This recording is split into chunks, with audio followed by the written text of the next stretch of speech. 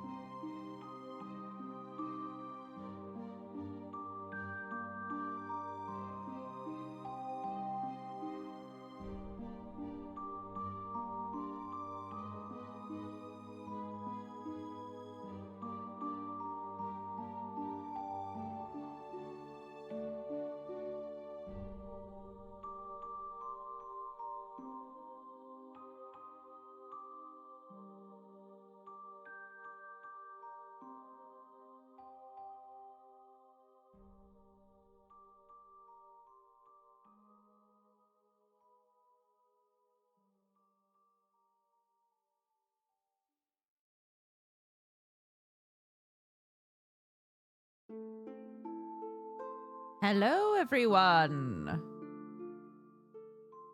And welcome. The music's a little too quiet now. There we go. Ooh. I just read the special donos. Read backwards 1 minute. What? Yeah, that one's real special. That's a really good one.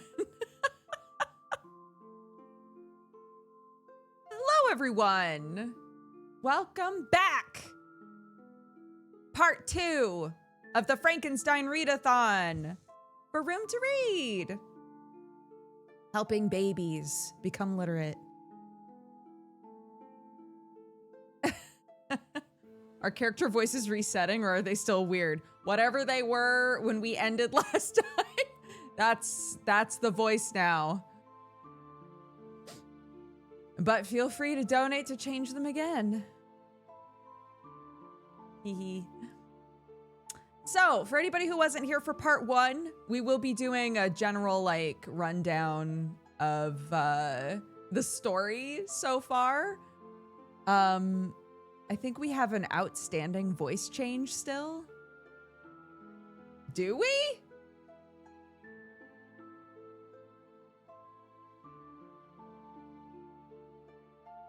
Do we? Uh-oh.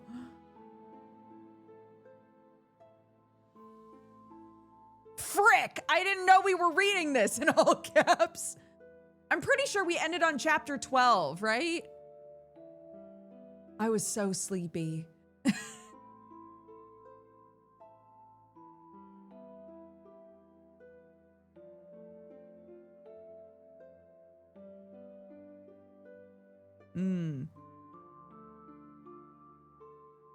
So, we're technically a little over halfway.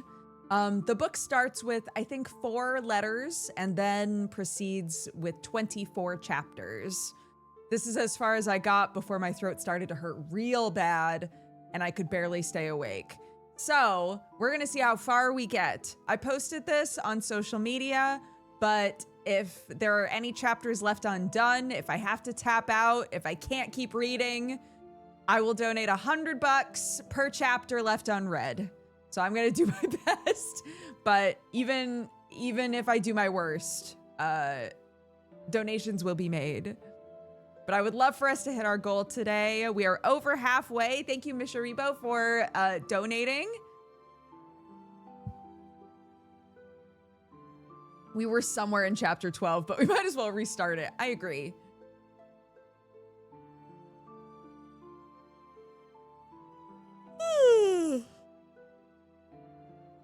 Just like last week, a yawn right at the start. Oh, Sportus. Sportus, I miss you.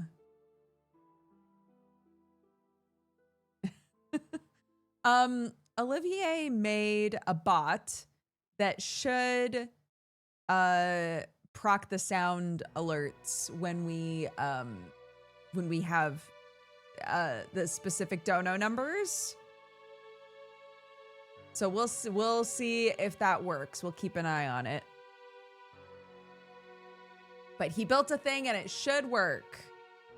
Because the way that we were having to do it is on the back end. If one of the special fancy numbers showed up, one of the mods and tape tools would have to play a sound. I'm monitoring. Thank you, Olivier. Thank you, all of the mods that are here. I appreciate you guys so much. He built a thing like Frankenstein. Olivier is our in-house Frankenstein, yeah.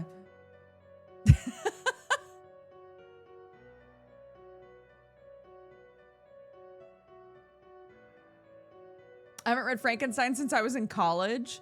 Bro, I'm questioning whether I ever read Frankenstein. I know I've read some of it, but some of this, it might just be because it's been so long, but some of this I'm reading and I'm like, I don't remember this at all.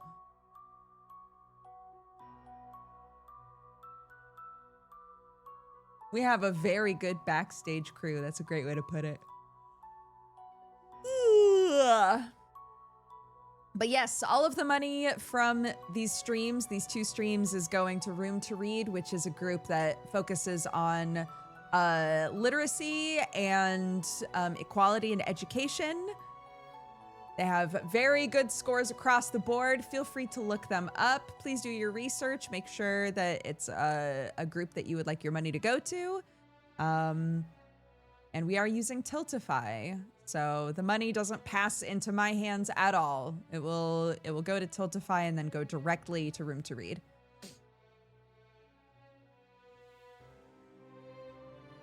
I'd like to think I'm less morally questionable than the doctor.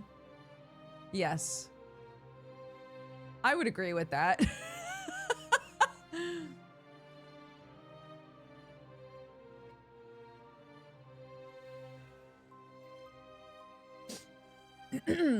Let's see. Is there anything else that I need to mention before we get going? Oh, the only other thing really is you don't have to donate real American dollars in order to affect the stream.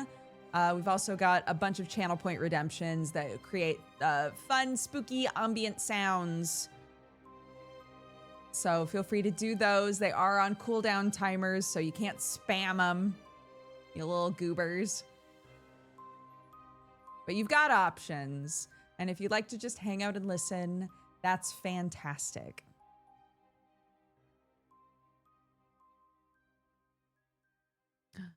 Why aren't they playing though? Are they not playing?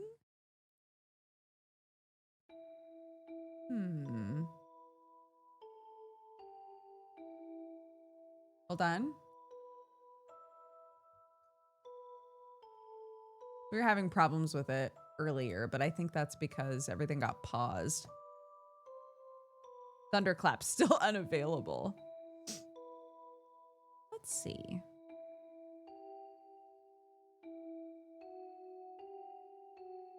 What was the one that you just did? An owl hoots. Oh, there it is. And MK Barty did something unnatural breathes. I hate that one. Okay. There we go. They're working. Let me see why these other ones aren't working though. Really quick and then we'll get going. I just want to make sure everything's working properly.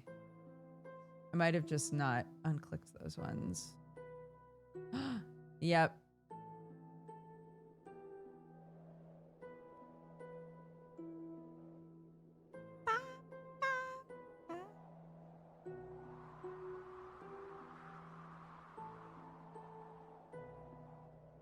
Huh?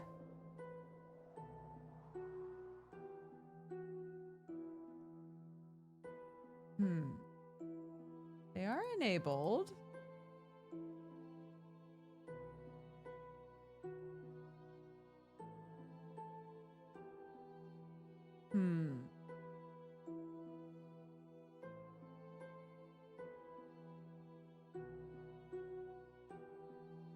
Sinister Laugh is also enabled.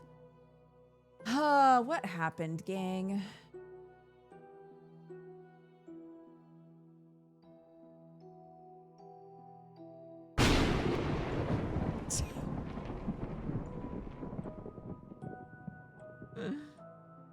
Ah! I'm so scary. Oh my goodness. Alrighty.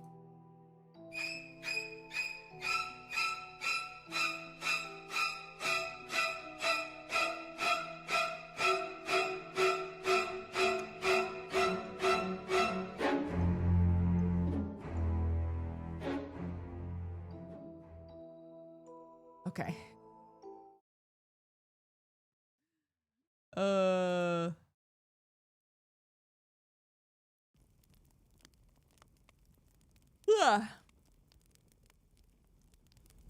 How's the volume level of the crackling? Too loud or not loud enough?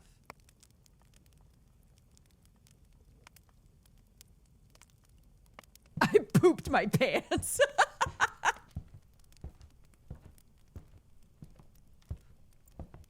Yeah, you only get those once an hour. So we're safe for exactly 1 hour.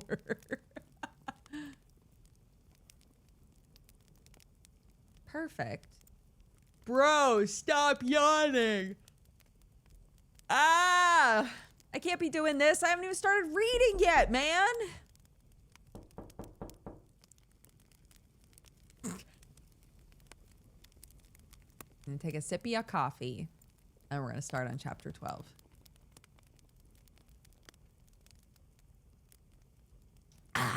Okay. We are currently the monster, I believe. Oh, I said I was gonna explain the book.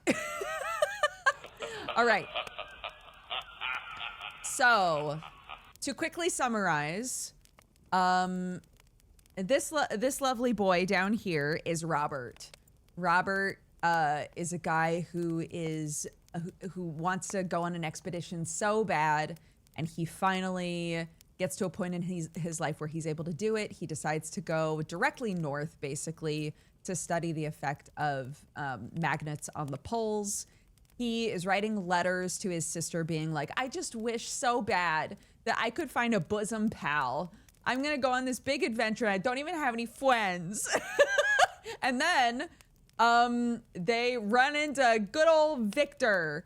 And man, Bobby can't stop saying good enough shit about Victor. He's like, his voice is amazing. He's so kind and courteous. He's a beautiful boy. I want him to be my friend so bad. They get a lot closer, and eventually Victor is like, I'll tell you my story, right? So the meat of this book is Victor telling the story of the Frankenstein story, right? He describes himself as a child, that he had two very benevolent, loving parents who always did good deeds, who cared very much about community. It was him and then a young orphan that they took in as a ward, who it was heavily implied his entire life was meant to be his wife one day. And he, man, the way that Bobby talks about Victor is the way that Victor talks about this girl, dude. Every time she comes up, he's like, man, this girl, like, why even be a good person if not for this girl? Like, she just, what an angel. What an angel on earth, man.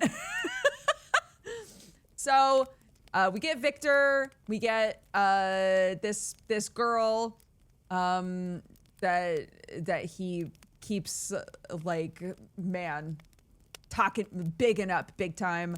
We get his best friend, and he's basically like, I became obsessed with science. I became obsessed, but he describes himself very introverted, but he is obsessing over, he stumbles onto information about like the elixir of life, about the philosopher's stone, all of these scientists and philosophers who talked about ways to cheat death, to heal from any ailment, etc., etc.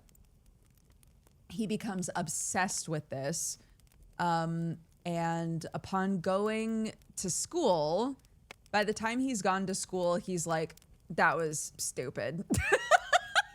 All that shit I was obsessed with, that was real dumb. That was so dumb. I'm not into that anymore. I've grown up, okay? He meets one of his professors. He's like, yeah, I've read a lot of stuff from these guys. And the professor's like, why? Because you don't actually care about real science? Like, maybe you need to start over from the beginning, you tiny baby weirdo. And Victor doesn't seem fazed by this at all. He's like, well, all right, I guess I deserve that. But then he meets another teacher, tells him the same thing, like, hey, I've read a lot of stuff from these philosophers and scientists who were looking into like cheating death, and this other professor is all for it. He's like, bro, if that's the sort of stuff you want to research, you have to become an expert in all natural sciences. You need to study mathematics. You need to become like as good as possible in everything you try to do. And so thus begins Victor's extreme hyperfixation into doing just that. He doesn't write home anymore. He doesn't talk to his old friends. His mom has passed away.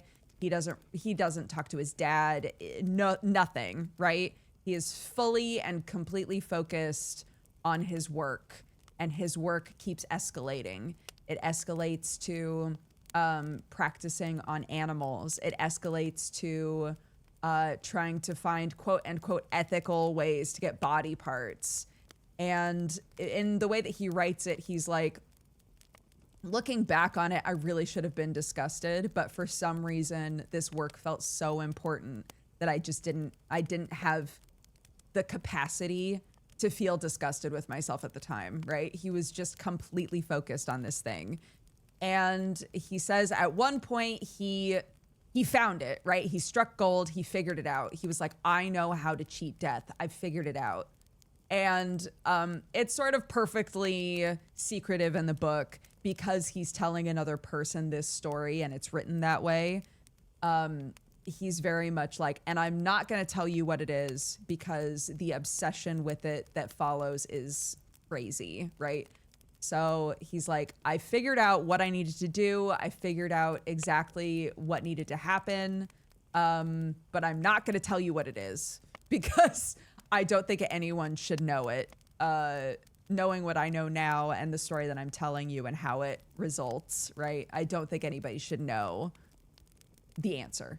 Anyways, so Victor builds his monster, right? He builds this boy, he builds this man, this huge man. He's like, I built him to be beautiful. I tried to give him like a perfectly proportioned everything. I tried to, you know, make him as beautiful as I could. And upon this thing living suddenly, he's like, and then suddenly the beauty of it became very grotesque. Like, I don't know what I'm doing here anymore. I don't know why I did this. And he goes into a full-on panic attack. He goes into denial. I was laughing about it because I was like, you're telling me this man brought a monster to life and then just like shut himself in his room and went to bed? Because he was like, bro, absolutely not. He just locked himself in his room, went to bed. And his monster, so to speak, quote unquote, his monster comes into his room and reaches for him, and he's so scared, frightened of it, that he runs out of his home and sleeps in the courtyard. So upon waking up, he's like, well, I'm not going back in there again. Very irresponsible. What do you mean? Other people are established to live in this building, by the way. He's like, it's, you know what? I'm not going back in there. So he starts walking around, and who does he run into but his old best friend, his old bestie. His bestie shows up and is like, buddy, oh my gosh, I haven't heard from you in forever. But I'm coming to school now. I convinced my dad the education was worth it. We can hang out. I'm so excited. And Victor is, you know, that feeling when you're so scared or worried about something and then it suddenly feels like it's not as big of a deal anymore and you feel like manic. So Victor's like, okay, well, come back to my place. I just need to check on something really quick. Goes into the house, can't find the monster. So he's like, oh my God, it's gone. It's gone. Oh my God, it's gone, right? Ah, thank you so much for the donation. Welcome. Thank you, thank you. Brings his bestie into his house and is acting bizarre, right? Because he is like partly panicking, partly like manically delighted that this thing is gone. Like the relief is sending him spiraling. And his friend is like, bro, what is going on with you? And then he collapses with a fever and is sick for weeks, I think. Nearly dies from it. And his best friend stays by his side and nurses him back to health. Anyways, so, oh my God, what happens after that? Oh, right. Oh my God, right. So, he talks with his dad, finally. His best friend brought a letter from his dad to him.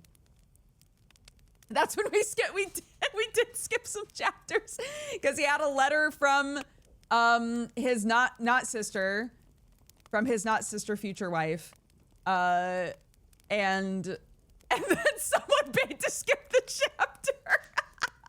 No idea what she said, and then.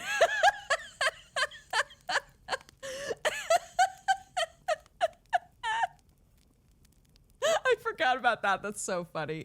And then read the letter from his dad, who said that his littlest brother has been murdered. So he's like, holy shit, I've got to go home. So he goes home immediately, sees, you know, his whole family and everything for the first time in years. Did I miss much? No, we're doing a recap.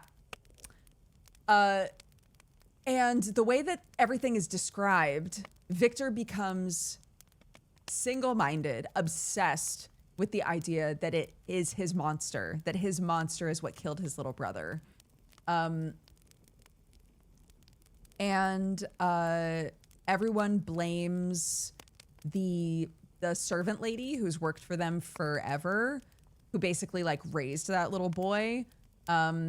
She had in her pocket something that he had in his pocket when he died, apparently. And so they were like, she did it. It was her for sure. And she kept saying, no, it wasn't me. And then described something that happens in real life all the time, which is she got interrogated enough that she just gave up and was like, yeah, it was me. Just kill me, get it over with. Like, no one believes me. So, you know, whatever. His not sister, future wife, was trying really, really hard to save this woman and wasn't able to do it. And they had a tearful goodbye in the jail. Victor assured her that he believed her, that he knew that she didn't do it, and left resolved to find the monster and prove that it was him, because he's more convinced than ever. Like, this thing that I created followed me here or came to this town somehow and killed my little brother. I know it. I know it, right? After that, it's a little murky. If I'm being honest with you, it was late at that point. But I'm pretty sure what happened is he ventured into the mountains. I can't remember if it's because he saw the silhouette of what looked like his monster up there, or if he was told there was someone up there. I can't remember. But he basically, yeah, nobody knows that he's made this thing. He didn't tell anybody about it. But he's like, I've got to go find this thing I've created and like take responsibility and get revenge for my little brother, basically. So he, in the middle of the night, just leaves to try and find his monster. And I'm trying to remember why. The wind. I'm trying to remember why he went up there, why he knew that the monster was there. But after traveling for a few days, or was it only a day?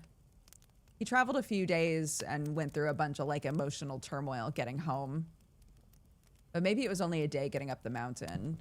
Eventually he finds his monster. And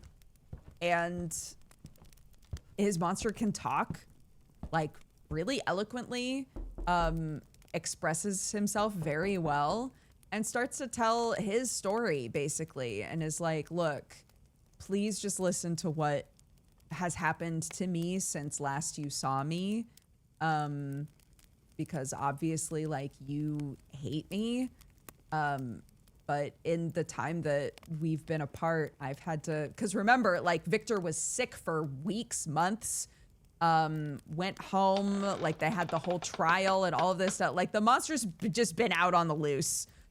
So he's basically telling the story of how he came to learn how to behave like a human and like observe people and all of that. So we're like halfway through that story. Essentially, he has found a little farm.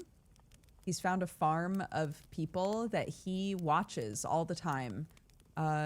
He cares deeply about them. When he sees them struggling with something, he tries to help. They've started to believe that there's some kind of like spirit or something that is on the farm that's helping them.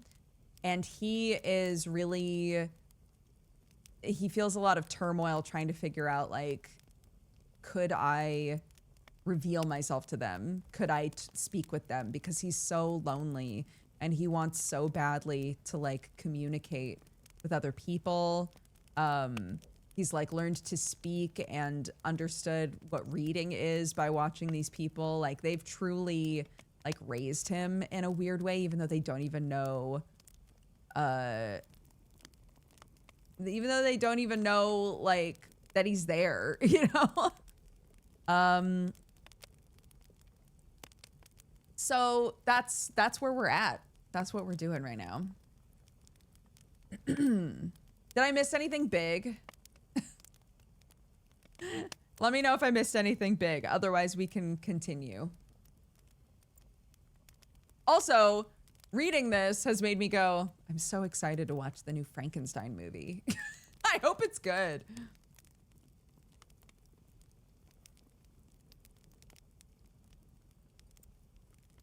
He was attacked by villagers before he found the farm. Oh my God, that's right. He just walked into a town. Oh, he just walked into a town because he didn't know.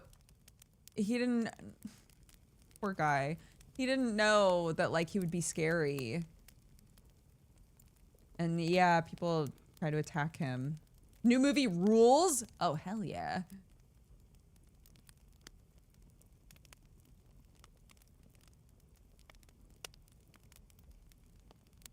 All right. Let's go. Victor Frankenstein continues to listen to the monster.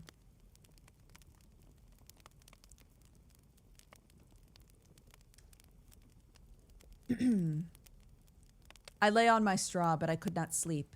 I thought of the occurrences of the day. What chiefly struck me was the gentle manners of these people, and I longed to join them but dared not. I remembered too well the treatment I had suffered the night before from the barbarous villagers, and resolved whatever course of conduct I might hereafter think it right to pursue, that for the present I would remain quietly in my hovel, watching the endeavoring to discover the motives which influence their actions. The cottagers arose the next morning before the sun. The young woman arranged the cottage and prepared the food. The youth departed after the first meal. This day was passed in the same routine as that which preceded it. The young man was constantly employed out of doors, and the girl in various laborious occupations within. The old man, whom I soon perceived to be blind, employed his leisure hours on his instrument or in contemplation. He's blind. Maybe he would be a good one to approach. Nothing could exceed the love and respect which the younger cottagers exhibited toward their venerable companion. They performed towards him every little office of affection and duty with gentleness, and he rewarded them by his benevolent smiles. They were not entirely happy. The young man and his companion often went apart and appeared to weep. I saw no cause for their unhappiness, but I was deeply affected. Character voice. Okay. So, with that one, as a reminder, that only applies to major characters. So the next major character to speak will have a different voice than they had before. If such lovely creatures were miserable, it was less strange that I, an imperfect and solitary being, should be wretched. Yet why were these gentle beings unhappy? They possessed a delightful house, for such it was in my eyes, and every luxury. They had a fire to warm them when chill, delicious viands when hungry. They were dressed in excellent clothes, and still more they enjoyed one another's company and speech, interchanging each day looks of affection and kindness. What did their tears imply? Did they express pain? I was at first unable to solve these questions, but perpetual attention and time explained to me many appearances which were at first enigmatic. A considerable period elapsed before I discovered one of the causes of the uneasiness of this amiable family. It was poverty. They suffered that evil in a very distressing degree. Their nourishment consisted entirely of the vegetables of their garden and the milk of one cow, which gave very little during the winter, when its masters could scarcely procure food to support it. They often, I believe, suffered the pangs of hunger very poignantly, especially the two younger cottagers, for several times they placed food before the old man when they reserved none for themselves. This trait of kindness moved me sensibly. I had been accustomed during the night to steal a part of their store for my own consumption, but when I found that in doing this I inflicted pain on the cottagers, I abstained and satisfied myself with berries, nuts, and roots which I gathered from a neighboring wood. I discovered also another means through which I was enabled to assist their labors. I found that the youth spent a great part of each day in collecting wood for the family fire, and during the night I often took his tools, the use of which I quickly discovered, and brought home firings sufficient for the consumption of several days. I remember the first time I did this, the young woman, when she opened the door in the morning, appeared greatly astonished on seeing a great pile of wood on the outside. She uttered some words in a loud voice, and the youth joined her, who also expressed surprise.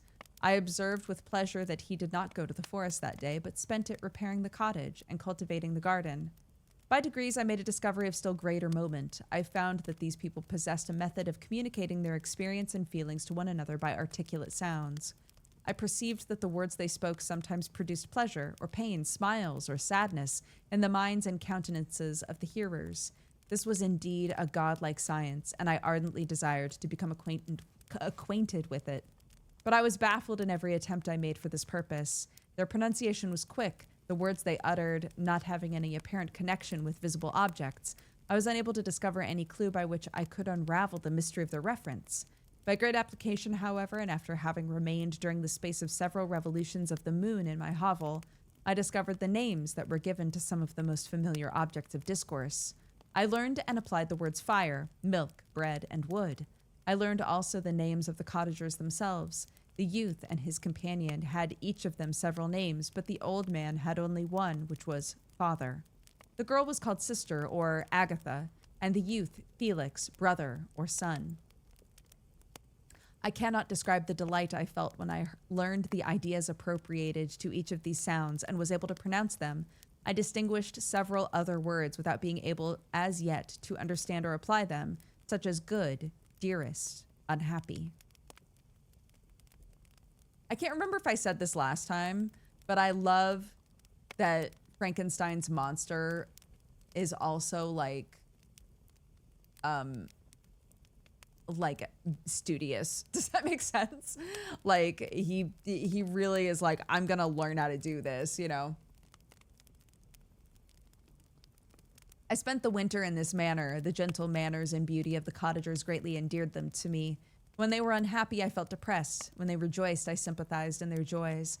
I saw few human beings beside them, and if any other happened to enter the cottage, their harsh manners and rude gait only enhanced to me the superior accomplishments of my friends. The old man I could perceive often endeavored to encourage his children, as sometimes I found that he called them to cast off their melancholy. He would talk in a cheerful accent, with an expression of goodness that bestowed pleasure even upon me. Agatha listened with respect, her eyes sometimes filled with tears, which she endeavored to wipe away unperceived. But I generally found that her countenance and tone were more cheerful after having listened to the exhortations of her father. It was not thus with Felix. He was always the saddest of the group, and even to my unpracticed senses he appeared to have suffered more deeply than his friends. But if his countenance was more sorrowful, his voice was more cheerful than that of his sister, especially when he addressed the old man. I could mention innumerable instances which, although slight, marked the dispositions of these amiable cottagers. In the midst of poverty and want, Felix carried with pleasure to his sister the first little white flower that peeped out from beneath the snowy ground. Early in the morning, before she had risen, he cleared away the snow that obstructed her path to the milk-house, drew water from the well, and brought the wood from the outhouse, where, to his perpetual astonishment, he found his store always replenished by an invisible hand. In the day, I believe he worked sometimes for a neighboring farmer, because he often went forth and did not return until dinner, yet brought no wood with him. At other times he worked in the garden, but as there was little to do in the frosty season, he read to the old man and Agatha. This reading had puzzled me extremely at first, but by degrees I discovered that he uttered many of the same sounds when he read as when he talked. I conjectured, therefore, that he found on the paper signs for speech, which he understood, and I ardently longed to comprehend these also.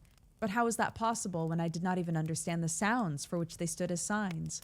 I improved, however, sensibly in this science, but not sufficiently to follow up any kind of conversation, although I applied my whole mind to the endeavor, for I easily perceived that, although I eagerly longed to discover myself to the cottagers, I ought not to make the attempt until I had first become master of their language, which knowledge might enable me to make them overlook the deformity of my figure, for with this also the contrast perpetually presented to my eyes had made me acquainted. I had admired the perfect forms of my cottagers, their grace, beauty, and delicate complexions, but how was I terrified when I viewed myself in a transparent pool.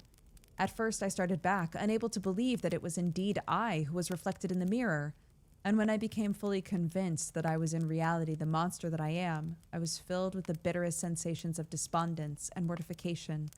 Alas, I did not yet entirely know the fatal effects of this miserable deformity. As the sun became warmer and wind! And the light of day longer, the snow vanished, and I beheld the bare trees and the black earth. From this time, Felix was more employed, and the heart-moving indications of impending famine disappeared. Their food, as I afterwards found, was coarse, but it was wholesome, and they procured a sufficiency of it. Several new kinds of plants sprang up in the garden, which they dressed, and these signs of comfort increased daily as the season advanced. The old man, leaning on his son, walked each day at noon, when it did not rain, as I found it was called when the heavens poured forth its waters. This frequently took place, but a high wind quickly dried the earth, and the season became far more pleasant than it had been. My mode of life in my hovel was uniform. During the morning, I attended the motions of the cottagers, and when they were dispersed in various occupations, I slept. The remainder of the day was spent in observing my friends. When they had retired to rest, if there was any moon or night with starlight, I went into the woods and collected my own food and fuel for the cottage. When I returned, as often as it was necessary, I cleared their path from the snow and performed these offices that I had seen done by Felix. I afterwards found that these labors, performed by an invisible hand, greatly astonished them, and once or twice I heard them on these occasions utter the words, "good spirit," "wonderful," but I did not then understand the significance of these terms. My thoughts now became more active, and I longed to discover the motives and feelings of these lovely creatures. I was inquisitive to know why Felix appeared so miserable and Agatha so sad.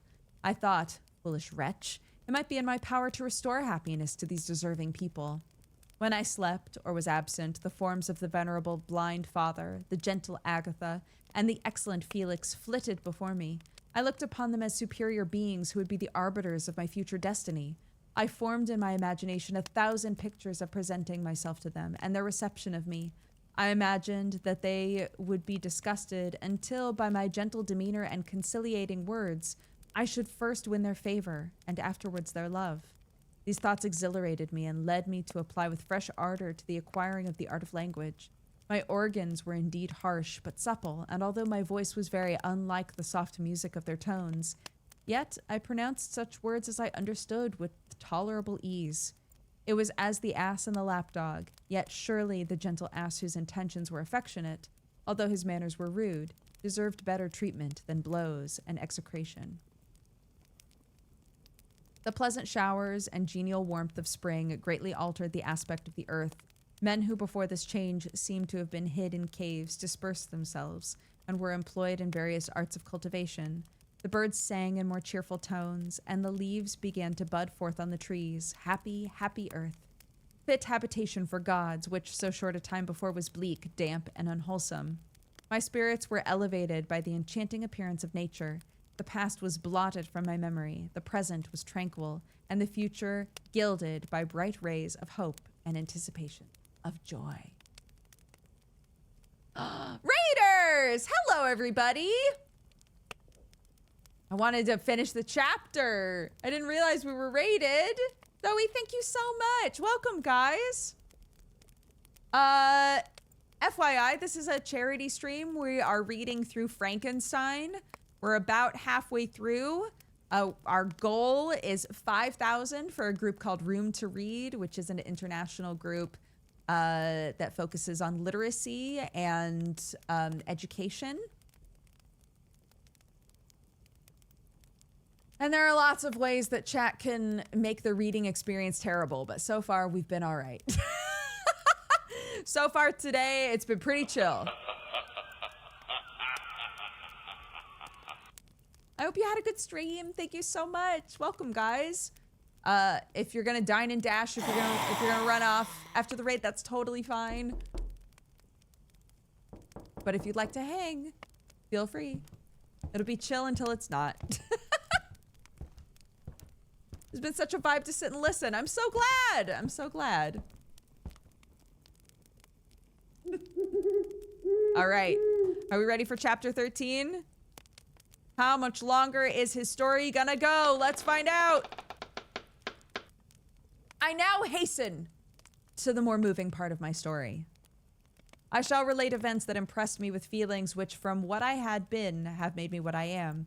Spring advanced rapidly, the weather became fine, and the skies cloudless.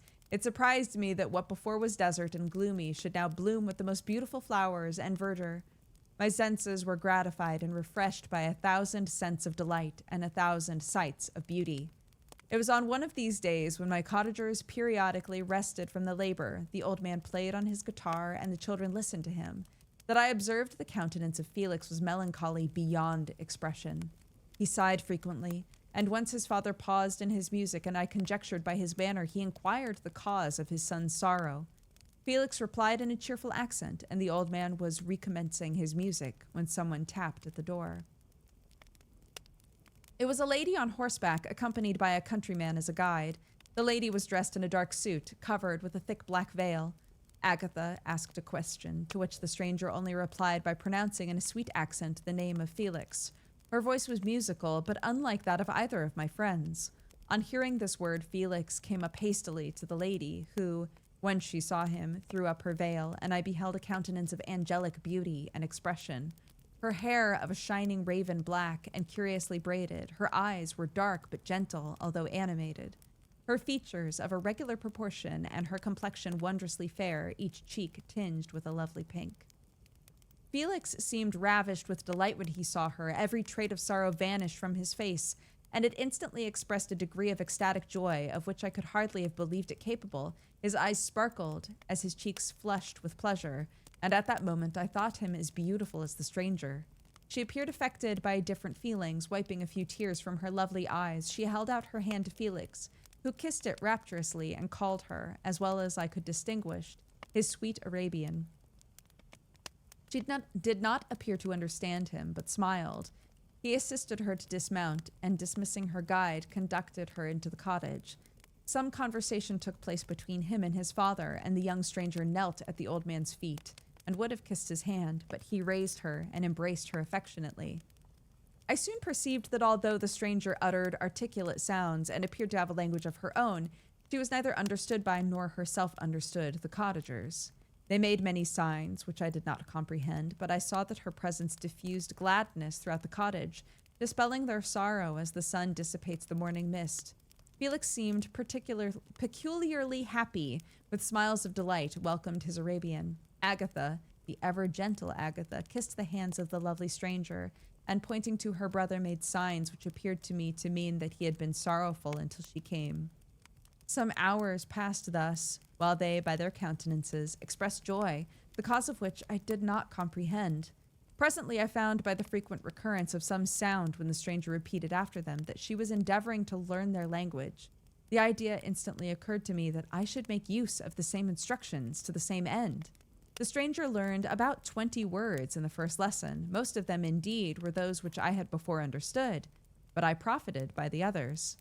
As night came on, Agatha and the Arabian retired early. When they separated, Felix kissed the hand of the stranger and said, "Good night, sweet Safi." He sat up much longer, conversing with his father, and by the frequent repetition of her name, I conjectured that their lovely guest was the subject of their conversation. I ardently desired to understand them, and bent every faculty toward that purpose, but found it utterly impossible. The next morning, Felix went out to his work, and after the usual occupations of Agatha were finished, the Arabian sat at the feet of the old man, and taking his guitar, played some airs so entrancingly beautiful that they at once drew tears of sorrow and delight from my eyes. She sang, and her voice flowed in a rich cadence, swelling or dying away like a nightingale of the woods. When she had finished, she gave the guitar to Agatha, who at first declined it. She played a simple air, and her voice accompanied it in a sweet accent, but unlike the wondrous strain of the stranger. The old man appeared enraptured, and said some words which Agatha endeavored to explain to Safi, and by which he appeared to wish to express that she bestowed on him the greatest delight by her music. The days now passed as peaceably as before, with the sole alteration that joy had taken place of sadness in the countenances of my friends. Safi was always gay and happy. She and I improved rapidly in the knowledge of the language, so that in 2 months I began to comprehend most of the words uttered by my protectors. In the meanwhile, also, the black ground was covered with herbage, and the green banks interspersed with innumerable flowers, sweet to the scent in the eyes. No! This is a nice time we're having!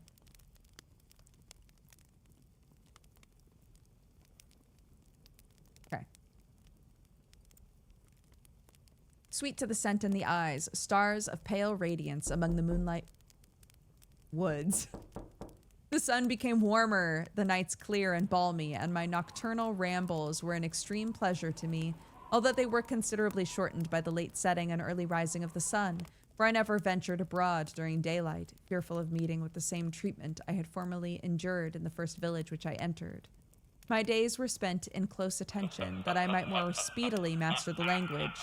And I may boast I improved more rapidly than the Arabian, who understood very little and conversed in broken accents, whilst I comprehended and could imitate almost every word that was spoken. While I improved in speech, I also learned the science of letters, as it was taught to the stranger. This opened before me a wide field for wonder and delight. The book from which Felix instructed Safi was Volney's Ruins of Empires. I should not have understood the purport of this book, and had not Felix, in reading it, given every minute explanations. Given very minute explanations. He had chosen this work, he said, because the declamatory style was framed in imitation of the Eastern authors. Through this work, I obtained a cursory knowledge of history, and a view of the several empires at present existing in the world. It gave me an insight into the manners, governments, and religions of the different nations of the earth. I heard of the slothful Asiatics, of the stupendous genius and mental activity of the Grecians, of the wars and wonderful virtues of the early Romans, of their subsequent degenerating, of the decline of that mighty empire, of chivalry, Christianity, kings. I heard of the discovery of the American hemisphere, and wept with Safi over the hapless fate of its original inhabitants. These wonderful narrations inspired me with strange feelings. Was man indeed at once so powerful, so virtuous and magnificent, and yet so vicious and base? He appeared at one time a mere scion of the evil principle, and at another as all that can be conceived of noble and godlike. To be a great and virtuous man appeared the highest honor that can befall a sensitive being. To be base and vicious, as many on record have been, appeared the lowest degradation, a condition more abject than that of blind mole or harmless worm. For a long time I could not conceive how one man could go forth to murder his fellow, or even why there were laws and governments. But when I heard details of vice and bloodshed, my wonder ceased, and I turned away with disgust and loathing. Every conversation of the cottagers now opened new wonders to me. While I listened to the instructions which Felix bestowed upon the Arabian, the strange system of human society was explained to me. I heard of the division of property, of immense wealth and squalid poverty, of rank, descent, and noble blood. The words induced me to turn toward myself. I learned that the possessions most esteemed by your fellow creatures were high and unsullied, descent united with riches. A man might be respected with only one of these advantages, but without either he was considered, except in very rare instances, a vagabond and a slave doomed to waste his powers for the profits of the chosen few. And what was I? Of my creation and creator I was absolutely ignorant, but I knew that I possessed no money, no friends, no kind of property. I was, besides, endued with a figure hideously deformed and loathsome. I was not even of the same nature as man. I was more agile than they. I could subsist upon coarser diet. I bore the extremes of heat and cold with less injury to my frame, my stature far exceeding theirs. When I looked around, I saw and heard of none like me. Was I then a monster, a blot upon the earth, from which all men fled and whom all men disowned? I cannot describe to you the agony that these reflections inflicted upon me. I tried to dispel them, but sorrow only increased with knowledge. Oh, that I had forever remained in my native wood, nor known nor felt beyond the sensations of hunger, thirst, and heat. Of what a strange nature is knowledge. It clings to the mind when it has once seized on it like a lichen on the rock. I wish sometimes to shake off all thought and feeling, but I learned that there was but one means to overcome the sensation of pain, and that was death, a state which I feared, yet I did not understand. I admired virtue and good feelings, and loved the gentle manners and amiable qualities of my cottagers, but I was shut out from intercourse with them, except through means which I obtained from stealth, when I was unseen and unknown, and which rather increased than satisfied the desire I had of becoming one among my fellows. The gentle words of Agatha and the animated smiles of the charming Arabian were not for me. The mild exhortations of the old man and the lively conversation of the loved Felix were not for me, miserable, unhappy wretch. Other lessons were impressed upon me even more deeply. I heard of the differences of sexes, the birth and growth of children, How the father doted on the smiles of the infant and the lively sallies of the older child. How all the life and cares of the mother were wrapped up in the precious charge.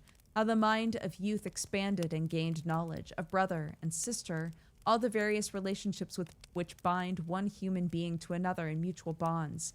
But where were my friends and relations? Read fast for 1 minute. No father had watched my infant days, no mother had blessed me with smiles and caresses, or if they had, all my past life was now a blot, a blind vacancy in which I had distinguished nothing. From my earliest remembrance I had been then, I was in height and in proportion. I had never yet been a being resembling me, or who claimed any intercourse with me. What was I? The question again recurred, to be answered only with groans. I will soon explain what these feelings tended, but allow me now to return to the cottagers, whose story excited in me such various feelings of indignation, delight, and wonder, but which all terminated in additional love and reverence for my protectors, for so I loved, and an innocent to have pained, self-deceit to call them. Chapter 14. Some time elapsed before I learned the history of my friends. It was one which I could not fail to impress itself deeply upon my mind, unfolding as it did a number of circumstances which interesting and wonderfully did so. Utterly inexperienced as I was, the name of the old man was de Lacy. He was descended from a good family in France, where he lived for many years in affluence, respected by the superiors and beloved by his equals. His son was bred in the service of his country, and Agatha had ranked the ladies of the highest distinction. A few months before my arrival, they lived in a large and luxurious city called Paris, surrounded by friends and possessed of every enjoyment which virtue, refinement of intellect or taste, accompanied by moderate fortune, could afford. Yap, yap, yap, yap, yap, yap, yap, yap, yap, yap, yap, yap, yap. All right. The father of Safi had been the cause of their ruin. He was a Turkish merchant and had inhabited Paris for many years when, for some reason which I could not learn, he became obnoxious to the government. He was seized and cast into prison the very day that Safi arrived from Constantinople to join them. He was tried and condemned to death. The injustice of his sentence was very flagrant. All Paris was indignant, and it was judged that his religion and wealth, rather than the crime alleged against him, had been the cause of his condemnation. Felix had accidentally been present at the trial. His horror and indignation were uncontrollable when he heard the dissent of the court. He made at that moment a solemn vow to deliver him, and then looked around for the means.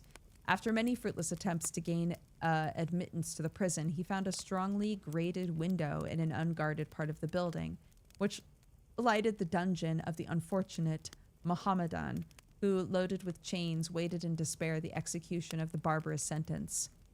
Felix visited the grate at night and made known to the prisoner his intentions in his favor.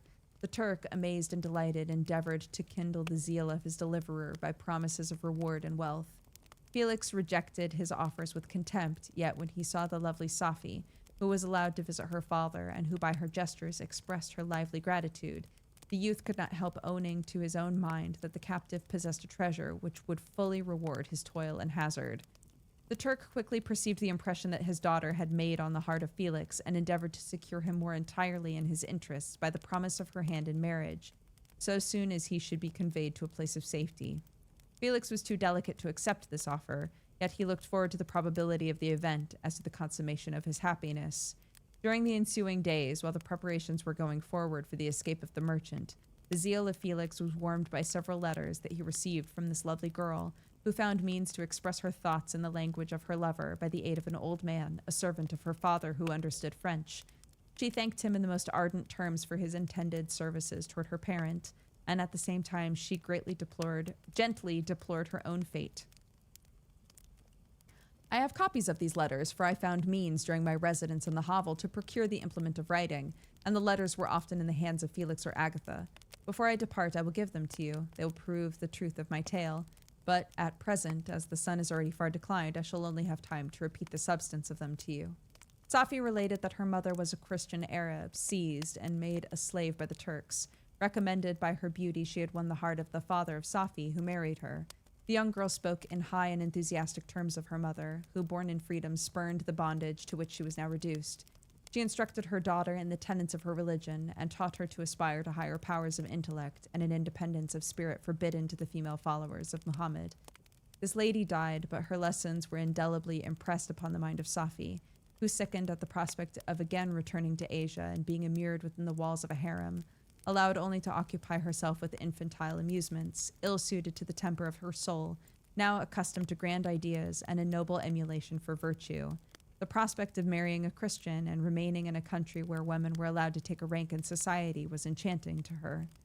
The day for the execution of the Turk was fixed, but on the night previous to it, he quitted his prison, and before morning was distant many leagues from Paris. Felix had procured passports in the name of his father, sister, and himself. He had previously communicated his plan to the former, who aided the deceit by quitting his house under the pretense of a journey and concealed himself with his daughter in an obscure part of Paris.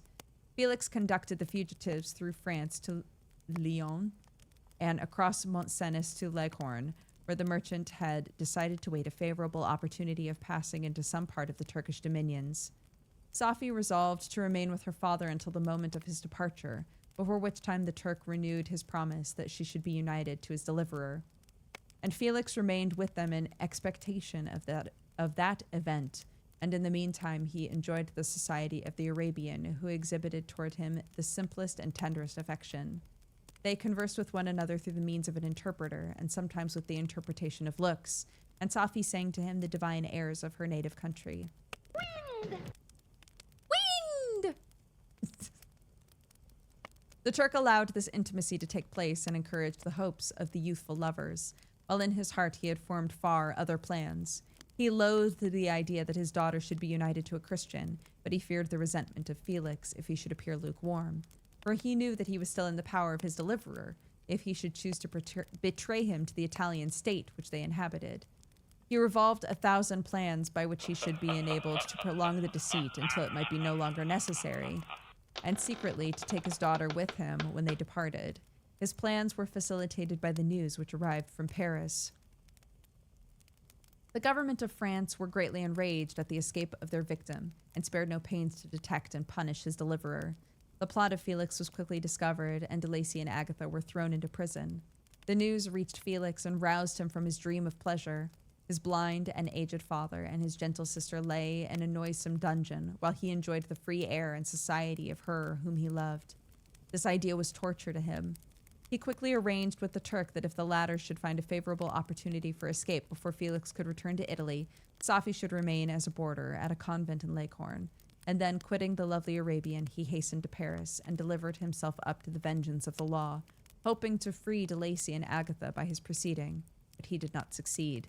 They remained confined for 5 months before the trial took place, the result of which deprived them of their fortune and condemned them to a perpetual exile from their native country.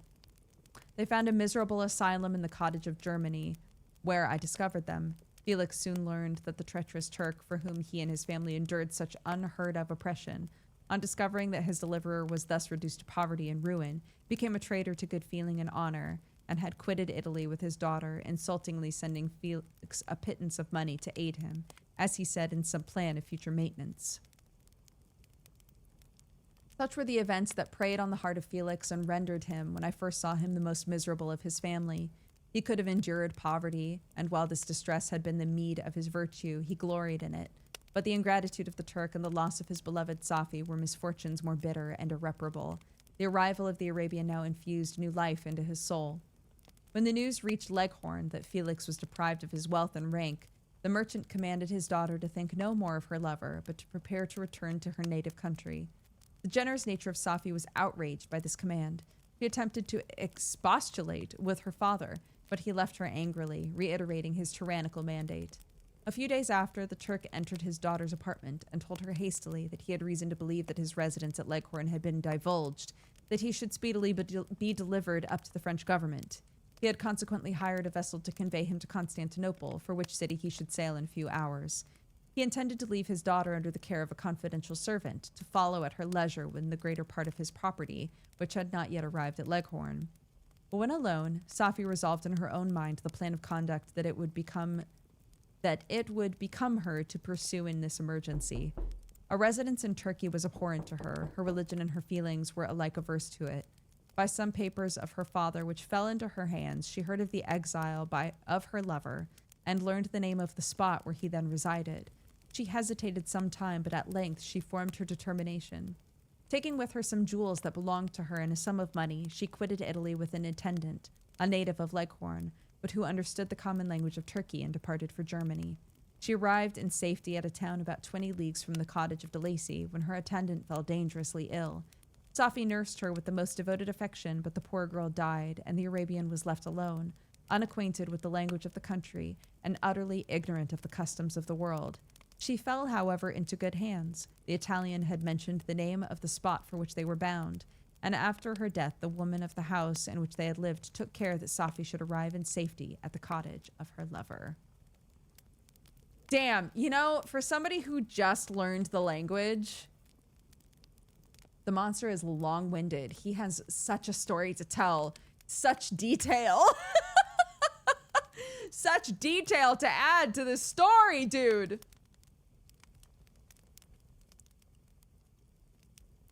Frankenstein monster in Paris when?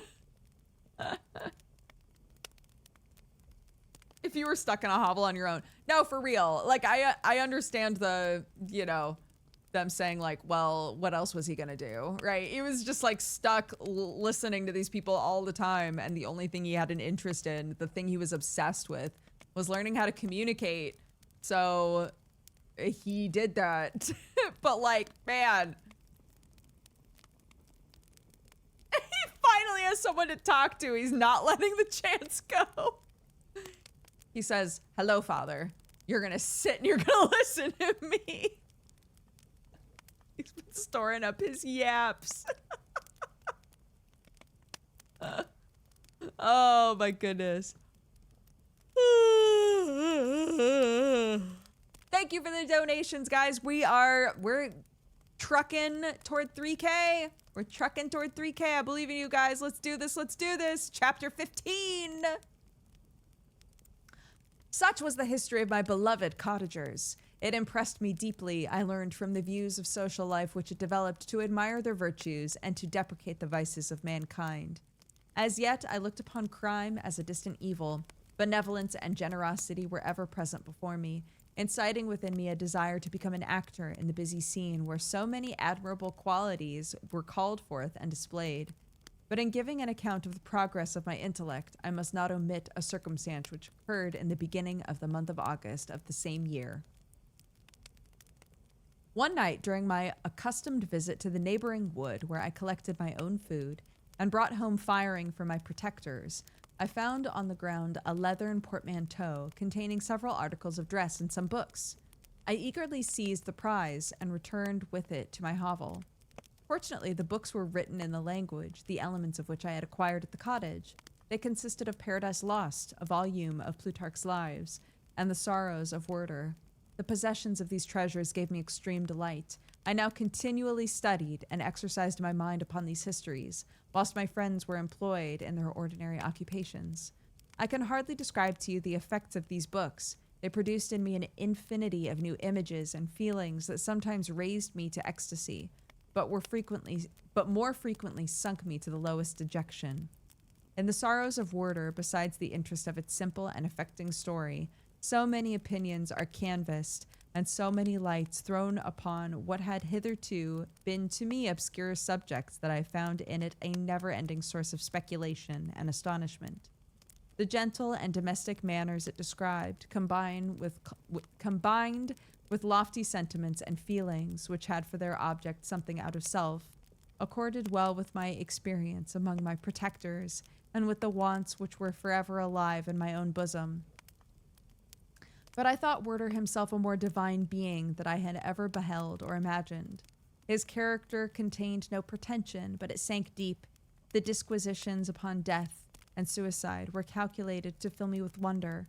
I did not pretend to enter into the merits of the case, yet I inclined towards the opinions of the hero, whose extinction I wept without precisely understanding it. Read backwards 1 minute. It understanding precisely without wept I extinction, whose hero, the of opinions, the towards inclined I yet. Case the of merits, the into enter to pretend not did I. Wonder with me fill to calculated were suicide, and death upon disquisitions the. Deep sank it, but pretension no contained character his. Imagined or beheld ever had I than being divine more a himself worder thought I but bosom own had I than being divine more a himself worder. I just did that my and alive ever for were which once thee with and protectors my among experience my with well accorded self of out something object therefore had which feelings and sentiments lofty with combined described it manners domestic and gentle the am I having a stroke? Ahem. The gentle and domestic manners it described, combined with lofty sentiments and feelings, which had for their object something out of self, accorded well with my experience among my protectors, with the wants which were ever alive in my own bosom. But I thought Werter himself a more divine being than I had ever beheld or imagined. His character contained no pretension, but it sank deep. The disquisitions upon death and suicide were calculated to fill me with wonder. I did not pretend to enter into the merits of the case, yet I inclined towards the opinions of the hero, whose extinction I wept, without precisely understanding it. As I read, however, I applied much personally to my own feelings and condition. I found myself similar, yet at the same time strangely unlike to the beings concerning whom I read, and to whose conversation I was a listener. I sympathized with and partly understood them, but I was uninformed in mind. I was dependent on none and related to none. The path of my departure was free, and there was none to lament my annihilation. My person was hideous and my stature gigantic. What did this mean? Who was I? What was I? Whence did I come? What was my destination? These questions continuously recurred, but I was unable to solve them. Thank you so much for all of the donations, guys. Thank you, thank you. I appreciate it. Let's teach these babies to read! The volume of Plutarch's Lives, which I possessed, contained the histories of the first founders of the ancient republics. This book had a far different effect upon me from the sorrows of Werter. I learned from Werter's imagination's despondency and gloom, but Plutarch taught me high thoughts. He elevated me above the wretched sphere of my own reflections, to admire and love the heroes of past ages. Many things I read surpassed my understanding and experience. I had a very confused knowledge of kingdoms, wide extents of country, mighty rivers, and boundless seas, but I was perfectly unacquainted with towns and large assemblages of men. The cottage of my protectors... Fuck off.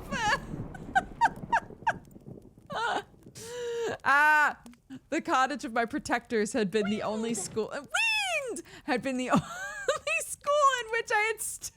Those two back to back is so funny.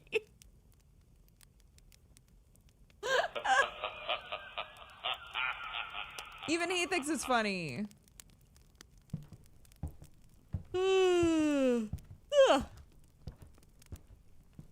Oh, God.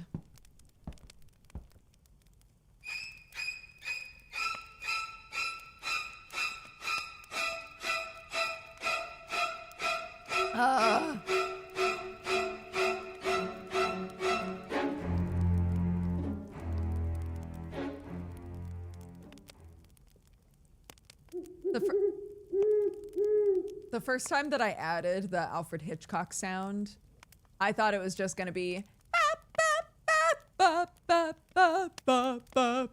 and then end, and it just kept going, and I was like, I love how long this is. It's so needlessly long. Okay. Where was I? The cottage of my protectors had been the only school in which I had studied human nature, but this book developed new and mightier scenes of action. I read of men concerned in public affairs, governing or massacring their species. I felt the greatest ardor for virtue rise within me, the abhorrence for vice, as far as I understood the significance of those terms, relative as they were, as I applied them to pleasure and pain alone. Induced by these feelings, I was of course led to admire peaceable lawgivers, Numa, Solon, Lycurgus, Lycurgus, I think is how you say that, in preference to Romulus and Theseus. The patriarchal lives of my protectors caused these impressions to take a firm hold in my mind. Perhaps if my first introduction to humanity had been made by a young soldier, burning for glory and slaughter, I should have been imbued with different sensations. But Paradise Lost excited different and far deeper emotions. I read it as I had read the other volumes which had fallen into my hands as a true history. It moved every feeling of wonder and awe that the picture of an omnipotent God warring with his creatures was capable of exciting. I often referred to the several situations as the similarity struck me to my own. Like Adam, I was apparently united by no link to any other being in existence, but his state was far different from mine in every other respect. He had come forth from the hands of God, a perfect creature, happy and prosperous, guarded by the especial care of his creator. He was allowed to converse with and acquire knowledge from beings of a superior nature, but I was wretched, helpless, and alone. Many times I considered Satan as the fitter emblem of my condition, for often, like him, when I viewed the bliss of my protectors, the bitter gall of envy rose within me. Another circumstance strengthened and confirmed these feelings. Soon after my arrival in the hovel, I discovered some papers in the pocket of the dress which I had taken from your laboratory.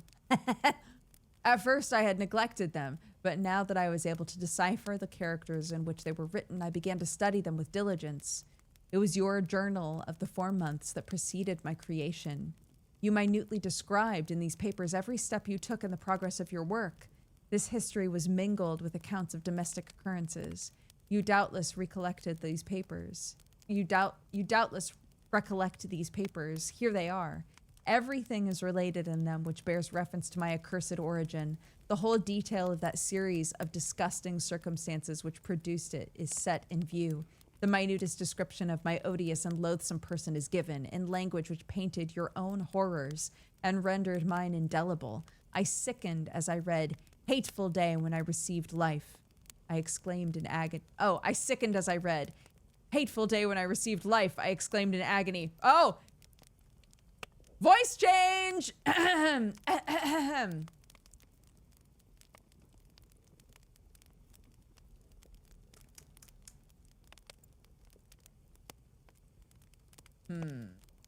trying to remember what we've done. I'm trying to remember the state all of the boys are in right now. We've got Yeehaw Victor. We've got Yeehaw Victor, and we've got his bestie is a surfer boy right now.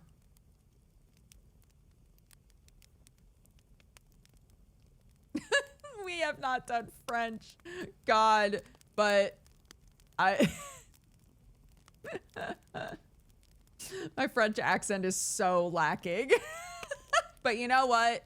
I'll do it for you. I'll do it for you. And if you really hate it, you can pay me to change it. No. Victor's dad is Amarantha. All right.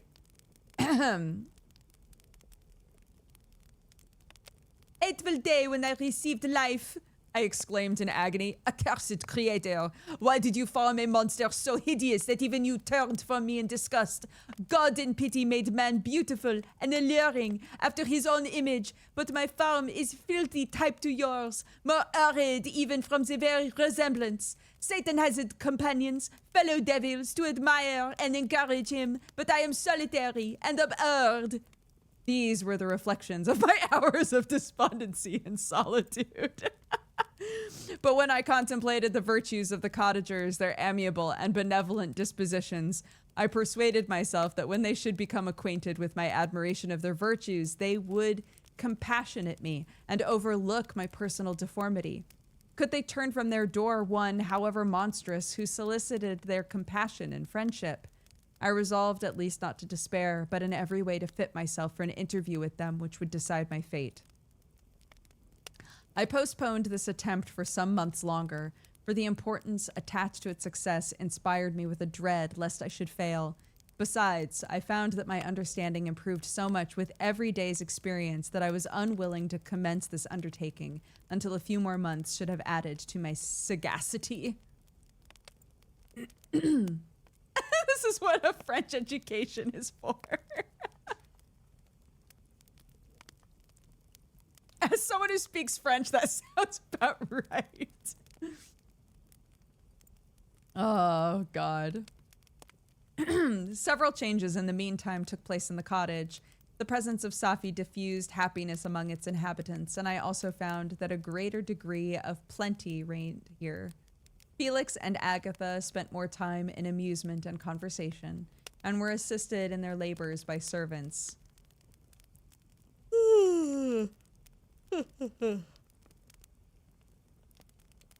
They did not appear rich, but they were contented and happy. Their feelings were serene and peaceful, while mine became every day more tumultuous. Increase of knowledge only discovered to me more clearly what a wretched outcast I was. I cherished hope, it is true, but it vanished when I beheld my person reflected in water, or my shadow in the moonshine, even as that frail image that is, and that even as that frail image and that inconstant shade? Sure. I endeavored to crush these fears and to fortify myself for the trial which in a few months I resolved to undergo. And sometimes I allowed my thoughts, unchecked by reason, to ramble in the fields of paradise, and dared to fancy amiable and loving creatures sympathizing with my feelings and cheering my gloom. Their angelic countenances breathed smiles of consolation, but it was all a dream. No Eve soothed my sorrows, nor shared my thoughts. I was alone. I remembered Adam's supplication to his creator, but where was mine? He had abandoned me, and in the bitterness of my heart, I cursed him. I like to imagine, because he's literally saying this to Victor, I like to imagine that this comes across very shady. Like, but where was mine, Victor? He had abandoned me. Ha! Huh.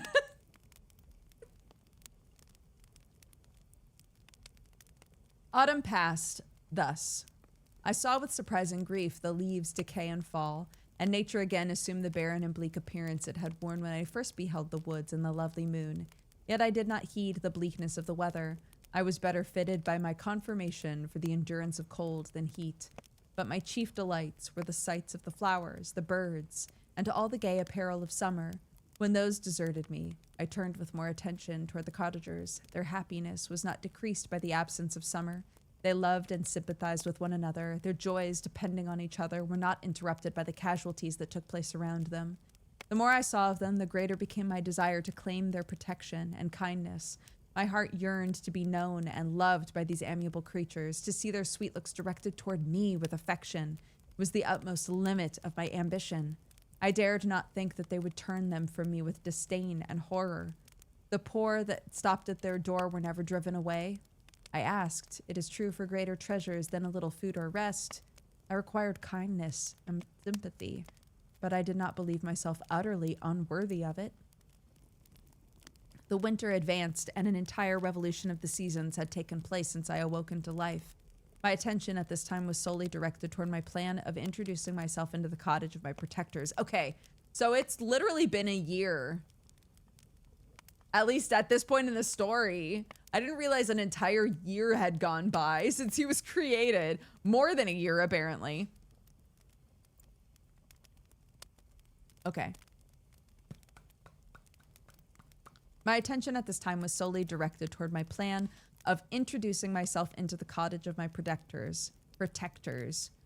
I revolved many projects, but that on which I finally fixed was to enter the dwelling when the blind old man should be alone.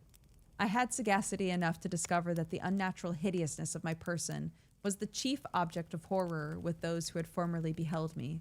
My voice, although harsh, had nothing terrible in it. I thought, therefore, that if in the absence of his children I could gain the goodwill and mediation of the old de Lacy, I might by his means be tolerated by my younger protectors. One day when the sun shone on the red leaves that strewed the ground and diffused cheerfulness, although it denied warmth, Safi, Agatha, and Felix departed on a long country walk, and the old man, at his own desire, was left alone in the cottage. When his children had departed, he took up his guitar and played several mournful but sweet airs, more sweet and mournful than I had ever heard him play before.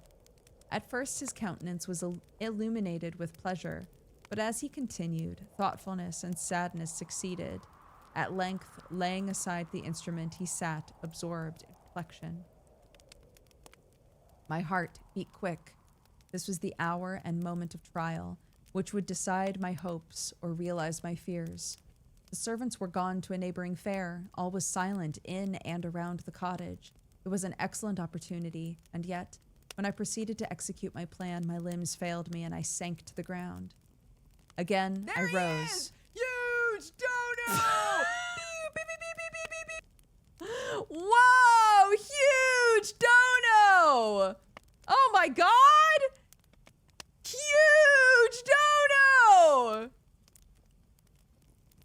Amazing! Thank you so much, Short Stack! Holy god! 1,105 to take us to 4K? Whoa! Whoa! I wish I had something I could do in response to that. Because that's huge. Thank you so much.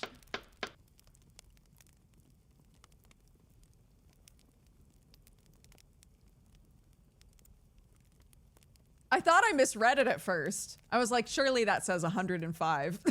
Start the book over. No. Storescarve, your name is just similar enough to Short Stack that at first I thought I thought that you were that was you being like, well, I donated over 1,000, so start the book over.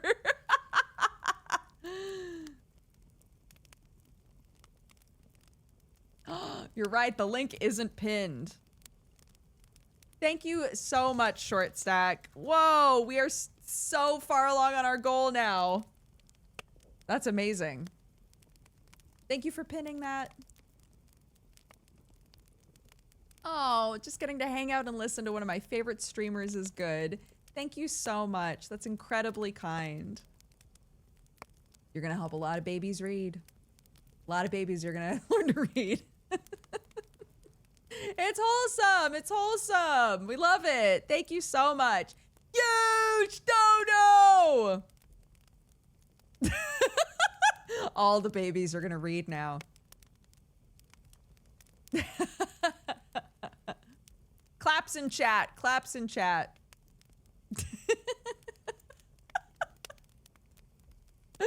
This is... Man.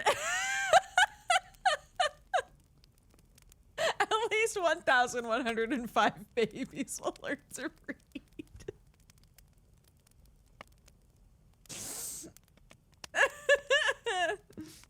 Oh my god. 4K! That's crazy. That's amazing. Thank you so much.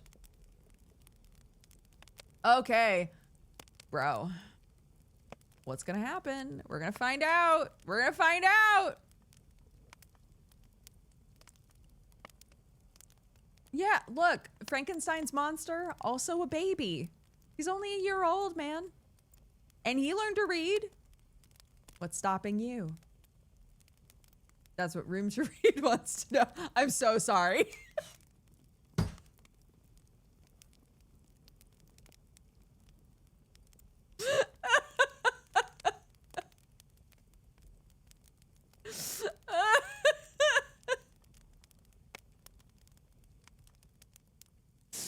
Bro, I keep joking, but like, legitimately.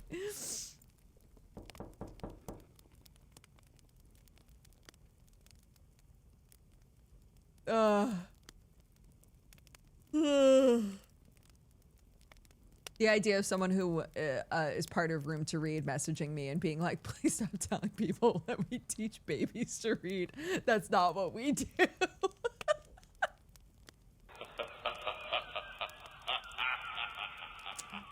Okay, let's go.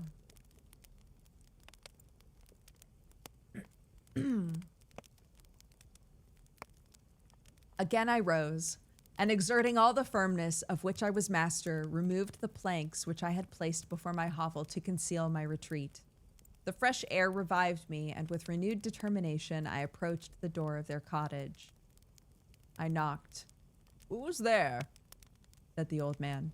"Come in." I entered. "Pardons this intrusion," said I. "I am a traveler in want of a little rest. You would greatly oblige me if you would allow me to remain a few moments before the fire." "Enter," said DeLacy, and I'll try in what manner I can to relieve your wants, but unfortunately my children are from home, and as I am blind, I'm afraid I shall find it difficult to procure food for you. Oh, do not trouble yourself, my kind host. I have food. It is warmth and rest only that I need. I sat down, and a silence ensued. I knew that every minute was precious to me, yet I remained irresolute in what manner to commence the interview when the old man addressed me. It all comes together. By your language, stranger, I suppose you are my countryman. Are you French? No, but I was educated by a French family and understand that language only. I am now going to claim the protection of some friends whom I sincerely love, and of whose favor I have some hopes. Are they German? No, they are French. But let us change this subject. I am an unfortunate and deserted creature. I look around and I have no relation or friend upon earth.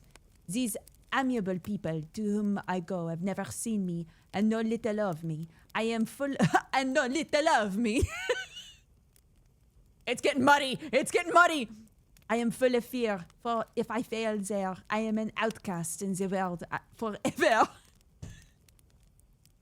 It's getting muddy. It's getting muddy. I'm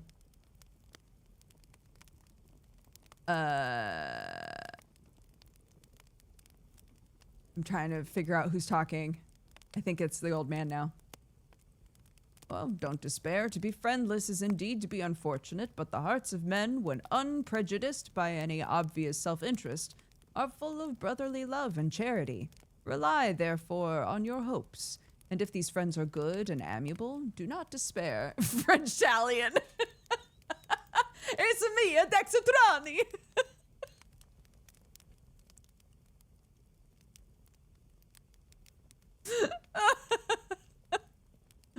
Good callback. They are kind. They are the most excellent creatures in the world, but unfortunately they are prejudiced against me. I have good dispositions.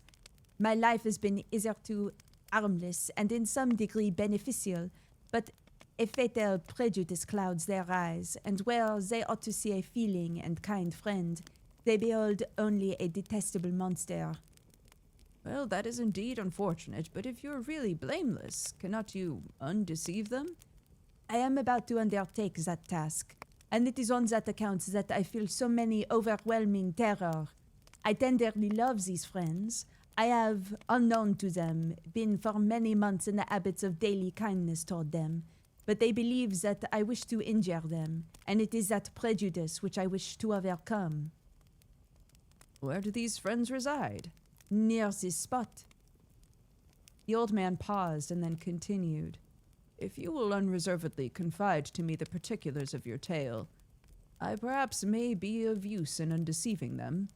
I am blind and cannot judge of your countenance, but there's something in your words which persuades me that you are sincere. I am poor and in exile, but it will afford me true pleasure to be in any way serviceable to a human creature. Oh, excellent man. I thank you and accept your generous offer. You've raised me from the dust by this kindness, and I trust that by your aid I shall not be driven from the society and sympathy of your fellow creatures. Well, heaven forbid, even if you were really criminal, for that can only drive you to desperation and not instigate you to virtue. I also am unfortunate. I and my family have been condemned, although innocent. Judge, therefore, if I do not feel for your misfortunes.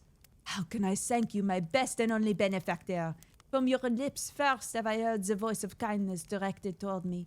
I shall be forever grateful, and your present humanity assures me of success with those friends whom I am on the point of meeting. May I know the names and residence of those friends? I paused. This, I thought, was the moment of decision, which was to rob me of or bestow happiness on me forever. I struggled vainly for firmness sufficient to answer him, but the effort destroyed all my remaining strength. I sank in the chair and sobbed, and at that moment I heard the steps of my younger protectors. I had not a moment to lose. I seized the hand of the old man. I cried, "Now is the time. Save and protect me. You and your family are the friends whom I seek. Do not you desert me in the hour of trial." "Great God!" exclaimed the old man. "Who are you?" And at that instant, the cottage door was opened, and Felix, Safi, and Agatha entered. Who can describe their horror and consternation on beholding me? Agatha fainted. Safi, unable to attend to her friend, rushed out of the cottage. Felix darted forward with supernatural force, tore me from his father, to whose knees I clung. In a transport of fury, he dashed me to the ground and struck me violently with a stick. I could have torn him limb from limb as the lion rends the antelope, but my heart sank within me with bitter sickness, and I refrained.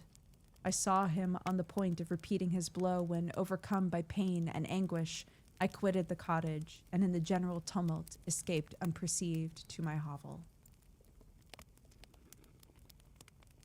He tried. He tried.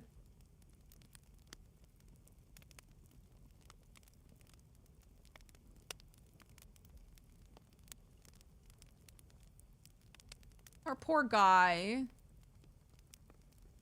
He's so lonely. He just wants connection. Well, no more free firewood for that. Well, well, well. Oh my goodness. Chapter 16. Cursed creator. Why did I live? Why in that instant did I not extinguish the spark of existence which you had so wantonly bestowed? I know not. Despair had not yet taken possession of me. My feelings were those of rage and revenge. I could with pleasure have destroyed the cottage and its inhabitants, and have glutted myself with their shrieks and misery. When night came, I quitted my retreat and wandered in the woods, and now, no longer restrained by the fear of discovery, I gave vent to my anguish in fearful howlings. I was like a wild beast that had broken the toils, destroying the objects that obstructed me, and ranging through the wood with a stag-like swiftness. Oh, what a miserable night I passed. The cold stars shone in mockery, and the bare trees waved their branches above me. Now and then the sweet voice of a bird burst forth amidst the universal stillness. All save I were at rest or in enjoyment. I, like the arch-fiend, bore a hell within me, and finding myself unsympathized with, wished to tear up the trees, spread havoc and destruction around me, and then to have sat down and enjoyed the ruin. But this was a luxury of sensation that could not endure. I became fatigued with excess of bodily exertion, and sank on the damp grass in the sick impotence of despair. There was none among the myriads of men that existed who would pity or assist me. And should I feel kindness toward my enemies? No. From that moment I declared everlasting war against the species, and more than all, against him who had formed me and sent me forth to this unsupportable misery. The sun rose, I heard the voices of men, and knew that it was impossible to retreat to my retreat during that day. Accordingly, I hid myself in some thick underwood, determining to devote the ensuing hours to reflection on my situation. The pleasant sunshine and the pure air of day restored me to some degree of tranquility, and when I discovered what had passed at the cottage, I could not help believing that I had been too hasty in my conclusions. I had certainly acted imprudently. It was apparent that my conversation had interested the father on my behalf. I was a fool in having exposed my person to the horror of his children. I ought to have familiarized the old de Lacy to me, and by degrees to have discovered myself to the rest of his family, when they should have been prepared for my approach. But I did not believe my errors to be irretrievable. After much consideration, I resolved to return to the cottage, seek the old man, and by my representations win him to my party. These thoughts calmed me, and in the afternoon I sank into a profound sleep. But the fever of my blood did not allow me to be visited by peaceful dreams. The horrible scene of the preceding day was forever acting before my eyes, the females flying, and the enraged Felix tearing me from his father's feet. I awoke exhausted, and finding that it was already night, I crept forth from my hiding place and went in search of food. When my hunger was appeased, I directed my steps towards the well-known path that conducted to the cottage. Huge donut!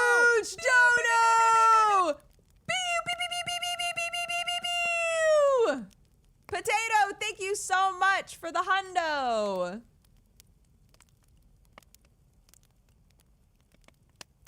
Thank you, thank you. I hope you're enjoying the reading. 100 babies will learn to read this day.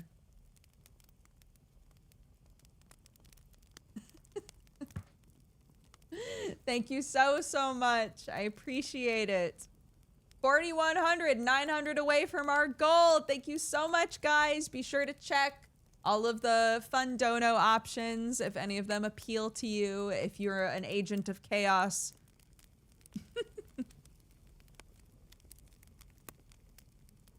When my hunger was appeased, I directed my steps toward the well-known path that conducted to the cottage. All there was at peace. I crept into my hovel and remained in silent expectation of the accustomed hour when the family arose. That hour passed. The sun mounted high in the heavens, but the cottagers did not appear. I trembled violently, apprehending some dreadful misfortune. The inside of the cottage was dark, and I heard no motion. I cannot describe the agony of this suspense. Presently, 2 countrymen passed by, but pausing near the cottage, they entered into conversation, using violent gesticulations, but I did not understand what they said, as they spoke the language of the country, which differed from that of my protectors. Soon after, however, Felix approached with another man.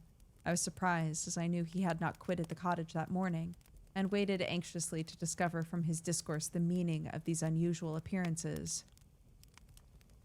"Do you consider," said his companion to him, "that you will be obliged to pay 3 months' rent and to lose the produce of your garden? I do not wish to take any unfair advantage. I beg, therefore, you will take some days to consider your determination."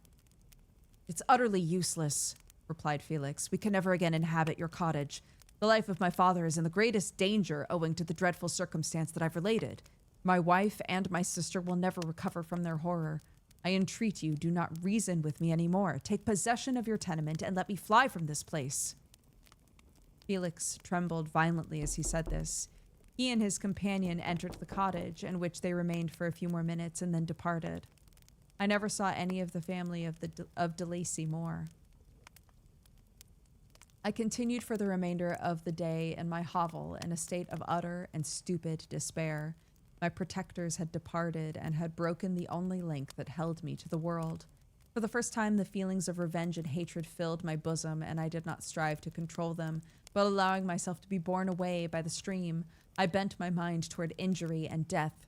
When I thought of my friends, of the mild voice of De Lacy, the gentle eyes of Agatha, the exquisite beauty of the Arabian, these thoughts vanished, and a gush of tears somewhat soothed me.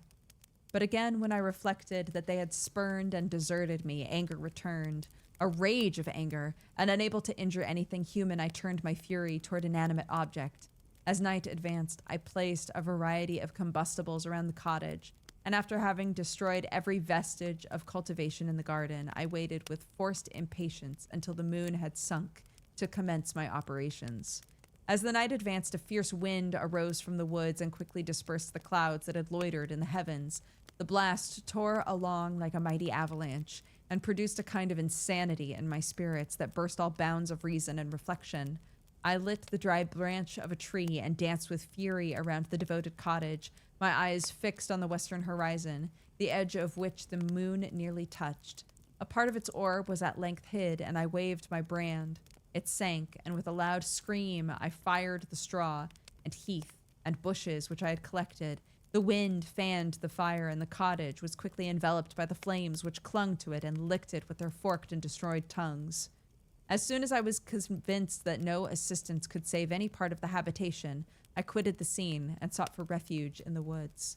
And now, with the world before me, whither should I bend my steps? I resolved to fly far from the scene of my misfortunes, but to me, hated and despised, every country must be equally horrible. At length, the thought of you crossed my mind. I learned from your papers that you were my father, my creator, and to whom could I apply with more fitness than to him who had given me life? Among the lessons that Felix had bestowed upon Safi, geography had not been omitted. I had learned from these the relative situations of the different countries of the earth. You mentioned Geneva as the name of your native town, and towards this place I resolved to proceed. But how was I to direct myself? I knew that I must travel in a southwesterly direction to reach my destination, but the sun was my only guide. I did not know the names of the towns that I was to pass through, nor could I ask information from a single human being, but I did not despair. For you only could I hope for succor, although toward you I felt no sentiment but that of hatred, unfeeling, heartless creature. You had endowed me with perceptions and passions and then cast me abroad an object for the scorn and horror of mankind. But on you only had I any claim for pity and redress, and from you I determined to seek that justice which I vainly attempted to gain from any... Backwards 1 minute. Gain to attempted vainly I which justice that seek to determine I you form and redress and pity for claim any I had only you on but mankind of horror and scorn the for object and abroad me cast then and passions and perceptions with me endowed had you creator heartless unfeeling hatred of that but sentiment no felt I you towards although succor for hope I could only you from despair not did I but being human single a from information ask I could not though pass to was I that towns the of names the no not did I guide only my was son the but destination my reach to direction southwesterly a in travel must I that knew I myself direct to I was how but. Thank you so much for the dono. Ghost train donate $1 if you ghost.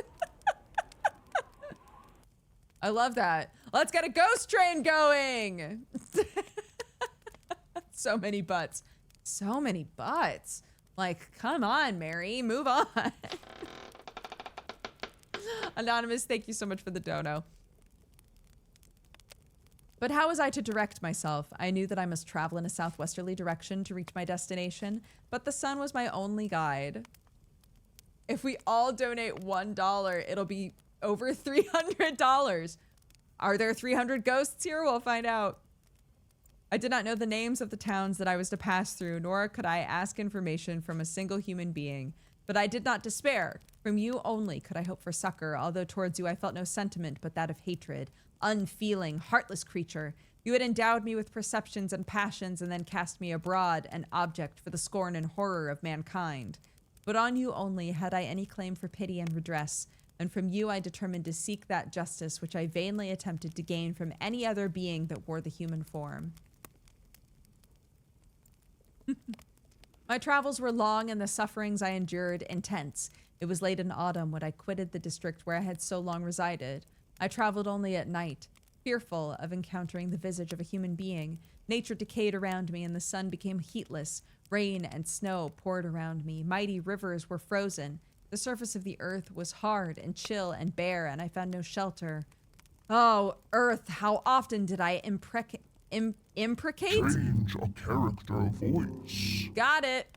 Curses on the cause of my being. The mildness of my nature had fled, and all within me was turned to gall and bitterness. The nearer I approached to your habitation, the more deeply did I feel the spirit of revenge enkindled in my heart. Snow fell and the waters were hardened, but I rested not. A few incidents now and then directed me, and I possessed a map of the country, but I often wandered wide from my path. The agony of my feelings allowed me no respite. No incident occurred from which my rage and misery could not extract its food. But a circumstance that happened when I arrived on the confines of Switzerland, when the sun had recovered its warmth and the earth again began to look green, confirmed in an especial manner the bitterness and horror of my feelings. He traveled on foot for all of winter. I generally rested during the day and traveled only when I was secured by night from the view of man. One morning, however, finding that my path lay through a deep wood, I ventured to continue my journey after the sun had risen. The day, which was one of the first of spring, cheered even me by the loveliness of its sunshine and the balminess of the air. I felt emotions of gentleness and pleasure that had long appeared dead revive within me. Half surprised by the novelty of these sensations, I allowed myself to be borne away by them, and forgetting my solitude and deformity, dared to be happy. Soft tears again bedewed my cheeks, and I even raised my humid eyes with thankfulness toward the blessed sun which bestowed such joy upon me. I continued to wind among the path of the wood until I came to its boundary, which was skirted by a deep and rapid river, into which many of the trees bent their branches, now budding with fresh spring. Here I paused, not exactly knowing what path to pursue, when I heard the sound of voices that induced me to conceal myself under the shade of a cypress. I was scarcely hid when a young girl came running toward the spot where I was concealed, laughing, as if she ran from someone in sport. She continued her course along the precipitous sides of the river, when suddenly her foot slipped and she fell into the rapid stream. I rushed from my hiding place and with extreme labor from the force of the current, saved her and dragged her to shore. She was senseless, and I endeavored by every means in my power to restore animation, when I was suddenly interrupted by the approach of a rustic who was probably the person from whom she had playfully fled. On seeing me, he darted towards me, and tearing the girl from my arms, hastened toward the deeper parts of the wood. I followed speedily. I hardly knew why, but when the man saw me draw near, he aimed a gun, which he carried at my body, and fired. I sank to the ground, and my injurer, with increased swiftness, escaped into the wood. He can't catch a break, man. This was then the reward of my benevolence. I saved a human being from destruction, and as recompense, I now writhed under the miserable pain of a wound which shattered the flesh and bone. The feelings of kindness and gentleness which I had entertained but a few moments before gave place to hellish rage and gnashing of teeth. Inflamed by pain, I vowed eternal hatred and vengeance on all mankind, again! But the agony of my wound overcame me. My pulses paused, and I fainted. For some weeks I led a miserable life in the woods, endeavoring to cure the wound which I had received. The ball had entered my shoulder, and I knew not whether it had remained there or passed through. At any rate, I had no means of extracting it. My sufferings were augmented also by the oppressive sense of the injustice and ingratitude of their infliction. My daily vows rose for revenge, a deep, deadly revenge, such as would alone compensate for the outrages and anguish I had endured. After some weeks, my wound healed, and I continued my journey. The labors I endured were no longer to be alleviated by the bright sun or gentle breezes of spring. All joy was but a mockery which insulted my desolate state and made me feel more painfully that I was not made for the enjoyment of pleasure.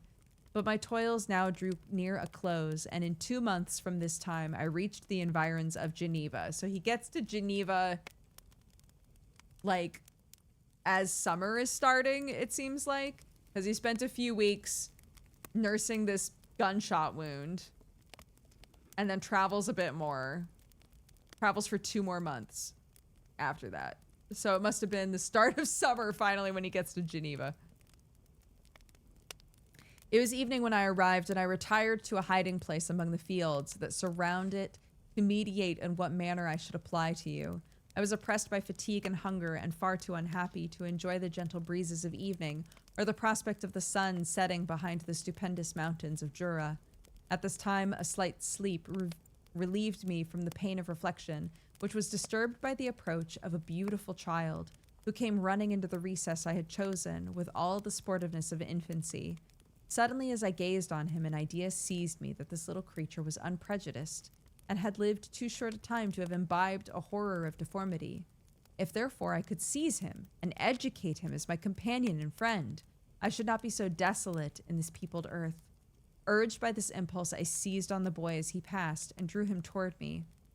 As soon as he beheld my form, he placed his hands before his eyes and uttered a shrill scream. I drew his hand forcibly from his face and said, "Child, except we're changing it, aren't we?" Child, what is the meaning of this? I do not intend to hurt you. Listen to me. He struggled violently. "Let me go!" he cried. "Monster! Ugly wretch! You want to eat me and tear me to pieces! You're an ogre! Let me go, or I'm going to tell my papa!" Boy, you will never see your father again. You gotta come with me. "Ew, hideous monster! You gotta let me go! My papa's a syndic! He's Frankenstein, and he's gonna punish you! You dare not keep me!" Frankenstein, you belong then to my enemy, to him toward whom I have sworn eternal revenge. You shall be my first victim. The child still struggled and loaded me with epithets which carried despair to my heart. I grasped his throat to silence him, and in a moment he lay dead at my feet. So he did kill him! Well, Well, I gazed on my victim and my heart swelled with exultation and hellish triumph. Clapping my hands, I exclaimed, I too can create desolation. My enemy is not invulnerable. This death will carry despair to him, and 1,000 other miseries shall torment and destroy him. As I fixed my eyes, how do we feel about this voice, gang?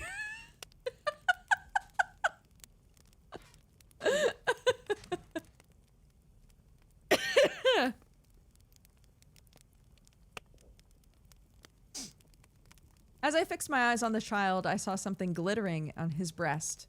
I took it. It was a portrait of a most lovely woman. In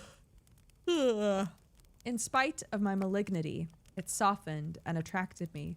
For a few moments, I gazed with delight on her dark eyes, fringed by deep lashes, her lovely lips, but presently my rage returned. I remembered that I was forever deprived of the delights that such beautiful creatures could bestow, that she whose resemblance I contemplated would, in regarding me, have changed that air of divine benignity to one expressive of disgust and affright. Can you wonder that such thoughts transported me with rage? I only wonder that at that moment, instead of venting my sensations in exclamations and agony, I did not rush among mankind and perish in the attempt to destroy them. While I was overcome by these feelings, I left the spot where I had committed the murder, and seeking a more secluded hiding place, I entered a barn which had appeared to me to be empty.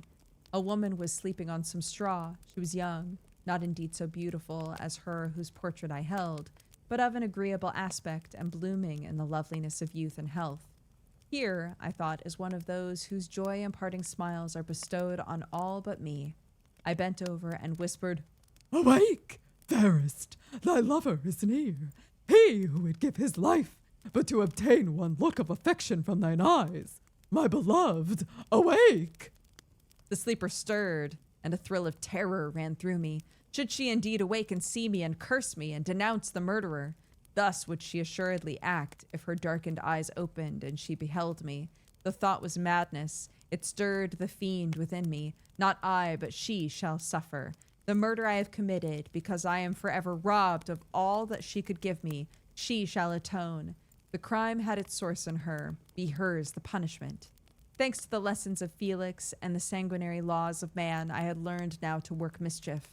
I bent over her and placed the portrait securely in one of the folds of her dress. She moved again, and I fled. For some days I haunted the spot where these scenes took place, sometimes wishing to see you, sometimes resolved to quit the world and its miseries forever. At length I wandered toward these mountains, and have ranged through their immense recesses, consumed by a burning passion which you alone can gratify. We may not part until you have promised to comply with my requisition. I am alone and miserable. Man will not associate with me, but one as deformed and horrible as myself would not deny herself to me. Restart the letter. Okay. Of course. This was a good chapter. Again, please. You got it. You got it, but oh my god, it's so long. Thank you for the dono.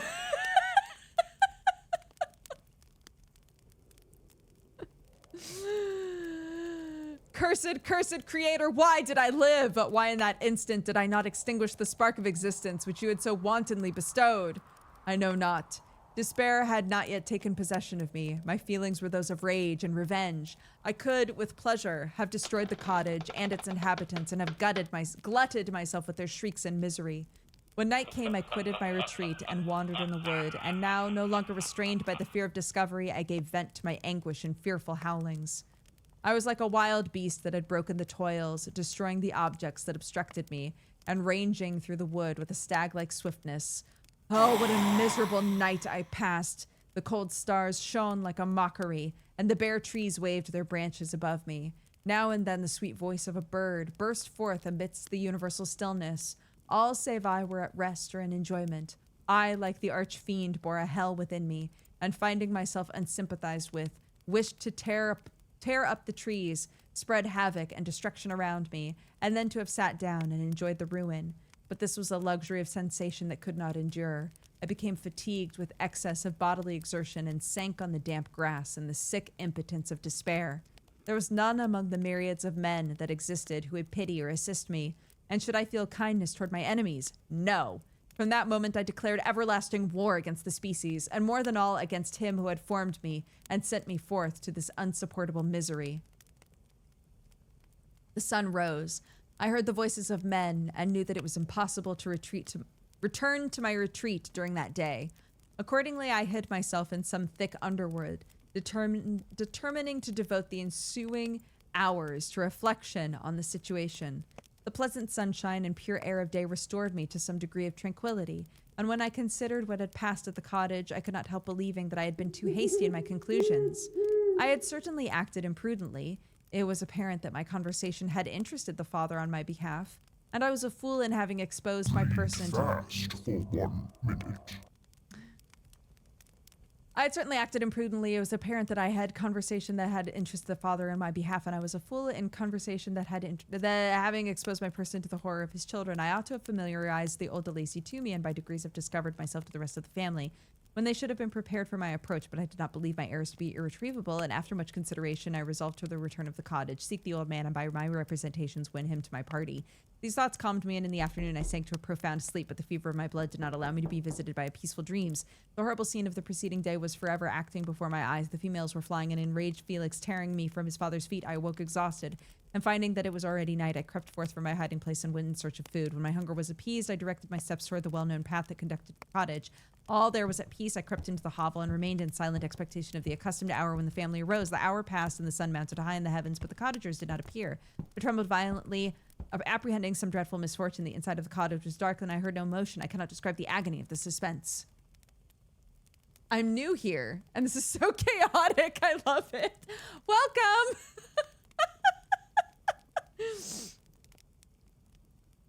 Presently, 2 countrymen passed by, but pausing near the cottage, they entered into conversation, using violent gesticulations, but I did not understand what they said, as they spoke the language of the country, which differed from that of my protectors. Soon after, however, Backwards 1 minute. After soon, protectors, my of that from differed, which country, the of language, the spoke, they as said, they what understand not did I, but gesticulations violent using conversation into entered, they cottage the near pausing, but bypassed countrymen to presently. Suspense this of agony the describe cannot I. Motion no heard I, and dark was cottage, the of inside the. Misfortune dreadful some apprehending, was violently trembled I, appear not did cottagers, the but heavens, the in high mounted sun, the past the hour that arose family, the when hour accustomed, the of expectation silent in remained, and hovel my into crept I. Peace at was there all. Cottage, the to conducted that path known well, the toward steps my directed I appeased was hunger when my... I feel like this is how the author intended the book to be enjoyed. She was like, God, I hope one day somebody reads this backwards. I think they'll love it.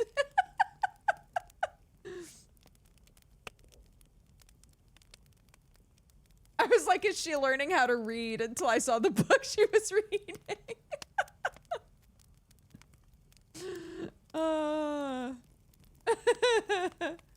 The monster's so eloquent. All right. Let's take a little break. How are we all doing? How are we all doing? Good, I hope.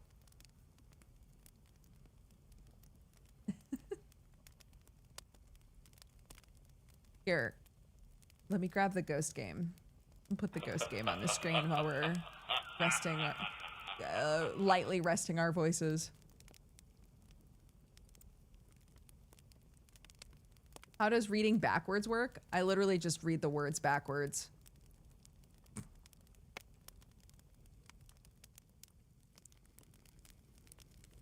I'm not it's not like the word speed turns into deeps It's just I say the actual word, but I'm just saying them in backwards order. I just watched a live read through of Frankenstein yesterday, even being performed by 4 people over Discord. It was a lot less chaotic. Oh, that sounds so fun, though.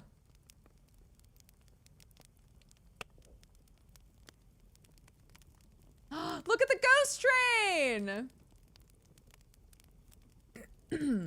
Thank you so much!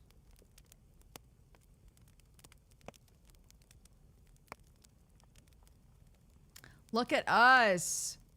4,254. Well on our way. I have faith. We're gonna hit that goal! Because we're on chapter 16 out of 24.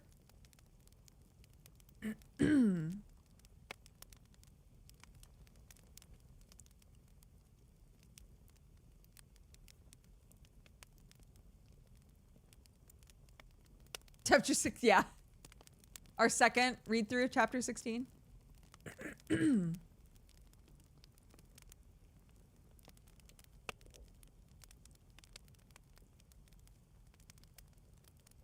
Ah. A little coffee.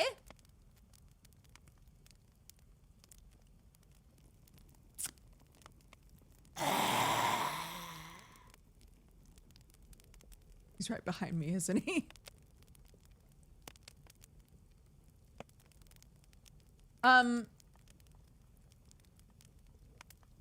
I haven't been able to check or look at the audio stuff when it's happened, but Olivier, is the bot working that you made?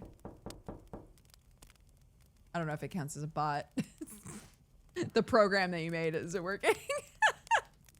Fantastic, look at you.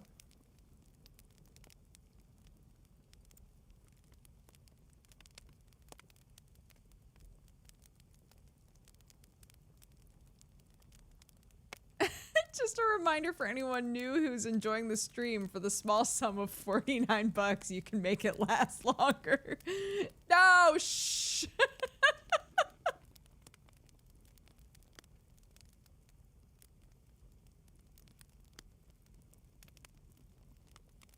No, the reading backwards is a twofer, because I always read backwards and then proceed reading forwards from wherever we stopped. From wherever I stopped reading backwards, so.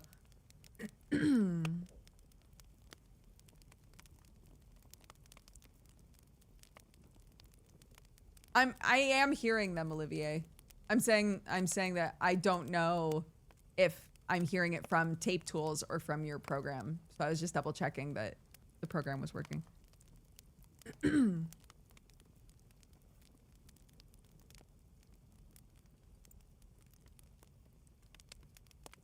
Hello.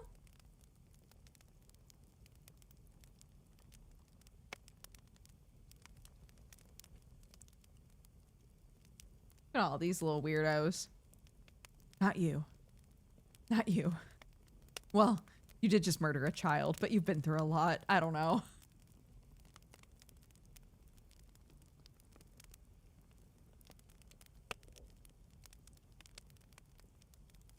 Oh. An anonymous dono, thank you.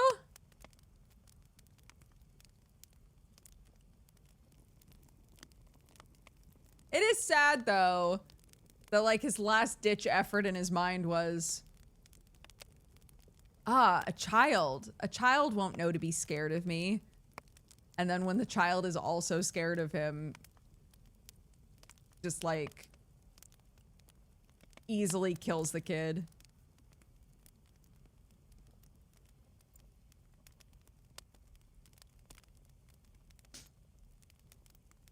And then framed a lady for murder that got her executed.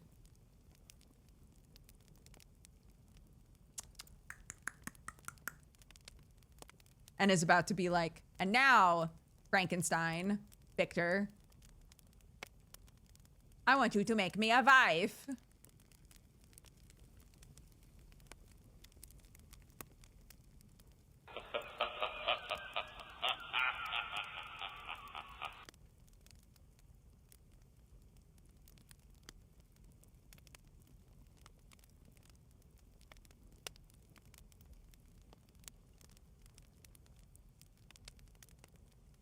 Don't trust that one.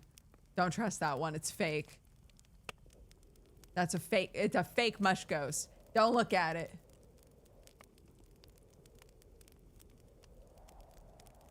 Don't look at it.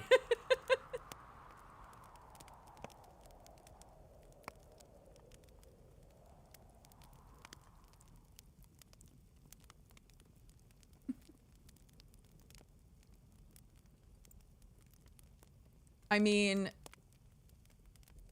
I don't know.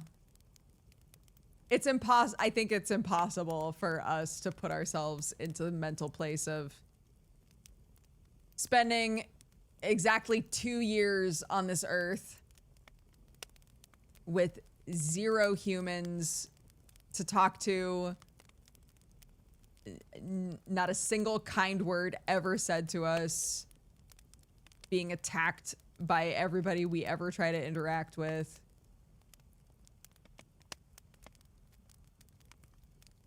I can imagine. I find it believable that the like despair and rage would build up to a point where you're like, then what's the fucking point? Why do I keep trying? Maybe it would just feel better to start killing them.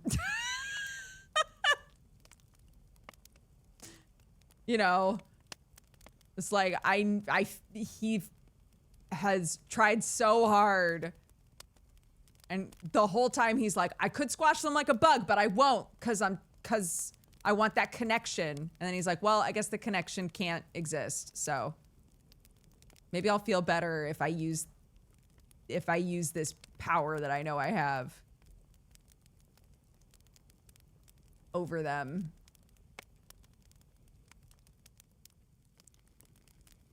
Yeah. He wasn't a monster, but he became one.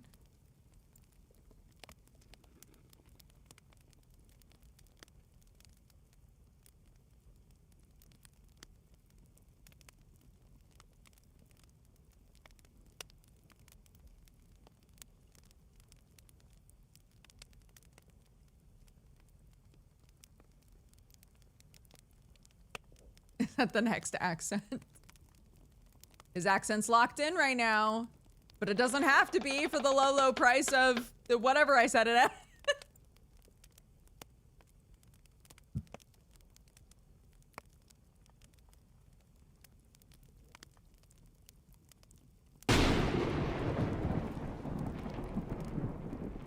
Bro.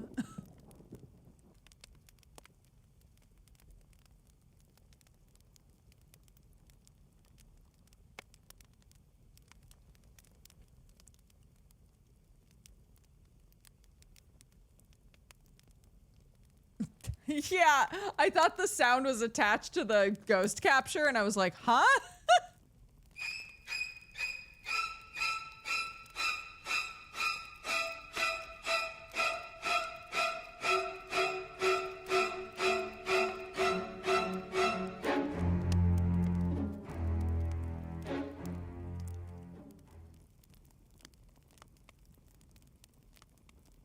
Well, those are done for the hour. We're putting the ghosts away. Goodbye. All right. Are we safe? You are now. You're safe for 1 hour until someone gets a bug in their ear and procs that one again.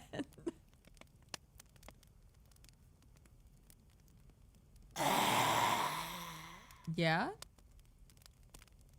All right. Let's continue with chapter 16, part 2.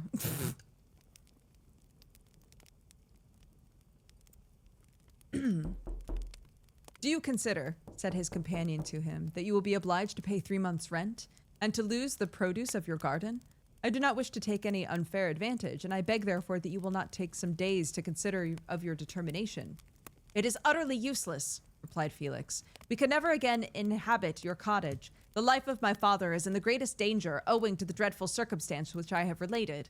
My wife and my sister will never recover from their horror. I entreat you to not to reason with me any more. Take possession of your tenement and let me fly from this place. Felix trembled violently as he said this. He and his companion entered the cottage, in which they remained for a few minutes and then departed. I never saw any of the family of de Lacy more. I continued for the remainder of the day in my hovel in a state of utter and stupid despair. My protectors had departed and had broken the only link that held me to the world. For the first time, the feelings of revenge and hatred filled my bosom, and I did not strive to control them, but allowing myself to be borne away by the stream. I bent my mind towards injury and death. When I thought of my friends, of the mild voice of De Lacy, the gentle eyes of Agatha, and the exquisite beauty of the Arabian, these thoughts vanished, and a gush of tears somewhat soothed me. But again, when I reflected that they had spurned and deserted me, anger returned, a rage of anger, and unable to injure anything human, I turned my fury toward inanimate objects. As night advanced, I placed a variety of combustibles around the cottage, and after having destroyed every vestige of cultivation in the garden, I waited with force impatient until the moon had sunk to commence my operations. As the night advanced, a fierce wind arose from the woods and quickly dispersed the clouds that had loitered in the heavens. The blast tore along like a mighty avalanche and produced a kind of insanity in my spirits that burst all bounds of reason and reflection. I lighted the dry branch of a tree and danced with fury around the devoted cottage, my eyes still fixed on the western horizon, the edge of which the moon nearly touched. A part of its orb was at length hid, and I waved my brand. It sank, and with a loud scream I fired the straw and heath and bushes which I had collected. The wind fanned the fire in the cottage, was quickly enveloped by the flames which clung to it and licked it with their forked and destroying tongues. As soon as I was convinced that no assistance could save any part of the habitation, I quitted the scene and sought for refuge in the woods. And now with the world before me, whither should I bend my steps? I resolved to fly far from the scene of my misfortunes, but to me, hated and despised, every country must be equally horrible. At length the thought of you crossed my mind. I learned from your papers that you were my father, my creator, and to whom could I apply with more fitness than to him who had given me life? Among the lessons that Felix had bestowed upon Safie, geography had not been omitted. I had learned from these the relative situations of the different countries of the earth. You had mentioned Geneva as the name of your native town, and towards this place I resolved to proceed. But how was I to direct myself? I knew that I must travel in a southwesterly direction to reach my destination, but the sun was my only guide. I did not know the names of the towns that I was to pass through, nor could I ask information from a single human being. But I did not despair. From you only could I hope for succor, although towards you I felt no sentiment but that of hatred. Unfeeling, heartless creator, you had endowed me with perceptions and passions, and cast me abroad an object for the scorn and horror of mankind. But on you only had I any claim for pity and redress, and from you I determined to seek that justice which I vainly attempted to gain from any other being that wore the human form. My travels were long, and sufferings I endured intense. It was late in autumn when I quitted the district where I had so long resided. I traveled only at nightfall, fearful of encountering the visage of a human being. Nature decayed around me, and the sun became heartless. Rain and snow poured around me. Mighty rivers were frozen. The surface of the earth was hard and chill and bare, and I found no shelter. Oh, earth, how often did I imprecate curses on the cause of my being. The mildness of my nature had fled, and all within me was turned to gall and bitterness. The nearer I approached to your habitation, the more deeply did I feel the spirit of revenge enkindled in my heart. Snow fell and the waters were hardened, but I rested not. A few incidents now and then directed me, and I possessed a map of the country, but I often wandered wide from my path. The agony of my feelings allowed me no respite. No incident occurred from which my rage and misery could not extract its food. But a circumstance that happened when I arrived on the confines of Switzerland, when the sun had recovered its warmth and the earth began to look green, confirmed in an especial manner the bitterness and horror of my feelings. I generally rested during the day, and traveled only when I was secured by night from the view of man. One morning, however, finding that my path lay through a deep wood, I ventured to continue my journey after the sun had risen. The day, which was one of the first of spring, cheered even me by the loveliness of its sunshine and the balminess of the air. I felt emotions of gentleness and pleasure that had long appeared dead revive within me. Half surprised by the novelty of these sensations, I allowed myself to be borne away by them, and forgetting my solitude and deformity, dared to be happy. Soft tears again bedewed my cheeks, and I even raised my humid eyes with thankfulness toward the blessed sun, which bestowed such joy upon me. I continued to wind among the paths of the wood until I came to its boundary, which was skirted by a deep and rapid river, into which many of the trees bent their branches, now budding with fresh spring. Here I paused, not exactly knowing what path to pursue, when I heard the sound of voices that induced me to conceal myself under the shade of a cypress. I was scarcely hid when a young girl came running toward the spot where I was concealed, laughing as if she ran from someone in sport. She continued her course along the precipitous sides of the river when suddenly her foot slipped and she fell into the rapid stream. I rushed from my hiding place and with extreme labor from the force of the current, saved her and dragged her to shore. She was senseless, and I endeavored by every means in my power to restore animation. But when I was suddenly interrupted by the approach of a rustic, who was probably the person from whom she had playfully fled. On seeing me, he darted toward me and, tearing the girl from my arms, hastened toward the deeper part of the wood. I followed speedily. I hardly knew why. But when the man saw me draw near, he aimed a gun, which he carried at my body, and fired. I sank to the ground, and my injurer, with increased swiftness, escaped into the wood. So this was then the reward of my benevolence. I had saved a human being from destruction, and as a recompense, I now writhed under the miserable pain of a wound which shattered the flesh and bone. The feelings of kindness and gentleness which I had entertained but a few moments before gave place to hellish rage and gnashing of teeth. Inflamed by pain, I vowed eternal hatred and vengeance to all mankind, but the agony of my wound overcame me. My pulse paused, and I fainted. For some weeks, I led a miserable life in the woods, endeavoring to cure the wound which I had received. The ball had entered my shoulder, and I knew not whether it had remained there or passed through. At any rate, I had no means of extracting it. My sufferings were augmented also by the oppressive sense of the injustice and ingratitude of their infliction. My daily vows rose for revenge, a deep and deadly revenge, such as would alone compensate for the outrages and anguish I had endured. After some weeks, my wound healed, and I continued my journey. The labors I endured were no longer to be alleviated by the bright sun or gentle breezes of spring. All joy was but a mockery which insulted my desolate state, and made me feel more painfully that I was not made for the enjoyment of pleasure. But my toils now drew near a close, and in 2 months from this time I reached the environs of Geneva. It was evening when I arrived, and I retired to a hiding place among the fields that surrounded it to meditate in what manner I should apply to you. I was oppressed by fatigue and hunger, and far too unhappy to enjoy the gentle breezes of evening, or the prospect of the sun setting behind the stupendous mountains of Jura. At this time, a slight sleep relieved me from the pain of reflection, which was disturbed by the approach of a beautiful child, who came running into the recess I had chosen with all the sportiveness of infancy. Suddenly, as I gazed on him, an idea seized me, that this little creature was unprejudiced, and had lived too short a time to have imbibed a horror of deformity. If therefore I could seize him and educate him as my companion and friend, I should not be so desolate on this peopled earth. Urged by this impulse, I seized on the boy as he passed and drew him toward me. As soon as he beheld my form, he placed his hands before his eyes and uttered a shrill scream.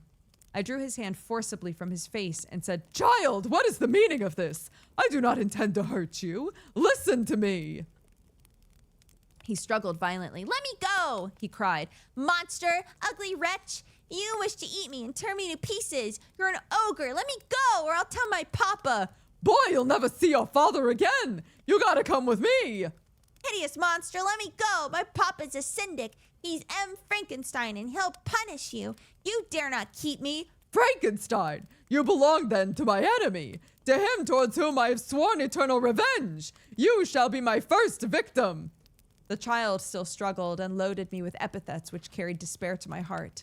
I grasped his throat to silence him, and in a moment he lay dead at my feet. I gazed on my victim, and my heart swelled with exultation and hellish triumph. Clapping my hands, I exclaimed, I too can create desolation. My enemy is not invulnerable. This death will carry despair to him, and 1,000 other miseries shall torment and destroy him.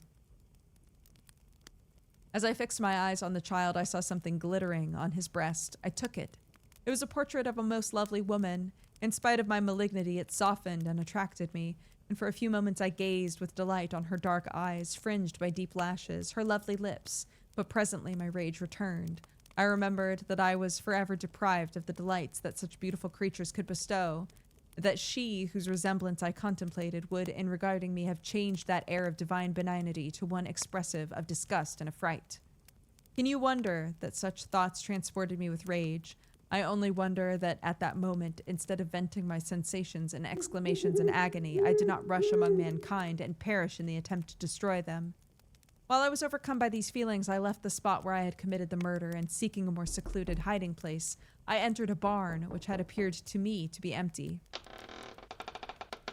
A woman was sleeping on some straw. She was young, not indeed so beautiful as her whose portrait I held, but of an agreeable aspect and blooming in the loveliness of youth and health. Here I thought is one of those whose joy-imparting smiles are bestowed on all but me. I bent over her and whispered, Awake, fairest, thy lover is near. He who would give his life but to obtain one look of affection from thine eyes. My beloved, awake. The sleeper stirred. A thrill of terror ran through me. Should she in... A paragraph. While I was overcome by these feelings, I left the spot where I had committed the murder, and seeking a more secluded hiding place, I entered a barn which had appeared to me to be empty. A woman was sleeping on some straw. She was young, not indeed so beautiful as her whose portrait I held, but of an agreeable aspect and blooming in the loveliness of youth and health. Here, I thought, is one of those whose joy-imparting smiles are bestowed on all but me. And then I bent over her and whispered, Awake, fairest, thy lover is near. He who would give his life but to obtain one look of affection from thine eyes. My beloved, awake. The sleeper stirred. A thrill of terror ran through me. Should she indeed awake and see me and curse me and denounce the murderer? Thus would she assuredly act if her darkened eyes opened and she beheld me. The thought was madness. It stirred the fiend within me. Not I, but she shall suffer. The murder I have committed, because I am forever robbed of all that she could give me, she shall atone. The crime had its source in her. Be hers the punishment. Thanks to the lessons of Felix and the sanguinary laws of man, I had learned now to work mischief. Burp. I bent over her and placed the portrait securely in one of the folds of her dress.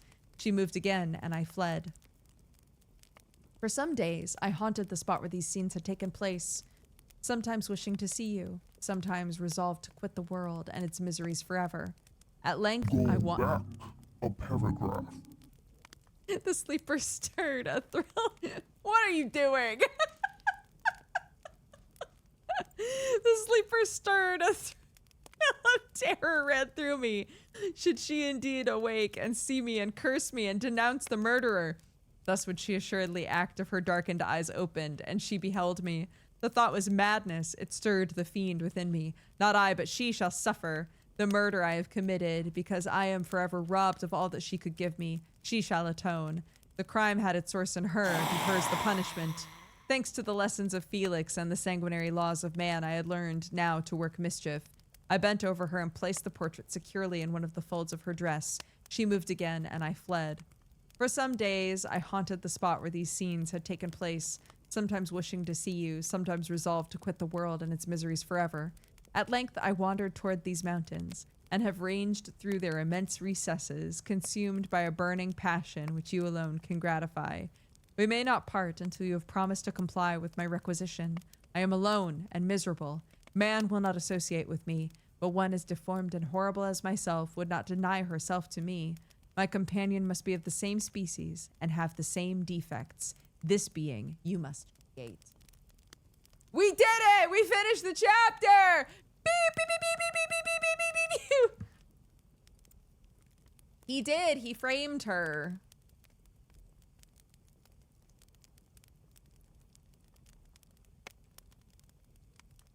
He framed her. He popped some weird incel talking points out and was like, well, she's a symbol of, like, I deserve to have a woman, and so it's her fault, and she deserves to die, actually. Winces.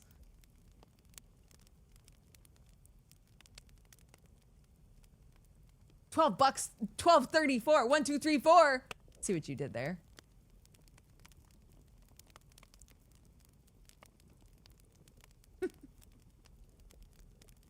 Don't. Frankenstein, don't. God. All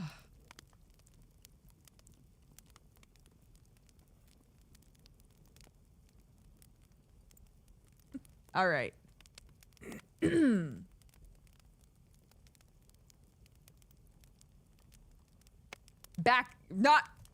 There we go. Back to old Victor. The being finished speaking and fixed his looks upon me in the expectation of a reply. But I was bewildered, perplexed, and unable to arrange my ideas sufficiently to understand the full extent of his proposition. He continued, You must create a female for me, with whom I can live in the interchange of those sympathies necessary for my being. This you alone can do, and I demand it of you as a right which you must not refuse to concede. The latter part of his tale had kindled anew in me the anger that had died away while he narrated his peaceful life among the cottagers. And as he said this, I could no longer suppress the rage that burned within me. I do refuse it, I replied, and no torture shall ever extort a consent from me. You may render me the most miserable of men, but you shall never make me base in my own eyes. Shall I create another like yourself whose joint wickedness might desolate the world? Be gone! I've answered you. You may torture me, but I'll never consent. You are in the wrong, replied the fiend, and instead of threatening, I'm content to reason with you. I am malicious because I'm miserable. Sorry. I don't know why that sentence in that voice was very funny. Am I not shunned and hated by all mankind? You, my creator, would tear me to pieces in triumph. Remember that, and tell me why I should pity man more than he pities me. You would not call it murder if you could precipitate me into one of those ice rifts and destroy my frame, the work of your own hands. Shall I respect man when he condemns me? Let him live with me in the interchange of kindness, and instead of injury, I would bestow every benefit. A paragraph. I do refuse it, I replied, and in no torture shall ever extort a consent from me. You may render me the most miserable of men, but you shall never make me base in my own eyes. Shall I create another like yourself whose joint wickedness might desolate the world? Be gone! I've answered you. You may torture me, but I'll never consent. You're in the wrong, replied the fiend, and instead of threatening, I'm content to reason with you. I'm malicious because I'm miserable. Am I not shunned and hated by all mankind? You, my creator, would tear me to pieces and triumph. Remember that and tell me why I should pity man more than he pities me. You would not call it murder if you could precipitate me into one of those ice rifts and destroy my frame, the work of your own hands. Shall I respect man when he condemns me? Let him live with me in the interchange of kindness, and instead of injury, I would bestow every benefit upon him with tears of gratitude at his acceptance. But that cannot be. The human senses are insurmountable barriers to our union. Yet mine shall not be the submission of abject slavery. I will revenge my injuries. If I cannot inspire love, I will cause fear, and chiefly towards you, my arch enemy. Back. A paragraph. I do refuse it, I replied, and no torture shall ever extort a consent from me. You may render me the most miserable of men, but you shall never make me base in my own eyes. Shall I create another like yourself, whose joint wickedness might desolate the world? Be gone! I've answered you. You may torture me, but I will never consent. You're in the wrong, he replied the fiend.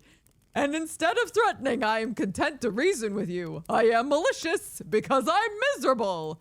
Am I not shunned and hated by all mankind? You, my creator, would tear me to pieces in triumph. Remember that and tell me why I should pity a man more than he pities me. You would not call it murder, for if you could precipitate me into one of those ice rifts and destroy my frame, the work of your own hands. Shall I respect me? A paragraph. I see you caught on. I do refuse it. I replied, and no torture shall ever extort a consent from me. You may render me the most miserable of men, but you shall never make me base in my own eyes. Shall I create another like yourself whose joint wickedness might desolate the world? Be gone! I've answered you. You may torture me, but I will never consent. You're in the wrong, replied the fiend, and instead of threatening, I'm content to reason with you. I'm malicious because I'm miserable. Am I not shunned and hated by all mankind? You, my creator, would tear me to pieces and triumph. Remember that and tell me why I should pity man more than he pities me. You would not call it murder if you could precipitate me in one of those ice rifts and destroy my frame, the work of your own hands. Shall I respect man when he condemns me? Let him live with me in the interchange of kindness, and instead of injury, I would bestow every benefit upon him with tears of gratitude as his acceptance? But that cannot be. The human senses are insurmountable barriers to our union. Yet mine shall not be the submission of abject slavery. I will revenge my injuries. If I cannot inspire love, I will cause fear, and chiefly toward you, my archenemy, because my creator do I swear inextinguishable hatred. Have a care, I will work at your destruction, nor finish until I desolate your heart, so that you shall curse the hour of your birth. A fiendish rage animated him as he said this. Phew. His face was wrinkled into contortions too horrible for human eyes to behold, but presently he calmed himself and proceeded. I intended to reason. This passion is detrimental to me, for you do not reflect that you was the cause of its excess. If any being felt emotions of benevolence toward me, Start the next letter.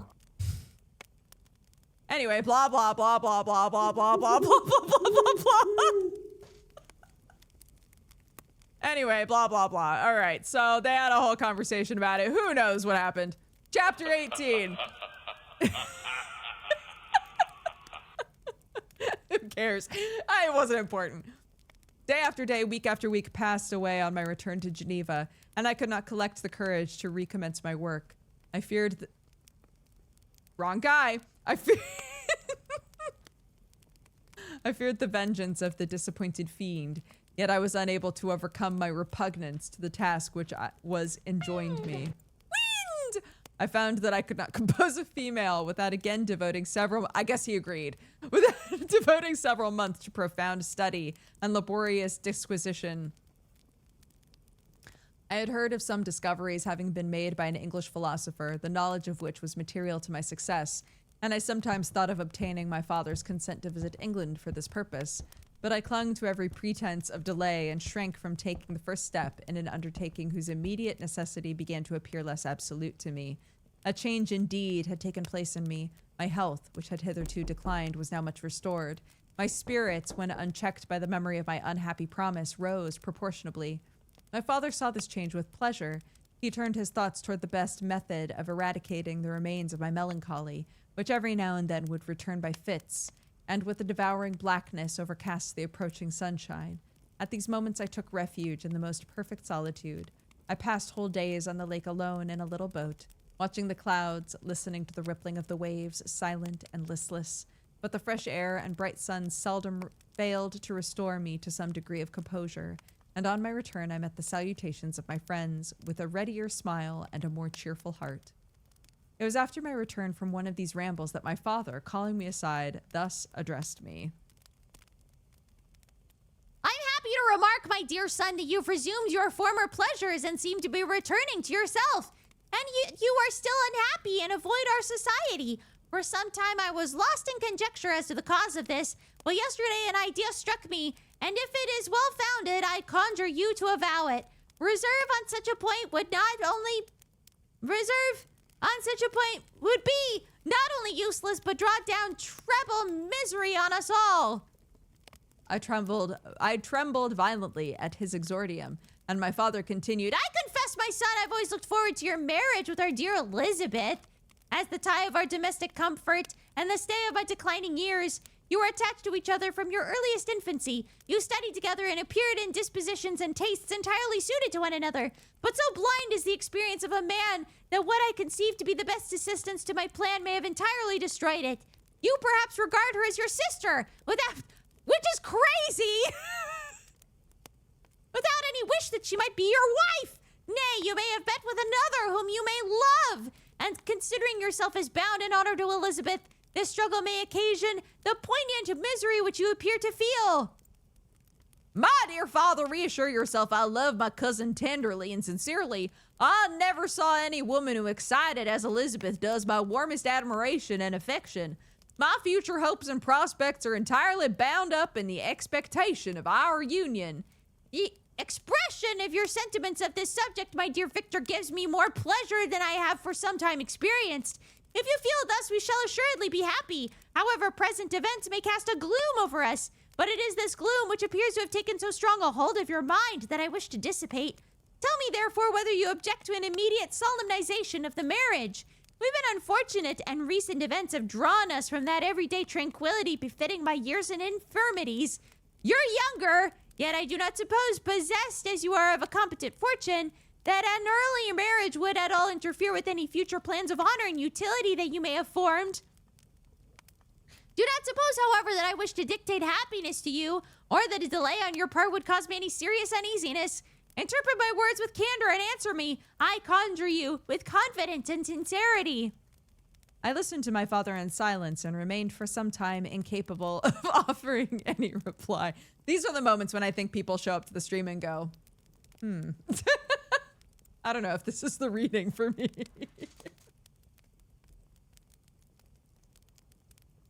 And Dad says, please marry your adopted sister.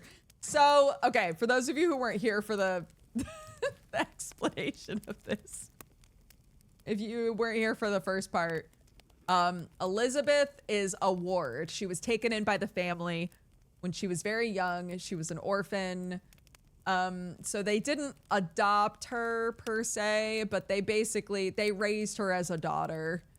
So it's a very, I'm glad that they had this conversation because it is a very like weird situation to be like, Victor, man, I really hope you marry Elizabeth one day. His mom said that on her deathbed.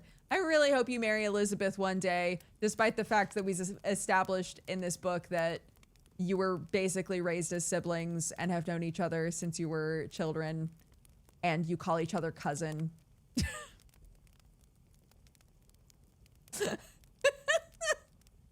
And now his dad's like, did we fuck up? I was really hoping you guys would get married, but maybe it's two sibling. Is it two sibling? Oh, God.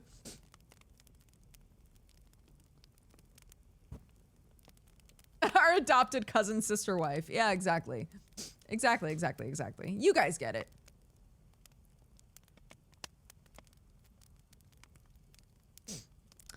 I revolved rapidly in my mind a multitude of thoughts and endeavored to arrive at some conclusions. Alas, to me the idea of an immediate union with my Elizabeth was one of horror and dismay.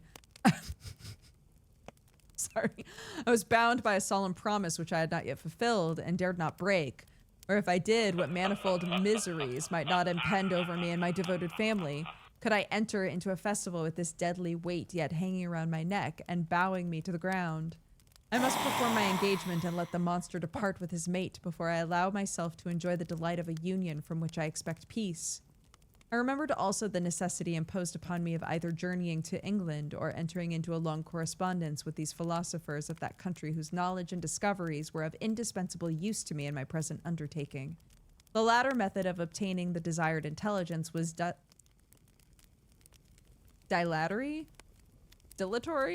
and unsatisfactory. Besides, I had an insurmountable aversion to the idea of engaging myself in my loathsome task in my father's house, while in habits of familiar intercourse with those I loved.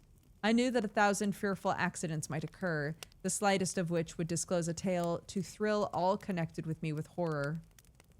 I was aware also that I should often lose all self-command, all capacity of hiding the harrowing sensations that would possess me during the progress of my unearthly occupation. I must absent myself from all I loved while thus employed. Once commenced, it would be quickly achieved. I might be restored to my family in peace and happiness. My promise fulfilled, the monster would depart forever, or, so my fond fancy imagined. Some accident might meanwhile occur to destroy him and put an end to my slavery forever. These feelings dictated my answer to my father. I expressed a wish to visit England, but concealing the true reasons for this request, I clothed my desires under a guise which excited no suspicion, while I urged my desire with an earnestness that easily induced my father to comply. After so long a period of an absorbing melancholy that resembled madness in its intensity and effects, he was glad to find that I was capable of taking pleasure in the idea of a journey, and he hoped that change of scene and varied amusement would, before my return, have restored me entirely to myself. The duration of my absence was left to my own choice. A few months, or at most a year, was the period contemplated. one paternal kind precaution he had taken to ensure my having a companion. Without previously communicating with me, he had, in concert with Elizabeth, arranged that Clerval should join me at Strasbourg. This interfered with the solitude I coveted for the prosecution of my task. Yet, at the commencement of my journey, the presence of my friend could in no way be an impediment. And truly, I rejoined that thus I should be saved many hours of lonely, maddening reflection. Nay, Henry might stand between me and the intrusion of my foe. If I were alone, would he not at times force his abhorred presence on me to remind me of my task, or to contemplate its progress? To England, therefore, I was bound, and it was understood that my union with Elizabeth should take place immediately upon my return. My father's age rendered him extremely averse to delay. For myself, there was one reward I promised myself for my detested toils, one consolation for my unparalleled sufferings. It was the prospect of that day when, enfranchised from my miserable slavery, I might claim Elizabeth and forget the past in my union with her. I now made arrangements for my journey, but one feeling haunted me, which filled me with fear and agitation. During my absence, I should leave my friends and unconscious of the existence of their enemy, unprotected from his attacks, exasperated as he might be by my departure. But he had promised to follow me wherever I might go. Would he not accompany me to England? This imagination was dreadful in itself, but soothing inasmuch as it supposed the safety of my friends. I was agonized with the idea of the possibility that the reverse of this might happen, but through the whole period during which I was the slave of my creature, I allowed myself to be governed by the impulses of the moment, and my present sensations strongly intimated that the fiend would follow me and exempt my family from the danger of his machinations. It was in the latter end of September that I again quitted my native country. My journey had been my own suggestion, and Elizabeth therefore acquiesced, but she was filled with disquiet at the idea of my suffering away from her, the inroads of misery and grief. It had been her care which provided me a companion in Clerval, and yet a man is blind to 1,000 minute circumstances which call forth a woman's sedulous attention. She longed to bid me hasten my return, 1,000 conflicting emotions rendering her mute as she bade me a tearful, silent farewell. I threw myself into the carriage that was to convey me away, hardly knowing whither I was going, and careless of what was passing around. I remembered only it was a bitter anguish that I reflected on it, to order that my chemical instruments should be packed to go with me. Filled with dreary imaginations, I passed through many beautiful, majestic scenes, but my eyes were fixed and unobserving. I could only think of the bourne of my travels and the work which was to occupy me whilst they endured. After some days spent listless in indolence, during which I traversed many leagues, I arrived at Strasbourg, where I waited 2 days for Clerval. He came. Alas, how great was the contrast between us. He was alive to every new scene, joyful when he saw the beauties of the setting sun, more happy when he beheld its rise and recommence a new day. He pointed out to me the shining colors of the landscape and the appearance of the sky. Where is he? Where is he? Where is he? There is he. Found him. Raiders! Hello, everybody. Onirin, thank you so much for the raid. Welcome, guys. Hello, hello. This is a charity read-a-thon. We are reading through Frankenstein. We're getting there. We're getting there. We're getting there. Trying to raise 5K for Room to Read, which is a literacy and education group. I hope you had a good stream. Thank you so much. Welcome, Raiders. We're raising money for a good cause while torturing our streamer with never-ending literature. Oh, goodness. Hi, I don't wish to interrupt. Just hope you have a good stream. Oh my gosh, no. It's a lovely interruption. Thank you so much. There's also a ghost train. You can donate $1 and call it a ghost train. That's also true. Yeah, we've got ambient sound channel point rewards. We've got ways to affect how I'm reading the book with donations. We'd be a lot further along. Literature for a good cause. Exactly.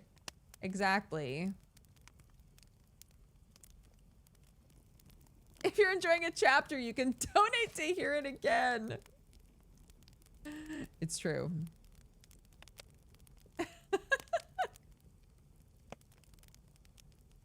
All right, Raiders. If you're gonna run off, that's totally fine. Thank you so much for swinging by. I hope you guys had a good stream.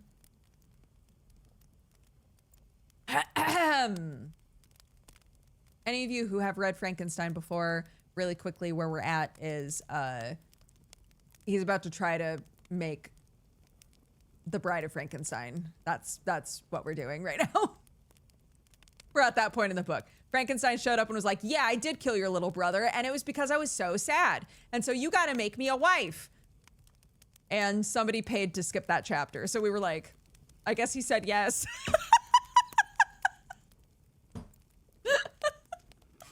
Apparently he said yes. So now that's what we're doing. Shrugs. No idea how he convinced him to do it. No clue, but that's fine. That's fine. This is where we're at now.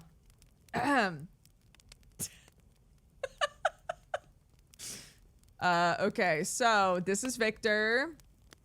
We got these little guys. This is Henry Clerval. These are our two characters in this scene right now, okay? I'll go back a sentence. He pointed out to me the shifting colors of the landscape and the appearance of the sky. This is what it is to live, he cried. Now I enjoy existence, but you... By the way, people are paying to change everybody's voices. This is not what these voices were originally. I need you all to know that. I really need you to know that.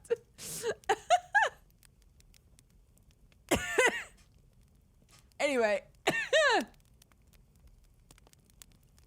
But ye, my dear Frankenstein, wherefore are you desponding and sorrowful?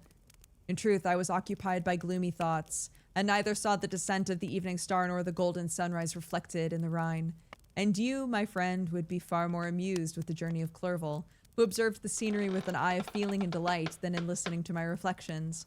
I, a miserable wretch, haunted by a curse that shut up every avenue to enjoyment. We had agreed to descend the Rhine in a boat from Strasbourg to Rotterdam, whence we might take shipping for London. During this voyage, we passed many willowy islands and saw several beautiful towns. We stayed a day at Mannheim, and on the 5th from our departure from Strasbourg arrived at Mainz. The course of the Rhine below Mainz becomes much more picturesque. The river descends rapidly and winds between hills, not high but steep, and of beautiful forms. We saw many ruined castles standing on the edges of precipices, surrounded by black woods, high and inaccessible. This part of the Rhine, indeed, presents a singularly variegated landscape. In one spot, you view rugged hills, ruined castles overlooking tremendous precipices with the... Oh, they did precipices twice. Okay, good. I was like, huh? With the dark Rhine rushing beneath, and on the sudden turn of a promontory... what the hell is that word? Promontory flourishing vineyards with green sloping banks and a meandering river and populous towns occupy the scene. We traveled at the time of the vintage and heard the song of the laborers as we glided down the stream, even I depressed in mind and my spirits continually agitated by gloomy feelings. Even I was pleased, and I lay at the bottom of the boat, and as I gazed on the cloudless blue sky, I seemed to drink in a tranquility to which I had long been a stranger. And if these were my sensations, who can describe those of Henry? He felt as if he had been transported to fairyland and enjoyed a happiness seldom tasted by man. I've seen, he said, the most beautiful scenes of my own country. I've visited the lakes of Lucerne and Uri, where the snowy mountains descend almost perpendicularly to the water, casting black and impenetrable shades, which would cause a gloomy and mournful appearance were it not for the most verdant islands that relieve the eye by their gay appearance. I've seen this lake agitated by a tempest when the wind tore up whirlwinds of water, and gave you an idea of what the waterspout must be on the great ocean. And the waves dashed with fury the base of the mountain, where the priest and his mistress were overwhelmed by an avalanche, and where their dying voices are still said to be heard amid the pauses of the nightly wind. I've seen the mountains of La Valais and the Pays de Vaud, but this country, Victor, pleases me more than all of those wonders. The mountains of Switzerland are more majestic and strange, but there's a charm in the banks of this divine river that I never before saw equaled. Look at that castle which overhangs yon precipice, and that also on the island almost concealed among the foliage of those lovely trees. Another group of laborers coming from among their vines, and that village half hid in the recess of the mountain. Start the letter. You got it, buddy. God damn it.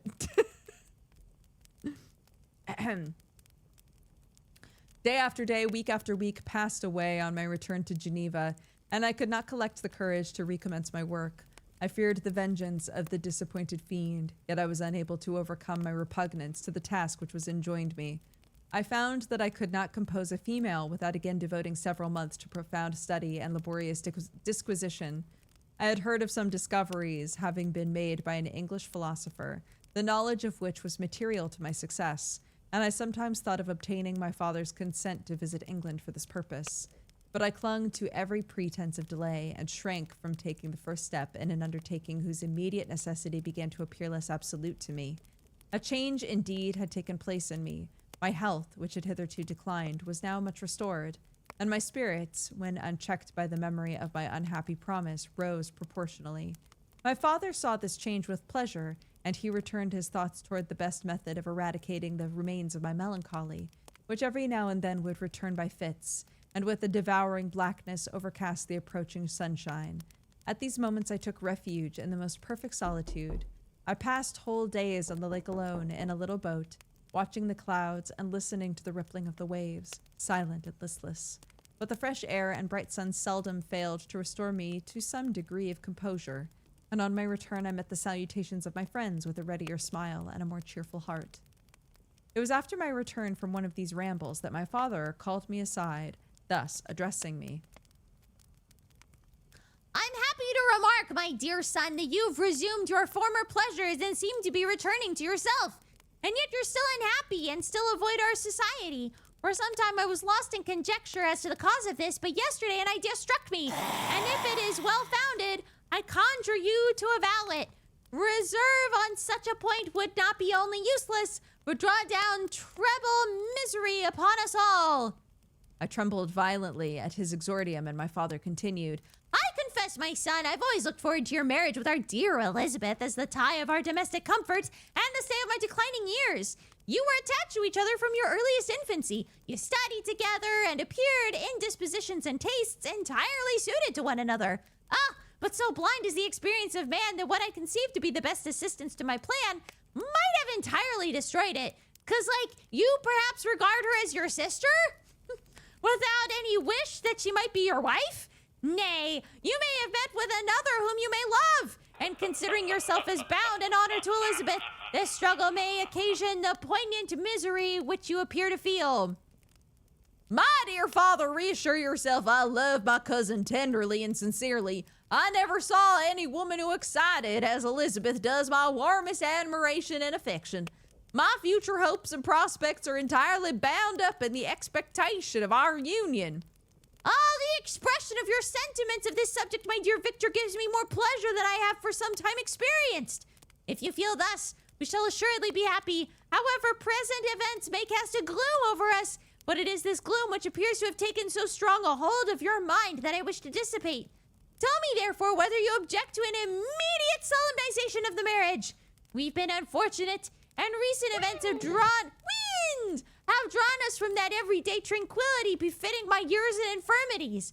You're younger, and yet I do not suppose, possessed as you are of a competent fortune, that an early marriage would at all interfere with any future plans of honor and utility that you may have formed. Do not suppose, however, that I wish to dictate happiness to you, or that a delay on your part would cause me any serious uneasiness. Interpret my words with candor and answer me, I conjure you, with confidence and sincerity. I listened to my father in silence and remained for some time incapable of offering any reply. I revolved rapidly in my mind a multitude of thoughts and endeavored to arrive at some conclusion. Alas, to me the idea of an immediate union with my Elizabeth was one of horror and dismay. I was bound by a solemn promise which I had not yet fulfilled and dared not break, or if I did, what manifold miseries might not impend over me and my devoted family. Could I enter into a festival with this deadly weight yet hanging around my neck and bowing me to the ground? I must perform my engagement and let the monster depart with his mate before I allow myself to enjoy the delight of a union from which I expect peace. I remembered also the necessity imposing upon me of either journeying to England or entering into a long correspondence with those philosophers of that country, whose knowledge and discoveries were of indispensable use to me in my present undertaking. The latter method of obtaining the desired intelligence was dilatory and unsatisfactory. Besides, I had an insurmountable aversion to the idea of engaging myself in my loathsome task in my father's house, while in habits of familiar intercourse with those I loved. I knew that 1,000 fearful accidents might occur, the slightest of which would disclose a tale to thrill all connected with me with horror. I was aware also that I should often lose all self-command, all capacity of hiding the harrowing sensations that would possess me during the progress of my unearthly occupation. I must absent myself from all I loved while thus employed.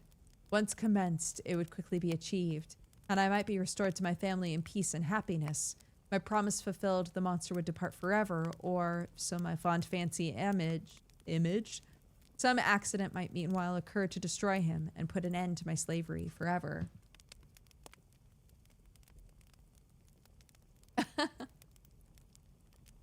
These feelings dictated my answer to my father. I expressed a wish to visit England, but concealing my true reasons of this request, I clothed my desires under a guise which excited no suspicion. While I urged my desire with an earnestness that easily induced my father to comply, after so long a period of an absorbing melancholy that resembled madness in its intensity and effects, he was glad to find that I was capable of taking pleasure in the idea of such a journey. He hoped that change of scene and varied amusement would, before my return, have restored me entirely to myself. The duration of my absence was left to my own choice. A few months, or at most a year, was the period contemplated.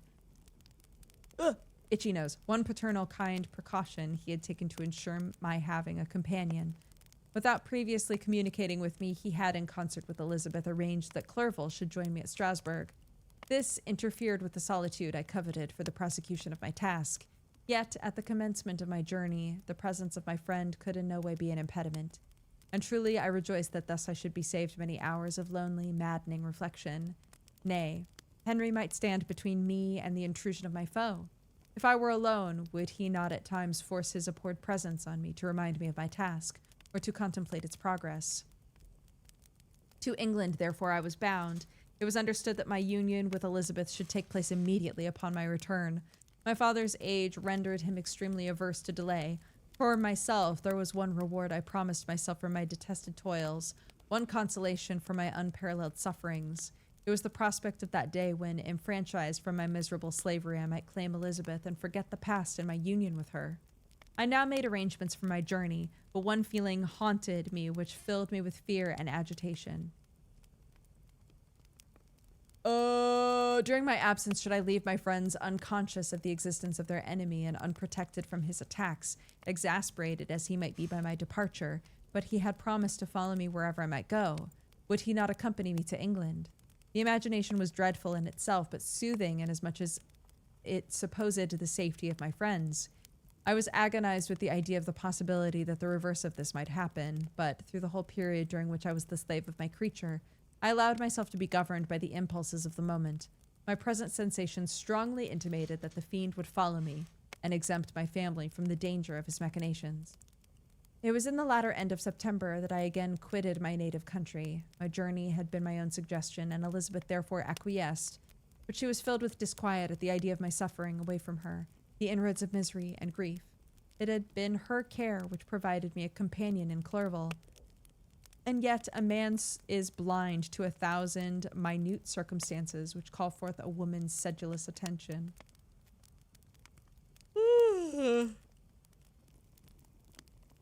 She longed to bid me hasten my return, 1,000 conflicting emotions rendering her mute as she bade me a tearful silent farewell. I threw myself into the carriage that was to convey me away, hardly knowing whither I was going, and careless of what was passing around.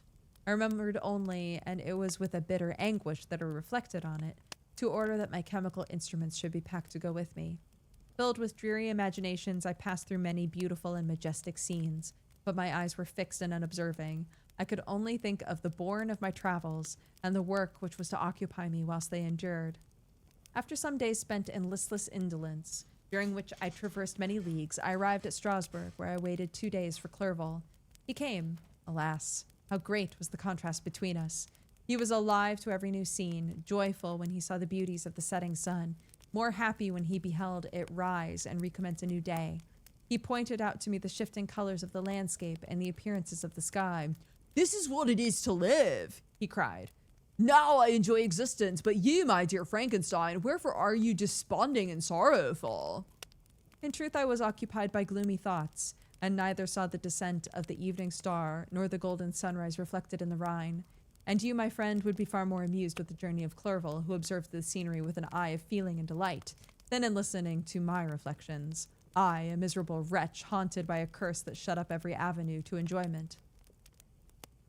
We had agreed to descend the Rhine in a boat from Strasbourg to Rotterdam, whence we might take shipping for London.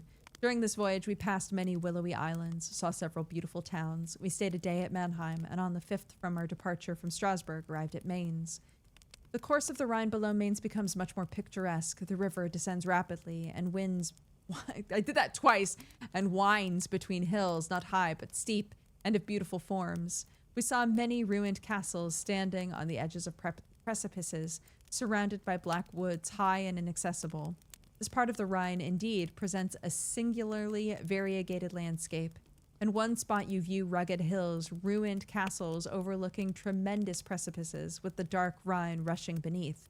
And on the sudden turn of a promontory, flourishing vineyards with green sloping banks and a meandering river and populous towns occupy the scene.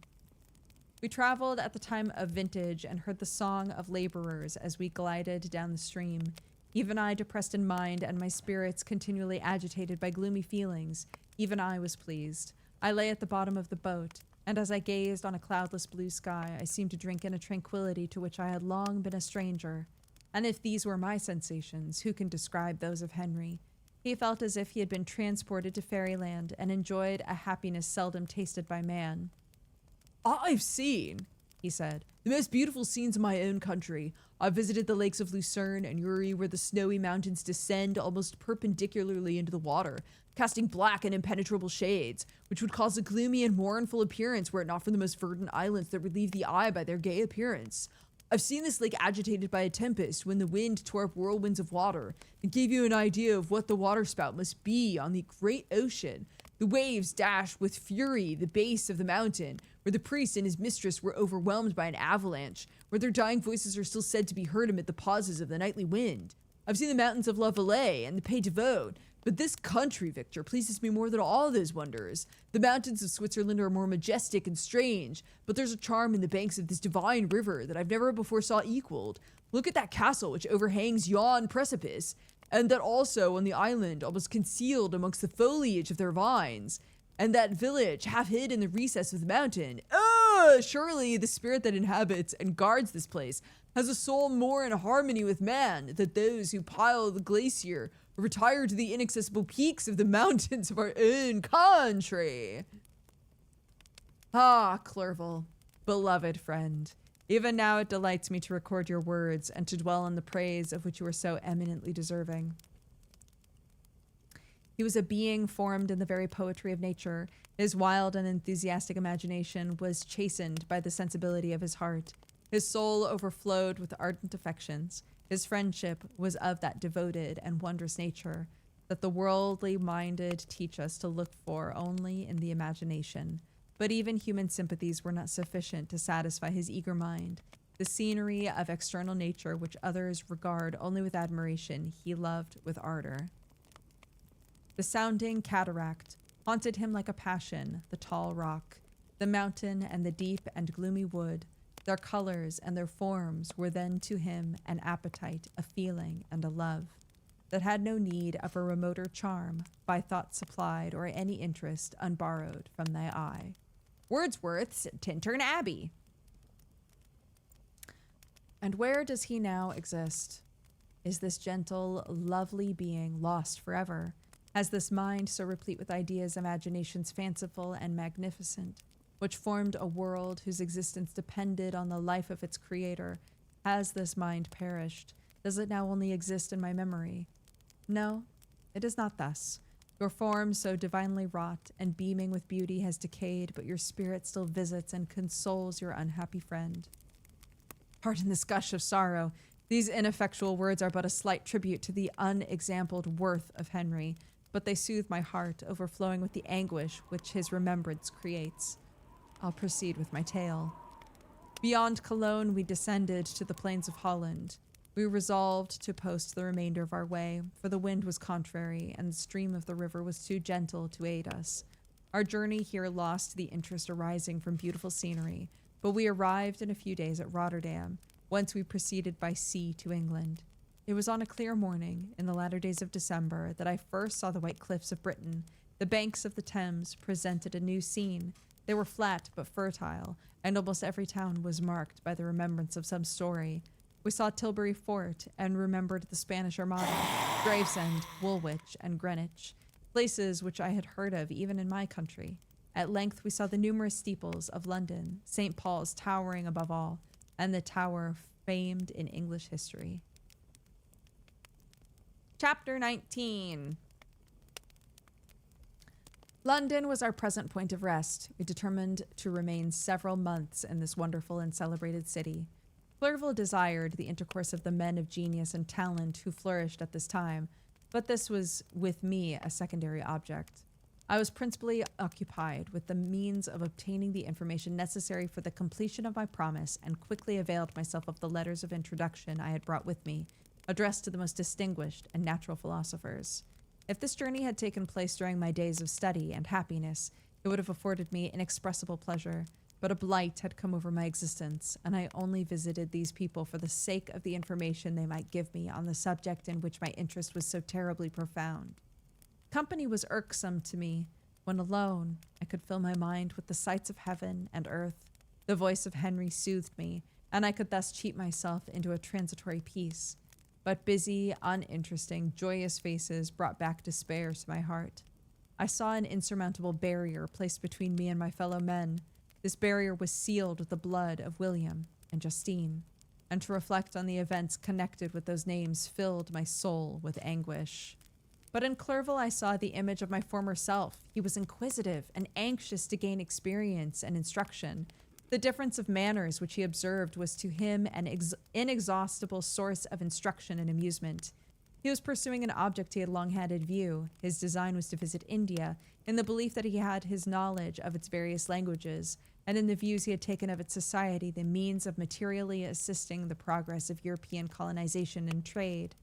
In Britain only could he further the execution of his plan. He was forever busy, and the only check to his enjoyments was my sorrowful, dejected mind. I tried to conceal this as much as possible, that I might not debar him from the pleasures natural to one who is entering on a new scene of life, undisturbed by any care or bitter recollection. I often refused to accompany him, alleging another engagement that I might remain alone. I now also began to collect the materials necessary for my new creation. This was to me like the torture of single drops of water continually falling on the head.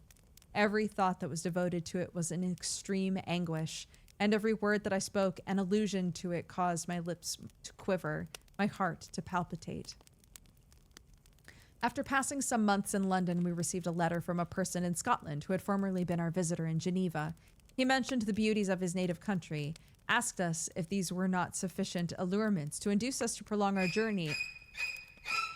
Fuck.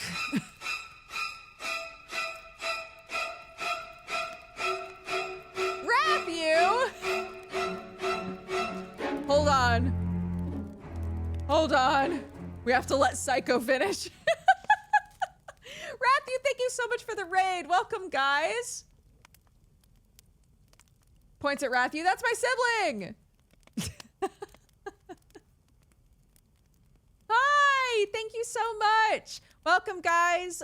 This is a charity stream. We are reading Frankenstein. We're on chapter 19. We're reading through Frankenstein for a group called Room to Read. That is a literacy and education group. Our goal is 5K. We're at, oh my gosh, we're over 4,500 now. I didn't realize that. That's awesome.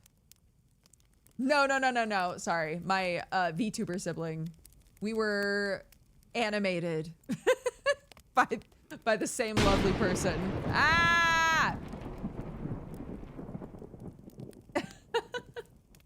So, almost there. We're close. We're close. So here are the rules. Real quick. Below the stream, there is a little image that shows special donation numbers that you can give that will change the way that I'm reading the book. We can skip chapters. We can go back a chapter. We can read in reverse. All kinds of silly stuff. You can change character voices. With channel points, if you're here often enough to have channel points to spend, you can buy ambient noises. The Psycho theme that just played was one of them. But most of them are like, you know, doors creaking and footsteps and things like that. Like that. Door knocks. That sort of shit. I'm gonna get as far as I can today. We started last Saturday, so this is our second stream for it, our second and final stream. Any chapters that I do not finish, for each chapter I don't finish, I'll be donating $100. So if I have to tap out, if my voice gives out on me, or if I get too tired, I will make donations depending on how many chapters were left in the end. And I think that's it. I think that's it.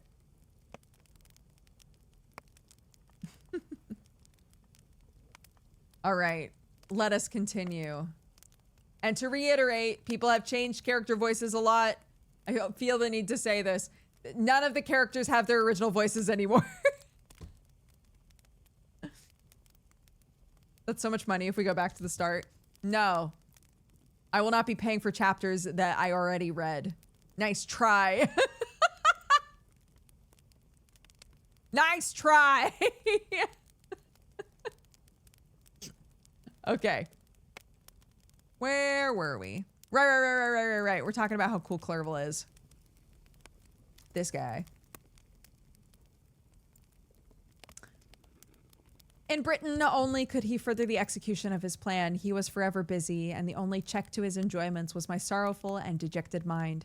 I tried to conceal this as much as possible, that I might not debar him from the pleasures natural to one who was entering on a new scene of life, undisturbed by any care or bitter recollection. I often refused to accompany him, alleging another engagement, that I might remain alone. I now also began to collect the materials necessary for my new creation. This was to me like the torture of single drops of water continually falling on the head. Every thought that was devoted to it was an extreme anguish, and every word that I spoke in allusion to it caused my lips to quiver, my heart to palpitate.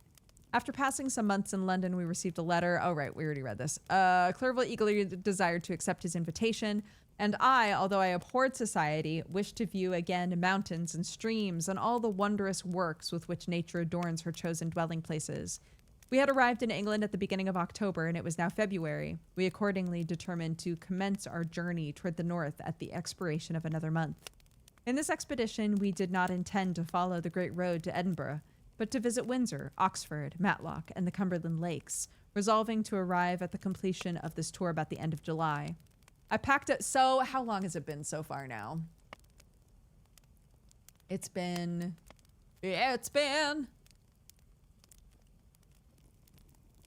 Has it been nearly 3 years since he made the... Since he created his original boy?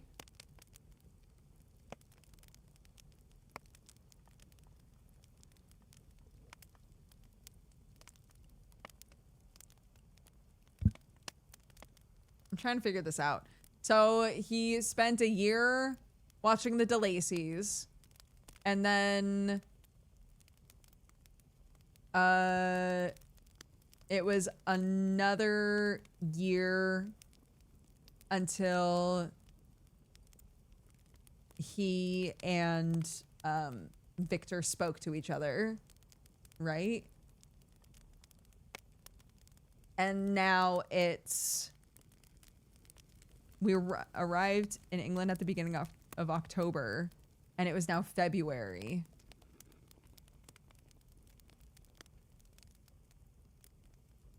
So, yeah, it's been over 3 years now, I think. since his boy was made. Man, pick up the pace, dude.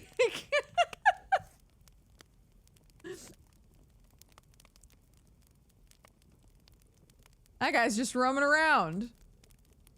He killed a kid. The gloves are off. Who knows what he's doing? Okay. Scroll down a little bit. Here we go. We accordingly determined to commence our journey toward the north at the expiration of another month. In this expedition, we did not intend to follow the... Oh, right. We did all that. Blah, blah, blah, blah, blah, blah, blah. We quitted London on the 27th of March and remained a few days at Windsor, rambling in its beautiful forest. This was a new scene to us, mountaineers. The majestic oaks, the quantity of game, and the herds of stately deer were all novelties to us. From hence we proceeded to Oxford. As we entered this city, our minds were filled with a remembrance of the events that have been transacted there more than a century and a half before. It was here that Charles I had collected his forces. This city had remained faithful to him after the whole nation had forsaken his cause to join the standard of Parliament and liberty. The memory of that unfortunate king and his companions, the amiable Falkland and the insolent Goring, his queen and son, gave a peculiar interest to every part of the city which they might be supposed to have inhabited. The spirit of elder days found a dwelling here, and we delighted to trace its footsteps. If these feelings had not found an imaginary gratification, the appearance of the city had yet in itself sufficient beauty to obtain our admiration. The colleges are ancient and picturesque, the streets are almost magnificent, and the lovely Isis, which flows beside it through the meadows of the exquisite verdure, is spread forth into a placid expanse of waters. Huge dono! Huge dono! Pew, pew, pew, pew, pew, pew, pew, pew, pew, pew, pew. Pyrobug, thank you so much for the 100. Huge dono!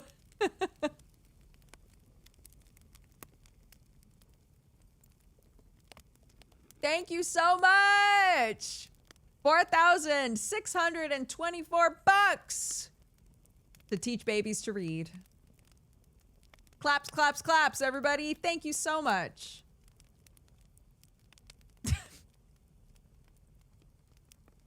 Still waiting for the huge man emote.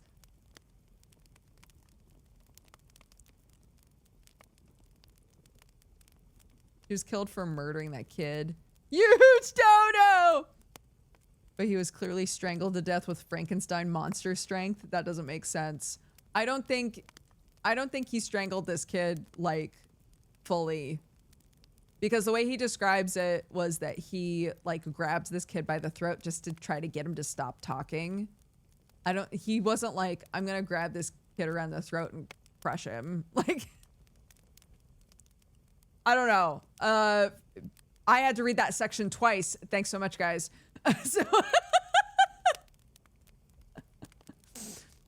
From the way it's described, I don't think, thanks so much, Chatterinos.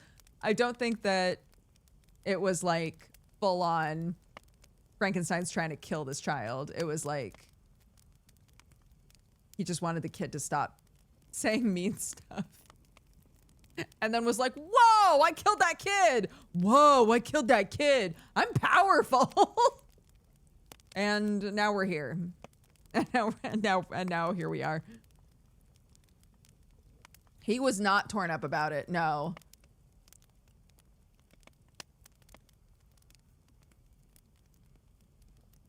Because some of that rage that built up finally got out by murdering a kid, and he was like, oh my god, I could do this all the time.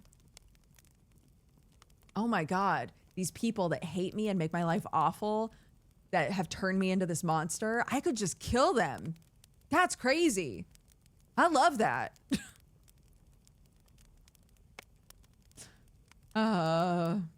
Anyways, let's move on.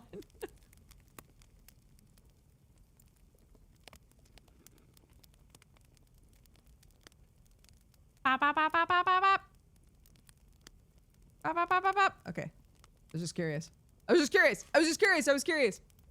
I enjoyed this scene, and yet my enjoyment was embittered, both by the memory of the past and the anticipation of the future. I was formed for peaceful happiness. During my youthful days, discontent never visited my mind.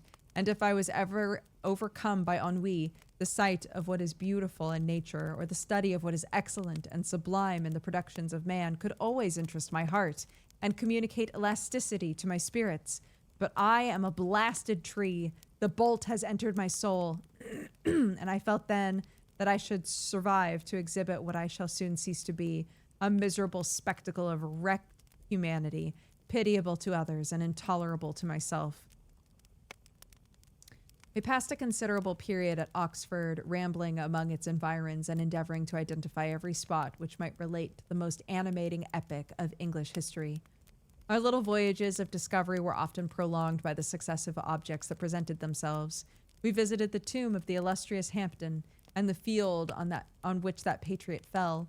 For a moment my soul was elevated from its debasing, miserable fears to contemplate the divine ideas of liberty and self-sacrifice, of which these sites were the monuments and the remembrancers. For an instant I dared to shake off my chains and look around me with a free, lofty spirit, but the iron had eaten into my flesh, and I sank again, trembling and hopeless, into my miserable self. We left Oxford with regret and proceeded to Matlock, which was our next place of rest. The country in the neighborhood of this village resembled to a greater degree the scenery of Switzerland, but everything is on a lower scale, and the green hills want the crown of distant white Alps which always attend on the piney mountains of my native country. We visited the wondrous cave and the little cabinets of natural history, where the curiosities are disposed in the same manner as in the collections at Servox and Chamonix. I don't know.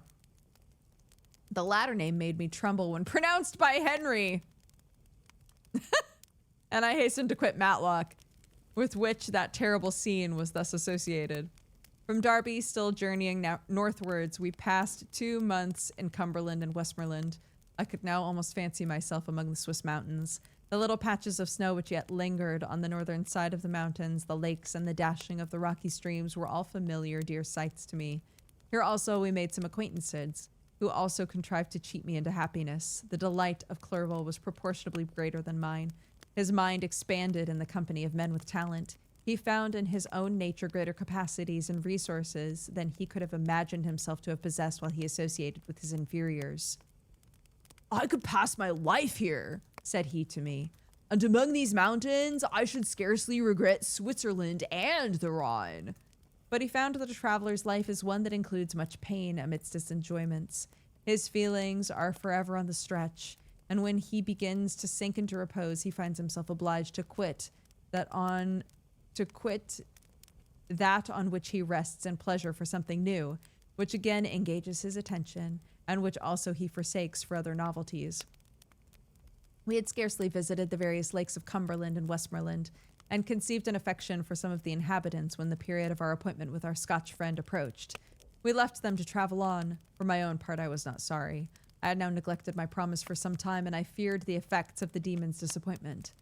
He might remain in Switzerland and wreak his vengeance on my relatives. This idea pursued me and tormented me at every moment, from which I might otherwise have snatched repose and peace. I waited for my letters with feverish impatience.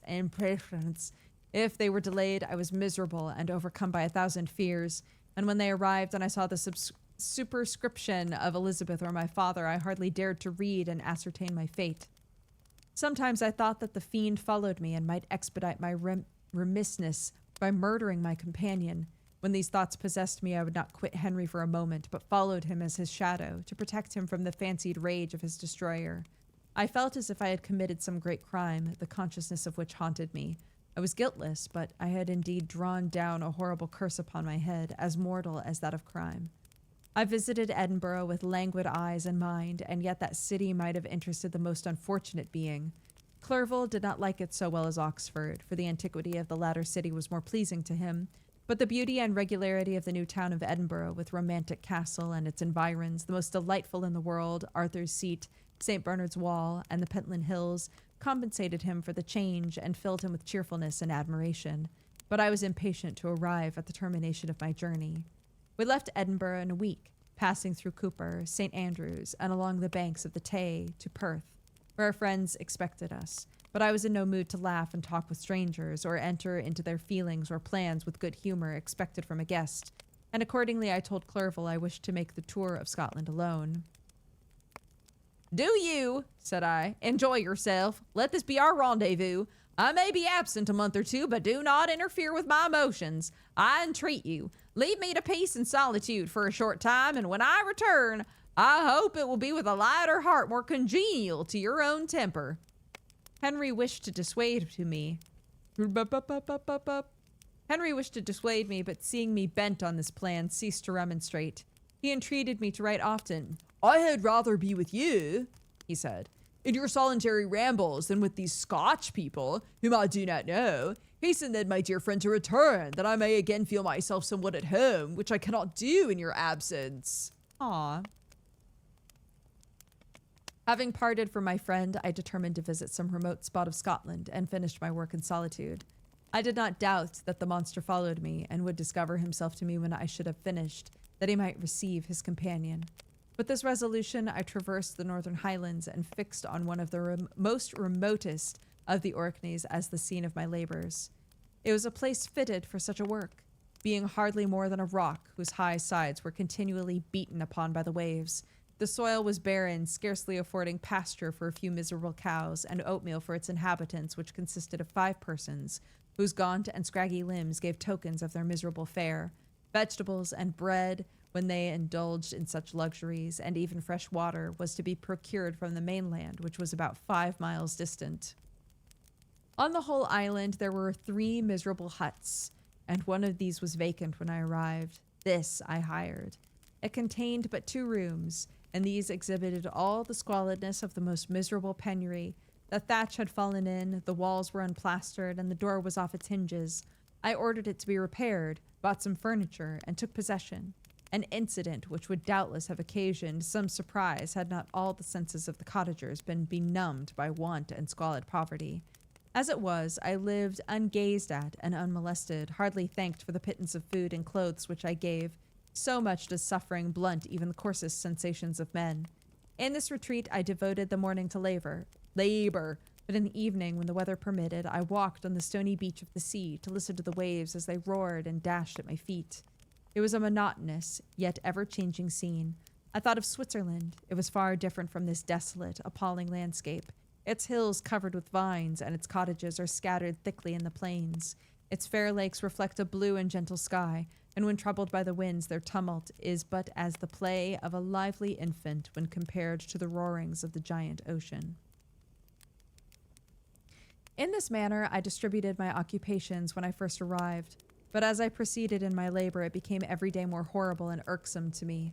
Sometimes I could not prevail on myself to enter my laboratory for several days, and at other times I toiled day and night in order to complete my work. It was, indeed, a filthy process in which I was engaged. During my first experiment, a kind of enthusiastic frenzy had blinded me to the horror of my employment.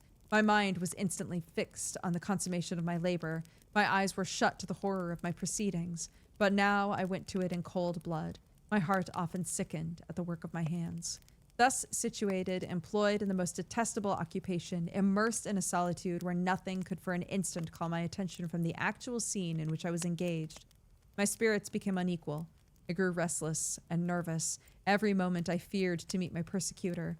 Sometimes I sat with my eyes fixed on the ground, fearing to raise them lest they should encounter the object which I so much dreaded to behold.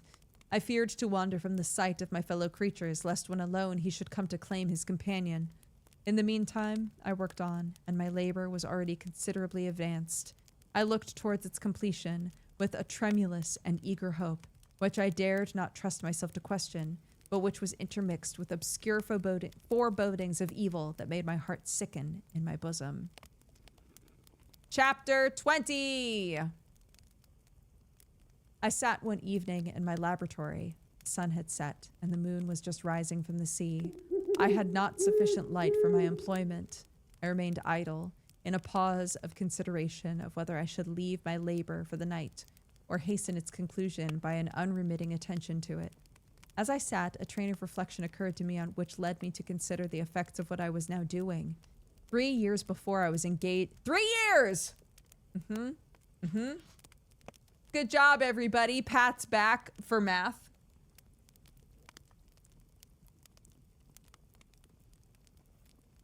He can do a little killing as a treat. goodness gracious.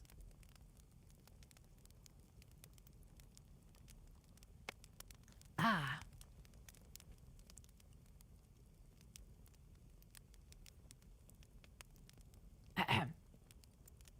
3 years before, I was engaged in the same manner and had created a fiend whose unparalleled barbarity had desolated my heart and filled it forever with the bitterest remorse. I was now about to form another being of whose dispositions I was alike ignorant. She might become 10,000 times more malignant than her mate, and delight for its own sake in murder and wretchedness. He had sworn to quit the neighborhood of man and hide himself in deserts, but she had not, and she, who in all probability was to become a thinking and reasoning animal, might refuse to comply with a compact made before her creation. They might even hate each other. The creature who already lived loathed his own deformity, and might he not conceive a greater abhorrence for it when it came before his eyes in female form? She might also turn with disgust from him to the superior beauty of man. She might quit him, and he might be again alone, exasperated by the fresh provocation of being deserted by one of his own species. Even if they were to leave Europe and inhabit the deserts of the New World, yet one of the first results of these sympathies for which the demon thirsted would be children, and a race of devils would be propagated upon the earth, who might make the very existence of the species of man a condition precarious and full of terror. Had I right for my own benefit to inflict this curse upon everlasting generations? I had before been moved by the sophisms of the being I had created. I had been struck senseless by his fiendish threats, but now for the first time the wickedness of my promise burst upon me. I shuddered to think that future ages might curse me as their pest, whose selfishness had not hesitated to buy its own peace at the price, perhaps, of the existence of the whole human race. I trembled and my heart failed within me when, on looking up, I saw by the light of the moon the demon at the casement. A ghastly grin wrinkled his lips as he gazed on me where I sat fulfilling the task which he had allotted me. Yes, he had Is that him laughing outside? Yes, he had followed me in my travels. He had loitered in the forests, hid himself in caves, took refuge in wide and desert heaths, and he now came to mark my progress and claim the fulfillment of my promise. As I looked on him, his countenance expressed the utmost extent of malice and treachery. I thought with a sensation of madness on my promise of creating another like him, trembling with passion, tore to pieces the thing on which I was engaged. The wretch saw me destroy the creature on whose future existence he depended for happiness, and with a howl of devilish despair and revenge, withdrew. I left the room and, locking the door, made a solemn vow in my own heart never to resume my labors, and then with trembling steps I sought my own apartment. I was alone. None were near me to dissipate the gloom and relieve me from my sickening oppression of the most terrible reveries. Several hours passed, and I remained near my window gazing on the sea. It was almost motionless, for the winds were hushed, and all nature reposed under the eye of the quiet moon. A few fishing vessels alone specked the water, and now and then the gentle breeze wafted the sound of voices as the fishermen called to one another. I felt the silence, although I was hardly conscious of its extreme profundity, until my ear was suddenly arrested by the paddling of oars near the shore, and a person landed close to my house. In a few minutes after, I heard the creaking of my door, as if someone endeavored to open it softly. I trembled from head to foot. I felt a presentiment of who it was, and wished to rouse one of the peasants who dwelt in a cottage not far from mine, but I was overcome by the sensation of helplessness, so often felt in frightful dreams, when you in vain endeavor to fly from an impending danger and were rooted to the spot. Presently, I heard the sound of footsteps along the passage. The door opened, and the wretch whom I dreaded appeared. Shutting the door, he approached me and said in a smothered voice, "Hold on, I need a drink."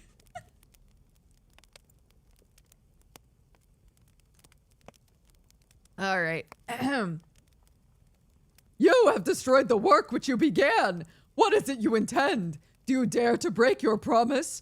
I've endured toil and misery. I left Switzerland with you. I crept along the shores of the Rhine, among its willow islands, over the summits of its hills. I dwelt many months in the heaths of England, and among the deserts of Scotland. I've endured incalculable fatigue, cold, and hunger. Do you dare destroy my hope? Be gone! I do break my promise. Never will I create another like yourself, equal in deformity and weakness. Slave, I before reasoned with you, but you've proved yourself unworthy of my condescension. Remember that I have power. You believe yourself miserable, but I can make you so wretched the light of day will be hateful to you. You are my creator, but I am your master. Obey! The hour of my irresolution is past, and the period of your power has arrived. Your threats cannot move me to do an act of wickedness, but they shall confirm me in a determination not creating you a companion in vice. Shall I in cool blood set loose upon the earth a demon whose delight it is in death and wretchedness? Be gone! I'm firm, and your words will only exasperate my rage. The monster saw my determination in my face and gnashed his teeth in the impotence of anger. Shall each man, cried he, find a wife for his bosom, and each beast have a mate, and I be alone? I had feelings of affection, and they were requited with devastation and scorn. Man, you may hate, but beware. Your hours will pass in dread and misery, and soon the bolt will fall which must ravish from you your happiness forever. Are you to be happy while I grovel in the intensity of my wretchedness? You can blast my other passions, but revenge remains. Revenge, henceforth dearer than light or food. I may die, but first you, my tyrant and tormentor, shall curse the sun that gazes on your misery. Beware, for I am fearless and therefore powerful. I will watch with the wiliness of a snake, that I may sting with its venom. Man, you shall repent of the injuries you inflict. Devil cease! Do not poison the air with these sounds of malice. I've declared my resolution to you, and I'm no coward to bend beneath words. Leave me! I'm inexorable! It is well. I go, but remember I shall be with you on your wedding night. I started forward and exclaimed, Villain! Before you sign my death warrant, be sure you are yourself safe! I would have seized him, but he eluded me and quitted the house with precipitation. In a few moments, I saw him in his boat, which shot across the waters with an arrowy swiftness and was soon lost amidst the waves. All was again silent, but his words rang in my ears. I burned with rage to pursue the murderer of my peace and precipitate him into the ocean. I walked up and down the room hastily and perturbed, while my imagination conjured up 1,000 images to torment and sting me. Why had I not followed him and closed with him in mortal strife? But I had suffered to depart, and he had directed his course towards the mainland. I shuddered to... Backwards 1 minute. Mainland, the towards course his directed, had he and depart to him suffered, had I but. Strife mortal in him with closed, and him followed, not I had why. Me sting and torment to images 1,000, a upconjured imagination my while perturbed, and hastily room my down and up walked imagination, and up walked I. Ocean the into him precipitate, and peace my of murderer the pursue. To rage with burned eye, ears my in rang, words his but silent again was all. Waves the amidst lost soon was, and swiftness arrowy, and with waters the across shot which boat his in him saw I moments few a in. Precipitation with house the quitted, and me eluded he, but him seized have would I. You got all that?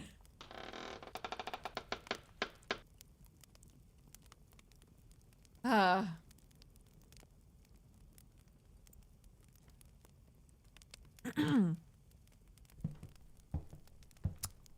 would have seized him, but he eluded me and quitted the house with precipitation.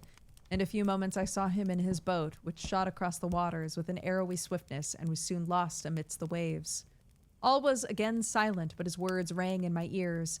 I burned with rage to pursue the murderer of my peace and precipitate him into the ocean. I walked up and down my room hastily and perturbed while my imagination conjured up 1,000 images to torment and sting me. Why had I not followed him and closed with him in mortal strife? But I had suffered him to depart, and he had directed his course toward the mainland.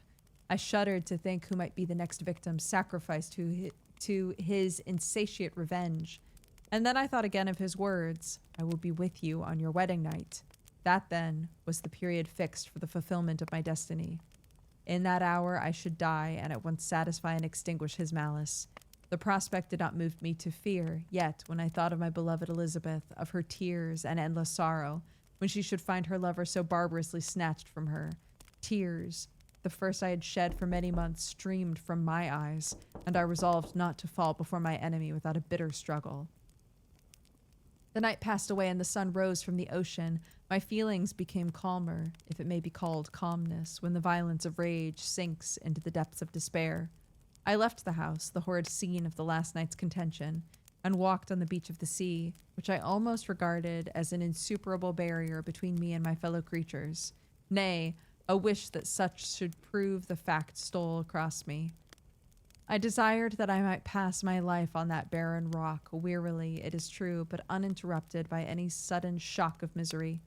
If I returned, it was to be sacrificed, or to see those whom I most loved die under the grasp of a demon whom I myself created. I walked about the isle like a restless specter, separated from all it loved and miserable in the separation. When it became noon and the sun rose higher, I lay down on the grass and was overpowered by a deep sleep. I had been awake the whole of the preceding night. My nerves were agitated, my eyes inflamed by watching and misery. The sleep into which I now sank refreshed me, and when I awoke, I again felt as if I belonged to a race of human beings like myself. I began to reflect upon what had passed with greater composure. This is reminding me of people who make those TikToks and shorts that are like, guys, I have terrible news. It turns out getting a good night's sleep does help.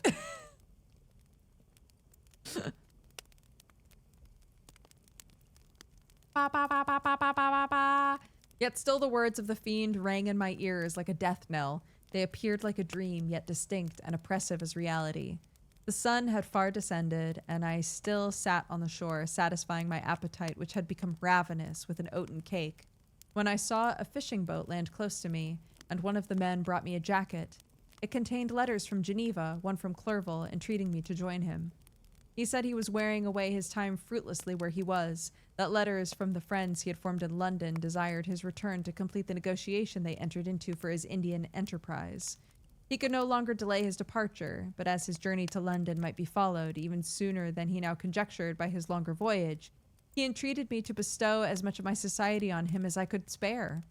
He besought me, therefore, to leave my solitary isle, to meet him at Perth, that we might proceed southward together. This letter, in a degree, recalled me to life, and I determined to quit my island at the expiration of 2 days. Yet, before I departed, there was a task to perform on which I shuddered to reflect. I must pack up my chemical instruments, and for that purpose I must enter that room which had been the scene of my odious work. I must handle those utensils, the sight of which was sickening to me. The next morning at daybreak I summoned sufficient courage and unlocked the door of my laboratory. The remains of the half-finished creature whom I had destroyed lay scattered on the floor. I almost felt as if I had mangled the living flesh of a human being. I paused to collect myself and then entered the chamber. With trembling hand, I conveyed the instruments out of the room, but I reflected that I ought not to leave the relics of my work to excite the horror and suspicion of the peasants. I accordingly put them into the basket with a great quantity of stones, and laying them up, determined to throw them into the sea that very night. In the meantime, I sat upon the beach, employed in cleaning and arranging my chemical apparatus. Nothing could be more complete than the alteration that had taken place in my feelings since the night of the appearance of the demon. I had before regarded my promise with a gloomy despair as a thing that, with whatever consequences, must be fulfilled. But I now felt as if a film had been taken from before my eyes, that I for the first time saw clearly. The idea of renewing my labors did not for one instant occur to me. The threat I had heard weighing on my thoughts, but I did not reflect that a voluntary act of mine could avert it. I had resolved in my own mind that to create another like the fiend I had first made would be an act of the basest, most atrocious selfishness. I banished from my mind every thought that could lead to a different conclusion. Between 2 and 3 in the morning, the moon rose, and I then, putting my basket aboard a little skiff, sailed out about 4 miles from the shore. The scene was perfectly solitary. A few boats were returning toward land. I sailed away from them. I felt as if I was about the commission of a dreadful crime, and avoided with shuddering anxiety any encounter with my fellow creatures. At one time, the moon, which had before been clear, was suddenly overspread by a thick cloud, and I took advantage of the moment of darkness and cast my basket into the sea. I listened to the gurgling sound as it sank and sailed away. The sky became clouded, but the air was pure, although chilled by the northeast breeze that was then rising.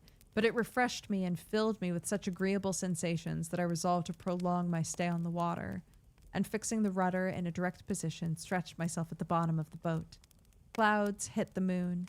Everything was obscure, and I heard only the sound of the boat as its keel cut through the waves. The murmur lulled me, and in a short time I slept soundly. I do not know how long I remained in this situation, but when I awoke I found that the sun had already mounted considerably. The wind was high, and the waves continually threatened the safety of my little skiff. I found that the wind was northeast, and must have driven me far from the coast from which I had embarked.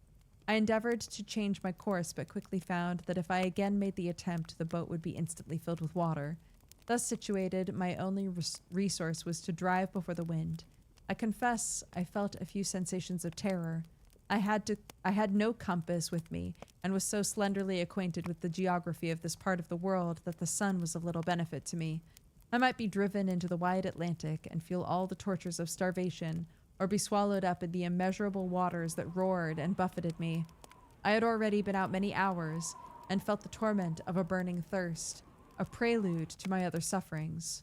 I looked on to the heavens, which were covered by clouds that flew before the wind, only to be replaced by others.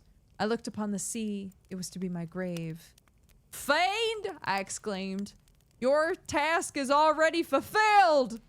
I thought of Elizabeth, of my father, of Clerval, all left behind, on whom the monster might satisfy his sanguinary and merciless passions. This idea plunged me into a reverie so despairing and frightful that even now, when the scene is on the point of closing before me forever, I shudder to reflect on it. Some hours passed thus, but by degrees, as the sun declined toward the horizon, the wind died away into a gentle breeze, and the sea became free from breakers. But this gave place to a heavy swell. I felt sick and hardly able to hold the rudder, when suddenly I saw a line of high land toward the south. Almost spent as I was by fatigue and the dreadful suspense I endured for several hours, this sudden certainty of life rushed like a flood of warm joy to my heart. Tears gushed from my eyes. How mutable are our feelings! How strange is that clinging love we have of life, even in the excess of misery. I constructed another sail with a part of my dress and eagerly steered my course toward land. It had a wild and rocky appearance, but as I approached nearer, I easily perceived the traces of cultivation. I saw vessels near the shore and found myself suddenly transported back to the neighborhood of civilized man.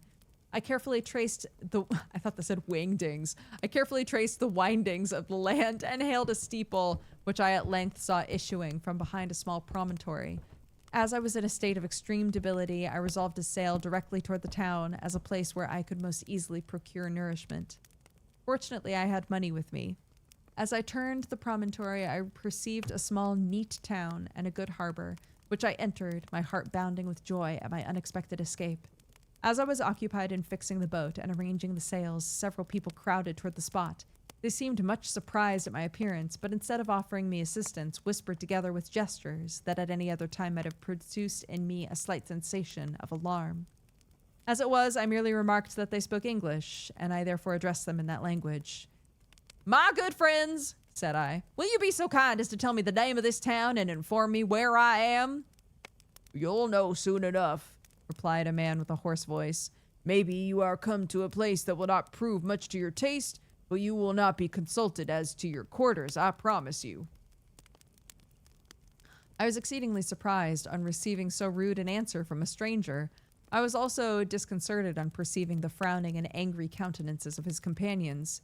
"Why do you answer me so roughly?" I replied. "Surely it's not the custom of Englishmen to receive strangers so inhospitably."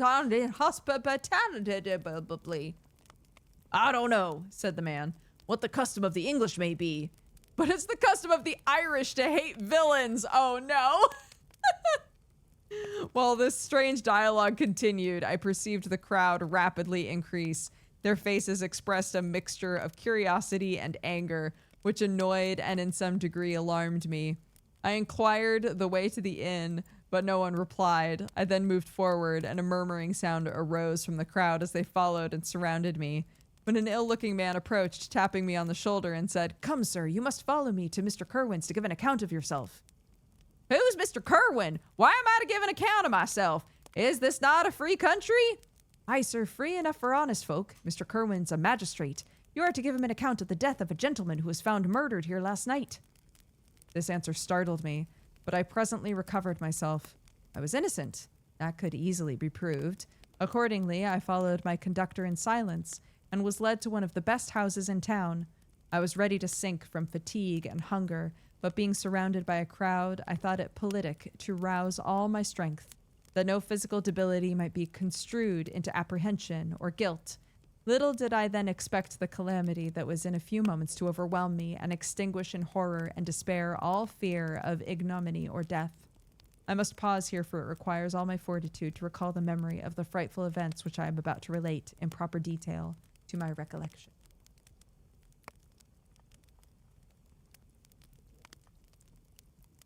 Spoken English. Howdy doody, y'all, says Victor Frankenstein. All right. 4 chapters left, y'all.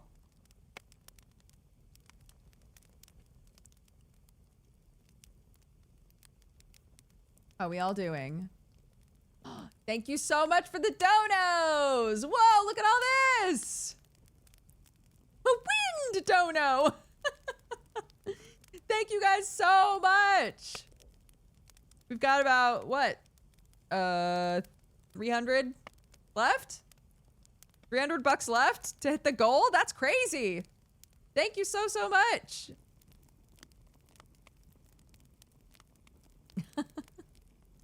Chapter 21.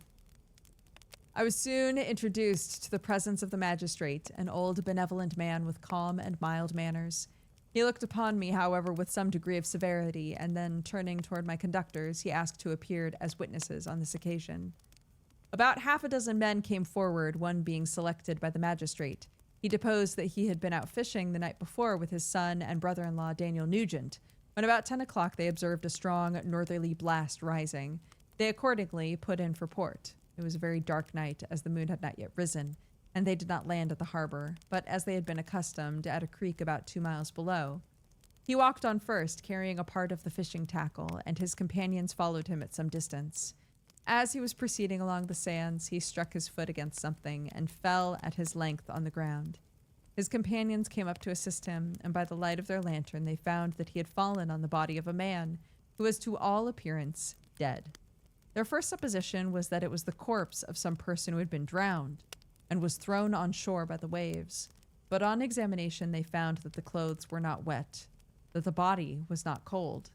They instantly carried it to the cottage of an old woman near the spot and endeavored in vain to restore it to life. It appeared to be a handsome young man, about 25 years of age. He had apparently been strangled, for there was no sign of violence except the black mark of fingers on his neck. The first part of this deposition did not in the least interest me, but when the mark of the fingers was mentioned, I remembered the murder of my brother and felt myself extremely agitated. My limbs trembled, a mist came over my eyes, which obliged me to lean on a chair for support. The magistrate observed me with a keen eye and, of course, drew an unfavorable augury from my manner. Augury? From my manner. The son confirmed his father's account, but when Daniel Nugent was called, he swore positively that just before the fall of his companion, he saw a boat with a single man in it at a short distance from the shore. And as far as he could judge by the light of a few stars, it was the same boat in which I had just landed. A woman deposed that she lived near the beach and was standing at the door of her cottage waiting for the return of the fishermen about an hour before she heard the discovery of the body, when she saw a boat with only one man in it push off from part of the shore where the corpse was afterwards found. Another woman confirmed the account of the fishermen having brought the body into her house. It was not cold. They put it into a bed and rubbed it. Daniel went to town for an apothecary, but life was gone. Several other men were examined concerning my landing. They agreed that with the strong north wind that had arisen during the night, it was very probable that I had beaten about for many hours and had been obliged to return nearly to the same spot from which I departed. Besides, they observed that it appeared I had brought the body from another place. It was likely that as I did not appear to know the shore, I might have put into the harbor ignorant of the distance of the town from the place which I had deposited the corpse. Mr. Kerwin, on hearing this evidence, desired that I should be taken into the room where the body lay for interment, that it might be observed what effect the sight of it would produce upon me. This idea was probably suggested by the extreme agitation I had exhibited when the mode of murder was described. I was accordingly conducted by the magistrate and several other persons to the inn. I could not help being struck by the strange coincidences that had taken place during the eventful night.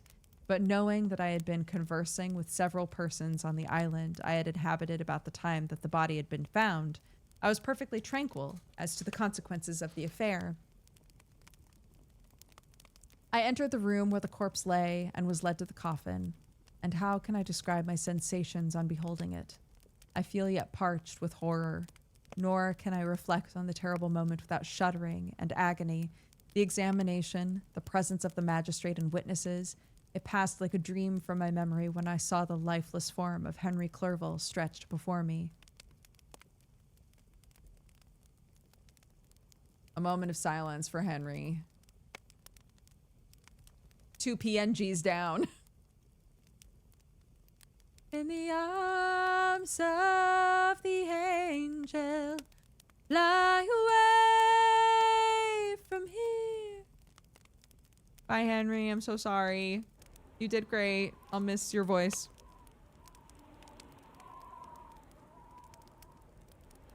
I gasped for breath.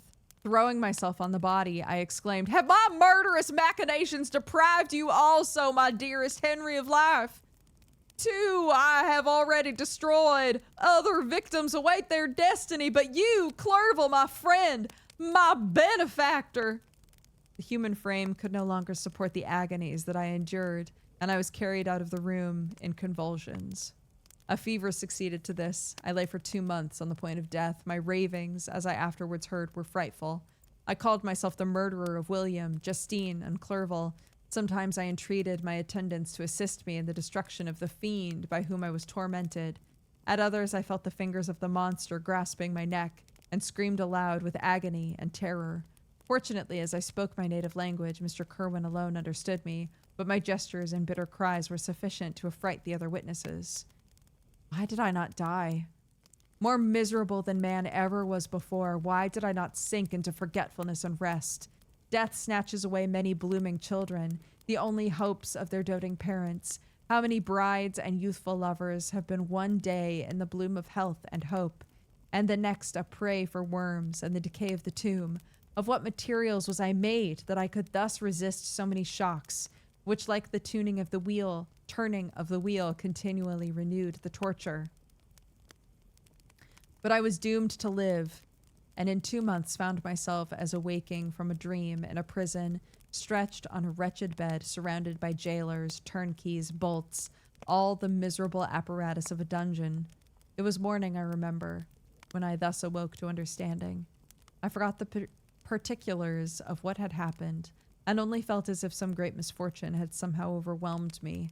But when I looked around and saw the barred windows, the squalidness of the room in which I was, all flashed across my memory, and I groaned bitterly. This sound disturbed an old woman who was sleeping in a chair beside me. She was a hired nurse, the wife of one of the turnkeys. Her countenance expressed all the bad qualities which often characterize that class. The lines of her face were hard and rude, like that of persons accustomed to see without sympathizing in sights of misery. Her tone expressed her entire indifference. She addressed me in English. The voice struck me as one that I had heard during my sufferings. "Are you better now, sir?" she said. I replied in the same language with a feeble voice. "I believe I am.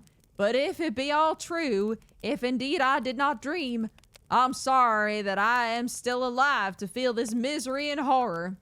"For that matter," replied the old woman, "you mean about the gentleman you murdered. I believe that it were better for you if you were dead, for I fancy it will go hard with you. However, that's none of my business. I'm sent to nurse you and get you well. I do my duty with a safe conscience. If it were well, It were well if everybody did the same. I turned with loathing from the woman who could utter so unfeeling a speech to a person just saved on the very edge of death, but I felt languid and unable to reflect on all that had passed. The whole series of my life appeared to me as a dream. I sometimes doubted if indeed it were all true, for it never presented itself to my mind with the force of reality.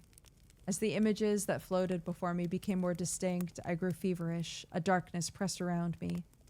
No one was near me who soothed me with the gentle voice of love. No dear hand supported me. The physician came and prescribed medicines. The old woman prepared them for me, but utter carelessness was visible in the first, and the expression of brutality was strongly marked in the visage of the second. Who could be interested in the fate of a murderer but the hangman who would gain his fee? These were my first reflections. I soon learned Mr. Kerwin had shown me extreme kindness. He had caused the best room in the prison to be prepared for me. Wretched indeed was the best. It was he who had provided a physician and a nurse. It is true he seldom came to see me, for although he ardently desired to relieve the sufferings of every human creature, he did not wish to be present at the agonies and miserable ravings of a murderer. He came, therefore, sometimes to see that I was not neglected, but his visits were short, with long intervals. One day, while I was gradually recovering, I was seated in a chair, my eyes half open, my cheeks livid like those in death. I was overcome by gloom and misery, and often reflected I had better seek death than desire to remain in a world which to me was replete with wretchedness. At one time I considered whether I should not declare myself guilty and suffer the penalty of the law, less innocent than poor Justine had been. Such were my thoughts when the door of the apartment was opened and Mr. Kerwin entered. His countenance expressed sympathy and compassion. He drew a chair close to mine and addressed me in French.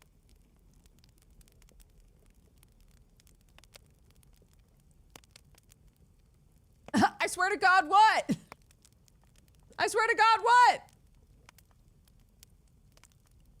I fear this place is very shocking to you. Can I do anything to make you more comfortable?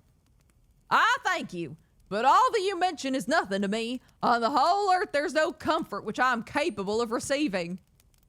I know that the sympathy of a stranger can be of little relief to one borne down as you are by so strange a misfortune, but you will, I hope, soon quit this melancholy abode, for doubtless evidence can easily be brought to free you from the criminal charge. That's my least concern. I am, by a course of strange events, become the most miserable of mortals. Persecuted and tortured as I am, and have been, can death be any evil to me? Nothing indeed could be more unfortunate and agonizing than a strange chance that has been lately occurred.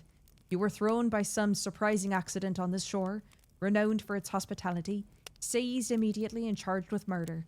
The first sight that was presented to your eyes was the body of your friend, murdered in so unaccountable a manner and placed, as it were, by some fiend across your path. As Mr. Kerwin said this, notwithstanding the agitation I endured on this retrospect of my sufferings, I also felt considerable surprise at the knowledge he seemed to possess concerning me. I suppose some astonishment was exhibited in my countenance, for Mr. Kerwin hastened to say, "Immediately upon your taking ill, all the papers that were on your person were brought to me, and I examined them that I might discover some trace by which I could send to your relations on account of your misfortune and illness. I found several letters, among others one which I discovered from its commencement to be from your father. I instantly wrote to Geneva. Nearly 2 months have elapsed since your departure of my letter, but you are ill. Even now you tremble. You are unfit for agitation of any kind. This suspense is 1,000 times worse than the most horrible event. Tell me what new scene of death has been acted. Whose murder am I now to lament?" It was an emotional moment and then suddenly a redneck. Not my fault. That's chat. You gotta look at chat. That's chat's fault. "Your family's perfectly well," said Mr. Kerwin with gentleness, "and someone, a friend, is coming to see you." I know not by what chain of thought the idea presented itself, but it instantly darted into my mind that the murderer had come to mock at my misery, taunt me with the death of Clerval. As a new incitement for me to comply with his hellish desires, I put my hand before my eyes and cried in agony, "Oh, take him away! I cannot see him, for God's sake, don't let him enter!" Mr. Kerwin regarded me with a troubled countenance. He could not help regarding my exclamation as a presumption of my guilt, and said in rather a severe tone, "I should have thought, young man, that the presence of your father would have been welcome instead of inspiring such violent repugnance." "My father!" cried I, while every feature and muscle was relaxed from anguish to pleasure. "Is my father indeed come? How kind! How very kind! Where is he? Why does he not hasten to me?" My change of manner surprised and pleased the magistrate. Perhaps he thought that my former exclamation was a momentary return of delirium, and now he instantly resumed his former benevolence. He rose and quitted the room with my nurse, and in a moment my father entered. Nothing at this moment could have given me greater pleasure than the arrival of my father. I stretched out my hand to him and cried, "Are you safe? And Elizabeth? And Ernest?" My father calmed me with assurances of their welfare, and endeavored, by dwelling on these subjects so interesting to my heart, to raise my desponding spirits.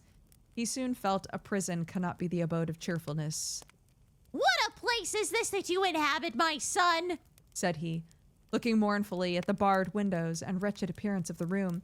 You traveled to seek happiness, but a fatality seems to pursue you. Oh, and poor Clerval. The name of my unfortunate murdered friend was an agitation too great to be endured in my weak state. I shed tears. "Alas, yes, my father," replied I. "Some destiny of the most horrible kind hangs over me, and I must live to fulfill it, or surely I should have died on the coffin of Henry." We were not allowed to converse for any length of time. The precarious state of my health rendered every precaution necessary that could ensure tranquility. Mr. Kerwin came in and insisted that my strength should not be exhausted by too much exertion. But the appearance of my father was to me like that of a good angel, and I gradually recovered my health. As my sickness quitted me, I was absorbed by a gloomy, black melancholy that nothing could dissipate. The image of Clerval forever before me, ghastly, murdered. More than once, the agitation into which these reflections threw me made my friends dread a dangerous relapse. Alas, why did they preserve so miserable and detested a life? It was surely that I might fulfill my destiny, which is now drawing to a close. Soon, oh, very soon, will death extinguish these throbbings and relieve me from the mighty weight of anguish that bears me to dust. And in executing the award of justice, I shall also sink to rest. Then the appearance of death was distant, although the wish was ever present to my thoughts, and I often sat for hours motionless and speechless, wishing for some mighty revolution that might bury me and my destroyer in its ruins. The season of the assizes approached. I had already been 3 months in prison, and although I was weak and in continual danger of a relapse, I was obliged to travel nearly 100 miles to the country town where the court was held. Mr. Kerwin charged himself with every care of collecting witness and arranging my defense. I was spared the disgrace of appearing publicly as a criminal, as the case was not brought before the court that decides life and death. The grand jury rejected the bill on its being proved that I was on the Orkney Islands at the hour the body of my friend was found, and a fortnight after my removal I was liberated from prison. My father was enraptured on finding me freed from the vexations of a criminal charge, that I was again allowed to breathe the fresh atmosphere and permitted to return to my native country. I did not participate in these feelings, for to me the walls of a dungeon or a palace were alike hateful. The cup of life was poisoned forever, and although the sun shone upon me, as upon the happy and gay of heart, I saw around me nothing but a dense, frightful darkness, penetrated by no light but the glimmer of 2 eyes that glare upon me. Sometimes they were the expressive eyes of Henry, languishing in death, the dark orbs nearly covered by the lids and the long black lashes that fringed them. Sometimes it was the watery, clouded eyes of the monster, as I first saw them in my chamber at Ingolstadt. My father tried to awaken in me the feelings of affection. He talked about Geneva, which I should soon visit, Elizabeth, and Ernest, but these words only drew deep groans from me. Sometimes, indeed, I felt a wish for happiness, and thought with melancholy delight of my beloved cousin, or longed, with a devouring melody du pays, to see once more the blue lake and rapid Rhone that had been so dear to me in early childhood. But my general state of feeling was a torpor in which a prison was as welcome a residence as the divinest scene in nature. And these fits were seldom interrupted, but by paroxysms of anguish and despair. At these moments, I often endeavored to put an end to the existence I loathed. It required unceasing attendance and vigilance to restrain me from committing some dreadful act of violence. Oh my God. Jesus Christ. That one is so scary every time. It's been amazing. Thanks for the stream, but I must sleep. Sleep well, fake boy. Thanks for hanging out.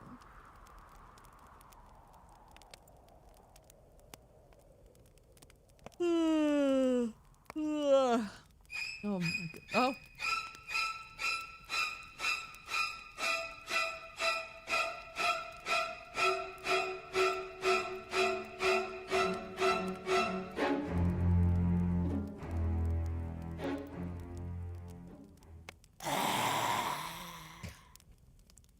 Man, they're all just procking at the same time, aren't they?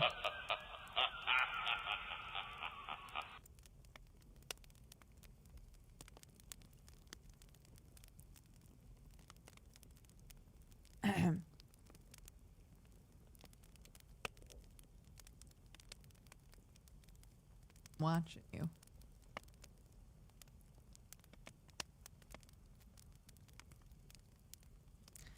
Yet one duty remained to me, the recollection of which finally triumphed over my selfish despair. It was necessary that I should return without delay to Geneva, there to watch over the lives of those I so fondly loved, to lie in wait for the murderer, that if any chance led me to the place of his concealment, or if he dared again to blast me by his presence, I might with unfailing aim put an end to the existence of this monstrous image which I had endued with the mockery of a soul still more monstrous.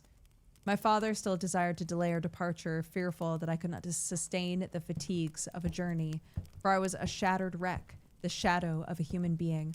My strength was gone. I was a mere skeleton, and a fever night and day preyed upon my wasted frame. Still, as I urged our leaving Ireland with such inquietude and impatience, my father thought it best to yield. We took our passage on board a vessel bound for Havre de Grace. Havre? And sailed with a fair wind from the Irish shores. It was midnight. I lay on the deck, looking at the stars, listening to the dashing of the waves. I hailed the darkness that shut Ireland from my sight. Ugh. And my pulse beat with a feverish joy when I reflected that I should soon see Geneva. The past appeared to me in the light of a frightful dream, that the vessel in which I was, the wind that blew me from the detestable shore of Ireland, and the sea which surrounded me told me too forcibly that I was deceived by no vision, and that Clerval, my friend and dearest companion, had fallen a victim to me and the monster of my creation. I repassed in my memory my whole life, my quiet happiness while residing with my family in Geneva, the death of my mother, my departure for Ingolstadt. I remembered, shuddering, the mad enthusiasm that hurried me on to the creation of my hideous enemy. I called to mind the night in which he first lived. I was unable to pursue the train of thought. 1,000 feelings pressed upon me, and I wept bitterly. Ever since my recovery from the fever, I had been in the custom of taking every night a small quantity of laudanum, for it was by means of this drug only that I was enabled to gain the rest necessary for the preservation of life. Oppressed by the recollection of my various misfortunes, I now swallowed double my usual quantity and soon slept profoundly. But sleep did not afford me respite from thought and misery. My dreams presented 1,000 objects that scared me. Towards morning, I was possessed by a kind of nightmare. I felt the fiend's grasp in my neck. I could not free myself from it. Groans and cries rang in my ears. My father, who was watching over me, perceived my restlessness, awoke me. The dashing waves were around, the cloudy sky above.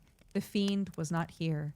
A sense of security, a feeling that a truce was established between the present hour and the irresistible, disastrous future imparted to me a kind of calm forgetfulness, of which the human mind is, by its structure, peculiarly susceptible.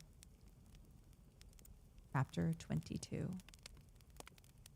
The voyage came to an end. We landed and proceeded to Paris. I soon found that I had overtaxed my strength and that I must repose before I could continue my journey. My father's care and attentions were indefatigable, but he did not know the origin of my sufferings and sought erroneous methods to remedy the incurable ill. He wished me to seek amusement in society. I abhorred the face of man. Not abhorred. They were my brethren, my fellow beings, and I felt attracted even to the most repulsive among them, as to creatures of an angelic nature and celestial mechanism. But I felt I had no right to share their intercourse. I had unchained an enemy among them, whose joy it was to shed their blood, to revel in their groans. How they would, each and all, abhor me and hunt me from the world, did they know my unhallowed acts, the crimes which had their source in me. My father yielded at length to my desire to avoid society and Backwards 1 minute.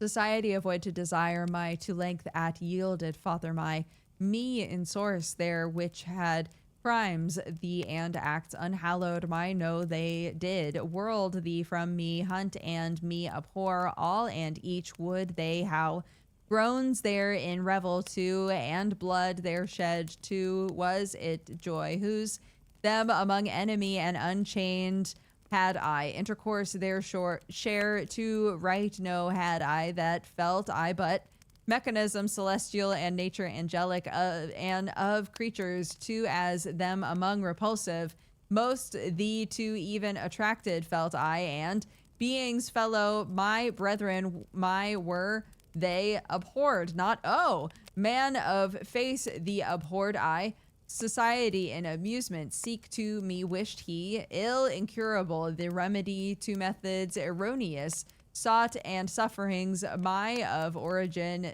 the no not did he but indefatigable were attentions and care fathers my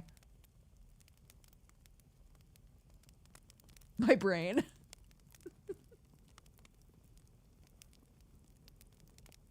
I've just transitioned to bedtime story mode. The noises better not startle me. You have an hour of safety before the thunder comes back. My father's care and attentions were indefatigable, but he did not know the origin of my sufferings and sought erroneous methods to remedy the incurable ill. He wished me to seek amusements in society. I abhorred the face of man. Oh, not abhorred. They were my brethren, my fellow beings. I felt attracted even to the most repulsive among them, as to creatures of an angelic nature and celestial mechanism. But I felt I had no right to share their intercourse. I had unchained an enemy among them, whose joy it was to shed their blood and to revel in their groans. How they would, each and all, abhor me and hunt me from the world, did they know my unhallowed acts and the crimes which had their source in me. My father yielded at length to my desire to avoid society and strove by various arguments to banish my despair. Sometimes he thought that I felt deeply the degradation of being obliged to answer a charge of murder. He endeavored to prove to me the futility of pride. Alas, my father, said I, how little do you know me? Human beings, their feelings and passions would indeed be degraded if such a wretch as I felt pride. Justine, poor unhappy Justine, was as innocent as I, and she suffered the same charge. She died for it. I am the cause of this. I murdered her. William, Justine, Henry, they all died by my hands. My father had often, during my imprisonment, heard me make the same assertion. When I thus accused myself, he sometimes seemed to desire an explanation. At others, he appeared to consider it as the offspring of delirium, that during my illness some idea of this kind had presented itself to my imagination, the remembrance of which I preserved in my convalescence. I avoided explanation and maintained a continual silence concerning the wretch I had created. I had a persuasion that I should be supposed mad, and this in itself would forever have chained my tongue. But besides, I could not bring myself to disclose a secret which would fill my hearer with consternation and make fear and unnatural horror the inmates of his breast. I checked, therefore, my impatient thirst for sympathy, and was silent when I would have given the world to have confided the fatal secret. Yet still, words like those I have recorded would burst uncontrollably from me. I could offer no explanation of them, but their truth in part relieved the burden of my mysterious woes. Upon this occasion, my father said, with an expression of unbounded wonder, My dearest Victor, what infatuation is this? My dear son, I entreat you never make such an assertion again. I'm not mad, I cried energetically. The sun and the heavens who have viewed my operations can bear witness of my truth. I'm the assassin of those most innocent victims. They died by my machinations. 1,000 times would I have shed my own blood, drop by drop, to have saved their lives.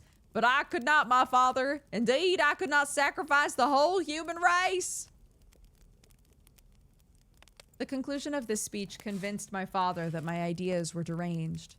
He instantly changed the subject of our conversation and endeavored to alter the course of my thoughts. He wished, as much as possible, to obliterate the memory of the scenes that had taken place in Ireland, and never alluded to them or suffered me to speak of my misfortunes. As time passed away, I became more calm. Misery had her dwelling in my heart, but I no longer talked in the same incoherent manner of my own crimes. Sufficient for me was the consciousness of them. By the utmost self-violence, I curbed the imperious voice of wretchedness, which sometimes desired to declare itself to the whole world. My manners were calmer, more composed than they had ever been since my journey to the Sea of Ice. A few days before we left Paris on our way to Switzerland, I received the following letter from Elizabeth. My dear friend, it gives me the greatest pleasure to receive a letter from my uncle dated at Paris. You are no longer at a formidable distance. I may hope to see you in less than a fortnight. Oh, my poor cousin, how much you must have suffered. I expect to see you looking even more ill than when you quitted Geneva. This winter's been passed most miserably, tortured as I have been by anxious suspense. Yet I hope to see peace in your countenance, and to find that your heart is not totally void of comfort and tranquility. Yet I fear that the same feelings now exist that made you so miserable a year ago, even perhaps augmented by time. I would not disturb you at this period when so many misfortunes weigh upon you, but a conversation that I had with my uncle previous to his departure renders some explanation necessary before we meet. Explanation? You may say, what could Elizabeth have to explain? If you really say this, my questions are answered and all my doubts satisfied, but you are distant from me, and it's possible you may dread and yet be pleased with this explanation. In probability of this being the case, I dare not any longer postpone writing what during your absence I have often wished to express to you, but have never had the courage to begin. Well, you well know, Victor, that our union had been the favorite plan of your parents ever since our infancy. We were told this when we were young, and taught to look forward to it as an event that would certainly take place. We were affectionate playfellows during our childhood, and, I believe, dear and valued friends to one another as we grew older, but as brother and sister often entertain a lively affection toward each other without desiring a more intimate union, may not such also be our case? Tell me, dearest Victor, just answer me, I conjure you by our mutual happiness with simple truth. Do you not love another? You've traveled, you've spent several years of your life at Ingolstadt, and I confess to you, my friend, that when I saw you last autumn so unhappy, flying to solitude from the society of every creature, I could not help supposing you might regret our connection and believe yourself bound in honor to fulfill the wishes of your parents, although they oppose themselves to your inclinations. But this is false reasoning. I confess to you, my friend, that I love you, and that in my airy dreams of futurity, that you have been my constant friend and companion. But it is your happiness I desire, as well as my own, when I declare to you that our marriage would render me eternally miserable unless it were the dictate of your own free choice. So even now, I weep to think that, borne down as you are by the cruelest misfortunes, you may stifle, by the word honor, all hope of that love and happiness which would alone restore you to yourself. I, who have so disinterested an affection for you, may increase your miseries tenfold by being an obstacle to your wishes.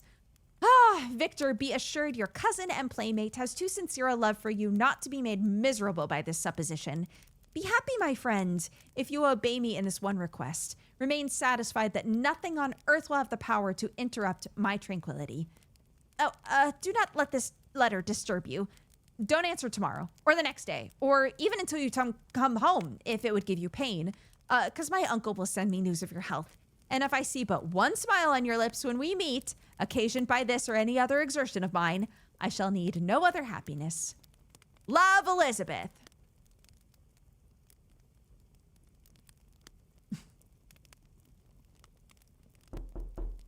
Yes?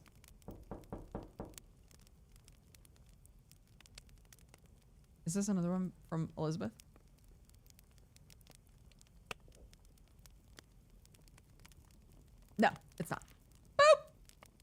back to Victor. Geneva, May 18th.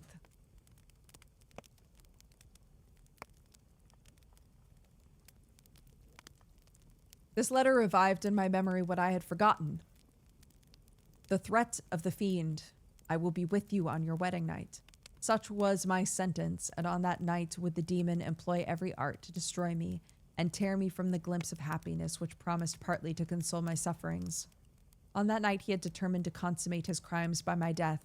Well, be it so, a deadly struggle would then assuredly take place, in which, if he were victorious, I should be at peace, his power over me be at an end.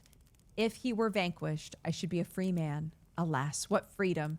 Such as the peasant enjoys when his family have been massacred before his eyes, his cottage burnt, his lands laid waste, and he is turned adrift, homeless, penniless, and alone, but free. Such would be my liberty, except that in my Elizabeth I possess a treasure, alas, balanced by those horrors of remorse and guilt which would pursue me until death. Sweet, beloved Elizabeth. I read and reread her letter. Some softened feeling stole into my heart and dared to whisper paradisiacal, I think, dreams of love and joy, but the apple was already eaten, and the angel's arm bared to drive me from all hope. Yet I would die to make her happy. If the monster executed his threat, death was inevitable. Yet again I considered whether my marriage would hasten my fate. My destruction might indeed arrive a few months sooner, but if my torturers should suspect that I postponed it, influenced by his menaces, he would surely find other and perhaps more dreadful means of revenge. He had vowed to be with me on my wedding night, yet he did not consider that threat as binding him to peace in the meantime. For as if to show me that he was not yet satiated with blood, he had murdered Clerval immediately after the enunciation of his threats. I resolved, therefore, that if my immediate union with my cousin would conduce either to hers or my father's happiness, my adversary's designs against my life should not retard it a single hour. In this state of mind I wrote to Elizabeth. My letter was calm and affectionate. I fear, my beloved girl, I said, little happiness remains for us on earth, yet all that I may one day enjoy is centered in you. Chase away your idle fears. To you alone do I consecrate my life, and my endeavor is for contentment. I have one secret, Elizabeth, a dreadful one. When revealed to you, it will chill your frame with horror. And then, far from being surprised at my misery, you'll only wonder that I survive what I have endured. I will confide this tale of misery and terror to you the day after our marriage. What? I thought he was going to say, I'll tell you before we get married.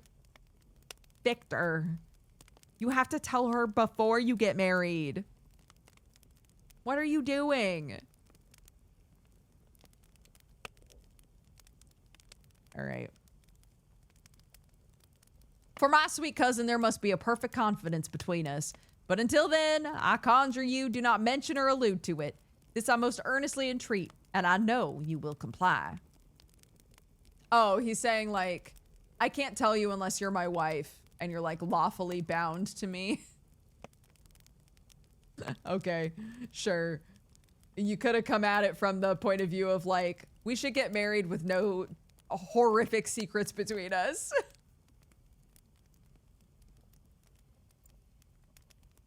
Okay.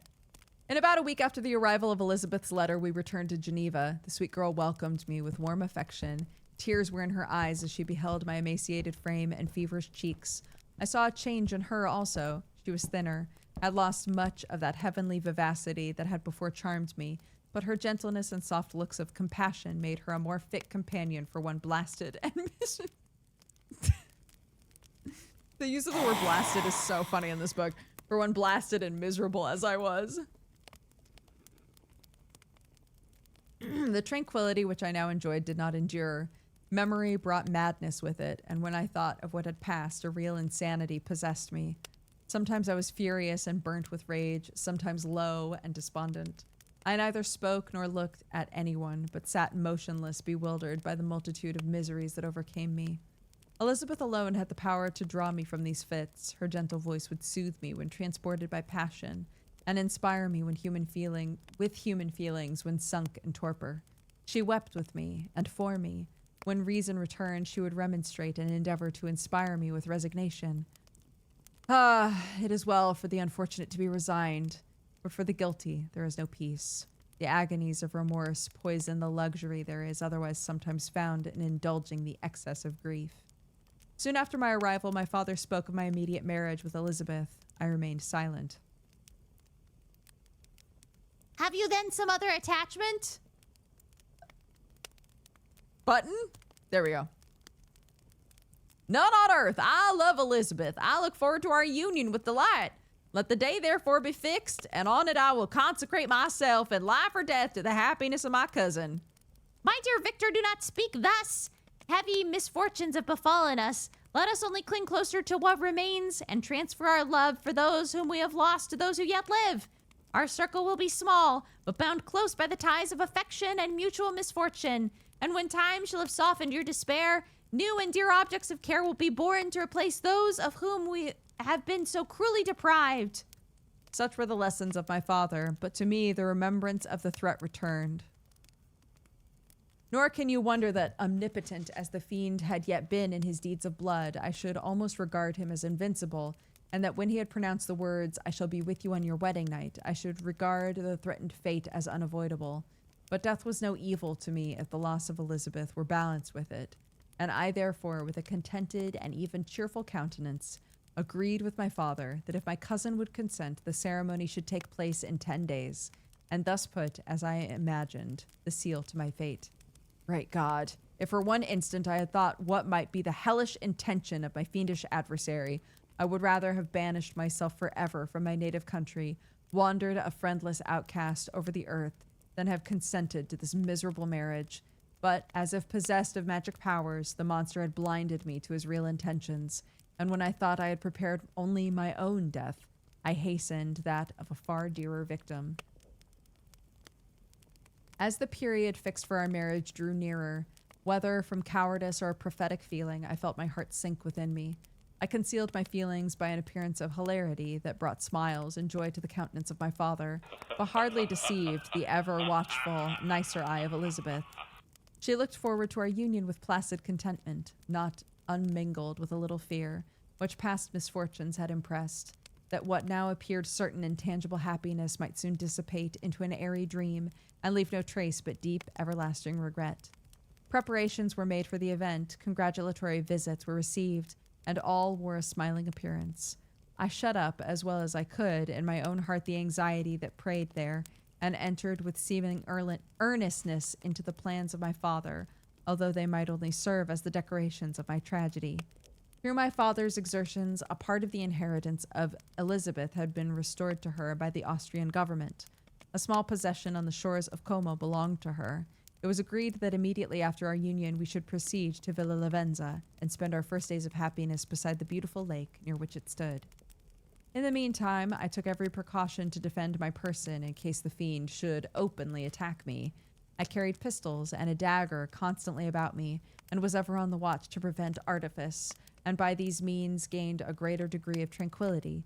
Indeed, as the period approached, the threat appeared more as a delusion, not to be regarded as worthy to disturb my peace, while the happiness I hoped for in my marriage wore a greater appearance of certainty as the day fixed for its solemnization grew nearer, and I heard it continually spoken of as an occurrence which no accident could possibly prevent. Elizabeth seemed happy. My tranquil demeanor contributed greatly to calm her mind, but on the day that was to fulfill my wishes and my destiny, she was melancholy, and a presentiment of evil pervaded her. Perhaps also she thought of the dreadful secret which I had promised to reveal to her on the following day. My father was in the meantime overjoyed, in a bustle of preparation, only recognized in the melancholy of his niece the diffidence of a bride. After the ceremony was performed, a large party assembled at my father's, but it was agreed that Elizabeth and I should commence our journey by water, sleeping that night at Evian and continuing our voyage on the following day. The day was fair, the wind favorable. All smiled on our nuptial embarkation. Okay, so they got married. They managed to do that. They got married and no one died.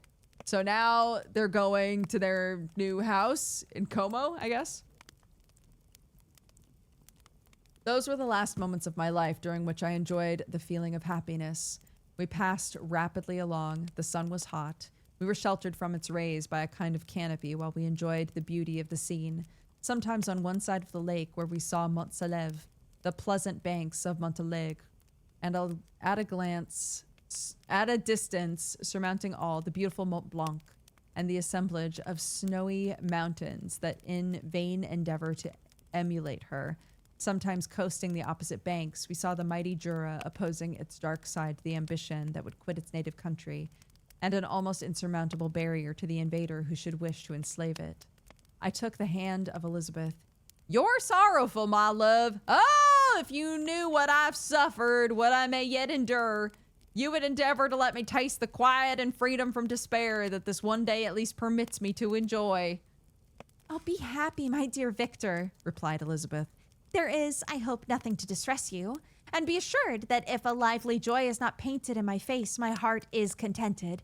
Something whispers to me not to depend too much on the prospect that is opened before us, but I will not listen to such a sinister voice. Observe how fast we move along, how the clouds, which sometimes obscure and sometimes rise above the dome of Mont Blanc, render this scene of beauty still more interesting. Look also at the innumerable fish that are swimming in the clear waters, where we can distinguish every pebble that lies at the bottom. Ah, what a divine day! How happy and serene all of nature appears!" Thus Elizabeth endeavored to divert her thoughts and mine from all reflection upon melancholy subjects. But her temper was fluctuating. Joy, for a few instants, shone in her eyes, but it continually gave place to distraction and reverie. The sun sank lower in the heavens. We passed the river Drance and observed its path through the chasms of the higher and the glens of the lower hills. The Alps here came closer to the lake. We approached the amphitheater of mountains which formed its eastern boundary. The spire of Evian shone under the woods that surrounded it, and the range of mountains above mountain above mountain by which it was overhung. The wind, which had hitherto carried us along with amazing rapidity, sank at sunset to a light breeze. The soft air just ruffled the water and caused a pleasant motion among the trees as we approached the shore, from which it wafted the most delightful scent of flowers and hay. The sun sank beneath the horizon as we landed, and as I touched the shore, I felt those cares and fears revive which soon were to clasp me and cling to me forever. 2 chapters left! Thank you so much for the donos! I wasn't expecting that voice. No one's changed it. It got changed once, stuck that way forever. Chapter 23. It was 8 o'clock when we landed. We walked for a short time on the shore, enjoying the transitory light, and then retired to the inn and contemplated the lovely scene of waters, woods, and mountains. Wind! Obscured in darkness, yet still displaying their black outlines. The wind, which had fallen in the south, now rose with great violence. In the west, the moon had reached her summit in the heavens and was beginning to descend. The clouds swept across it, swifter than the flight of the vulture, and dimmed her rays, while the lake reflected the scene of the busy heavens, rendered still busier by restless waves that were beginning to rise. Suddenly a heavy storm of rain descended. I had been calm during the day, but so soon as night obscured the shapes of objects, 1,000 fears arose in my mind. I was anxious and watchful. My right hand grasped a pistol which was hidden in my bosom. Every sound terrified me. I resolved that I would sell my life dearly and not shrink from the conflict until my own life or that of my adversary was extinguished. Elizabeth observed my agitation for some time in timid, fearful silence. There was something in my glance which communicated terror to her.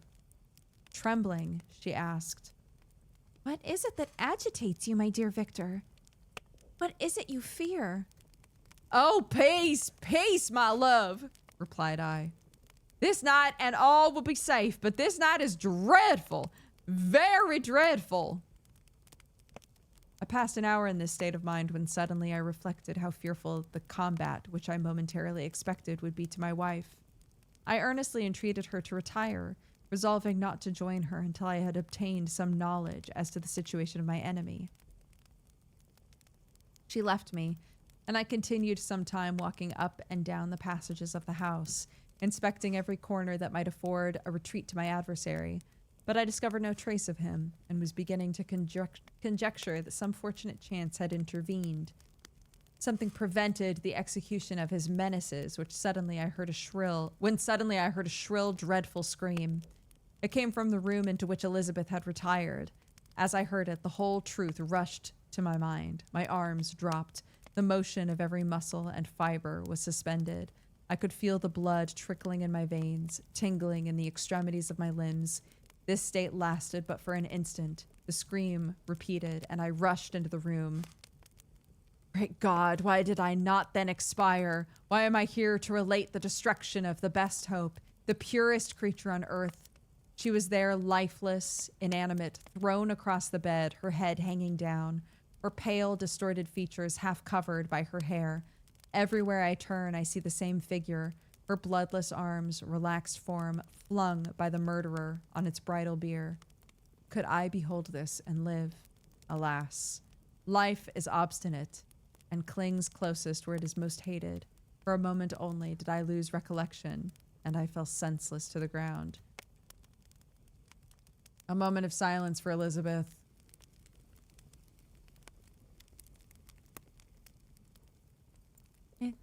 In arms of the angel, fly away from here.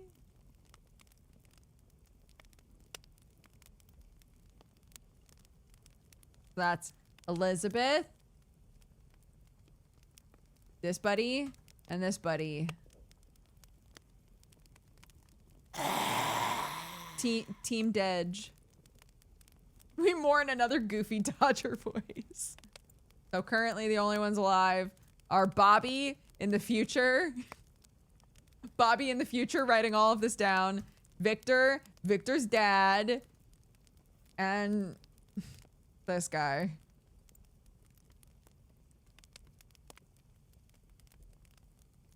So.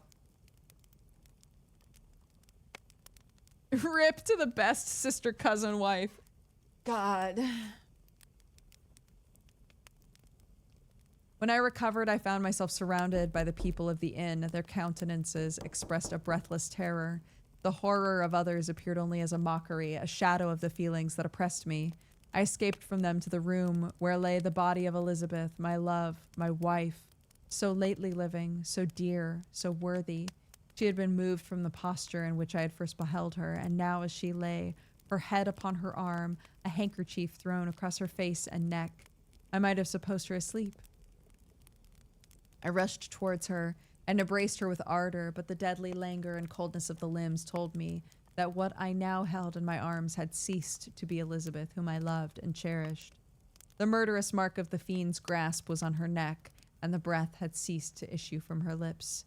While I still hung over her in the agony of despair, I happened to look up.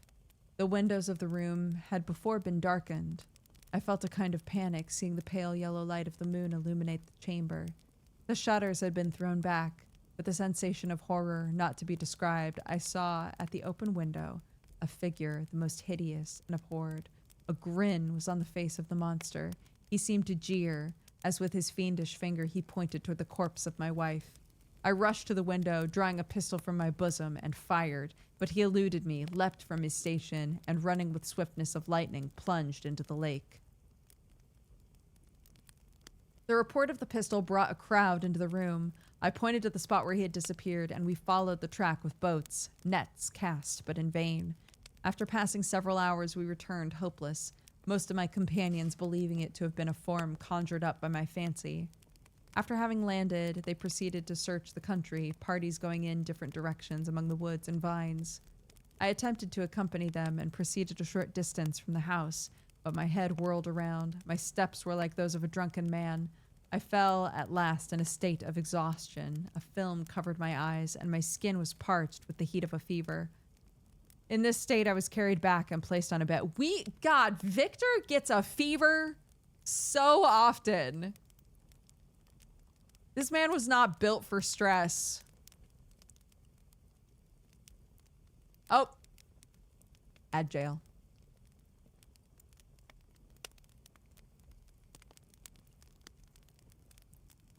Time for the ghost game.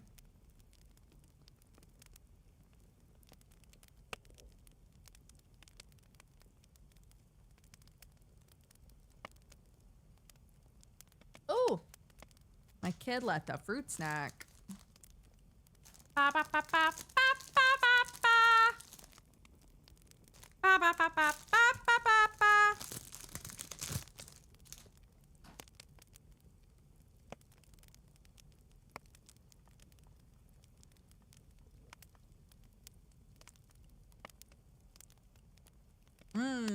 Yeah, that's what I needed. Here we go.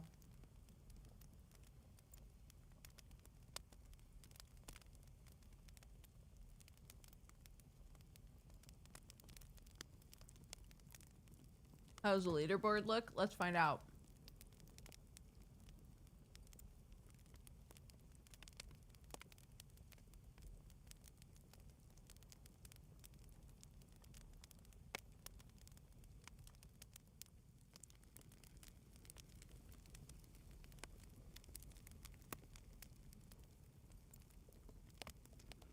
Store Scarf in the lead with 229 ghosts. That's crazy.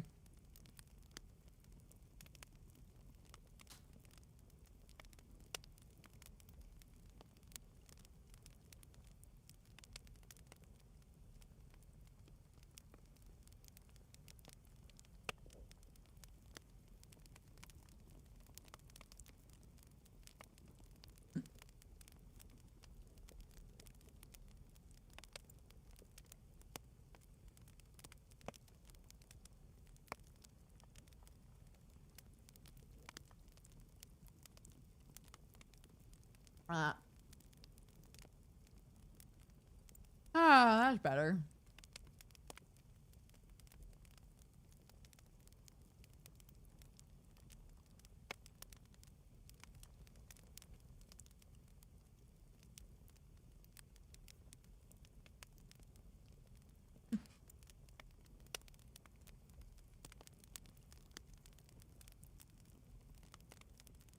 There's a ghost. Guys, there's a ghost.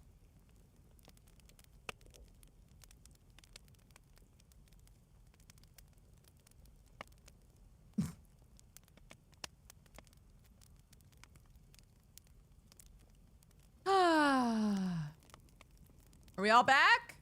Ads done?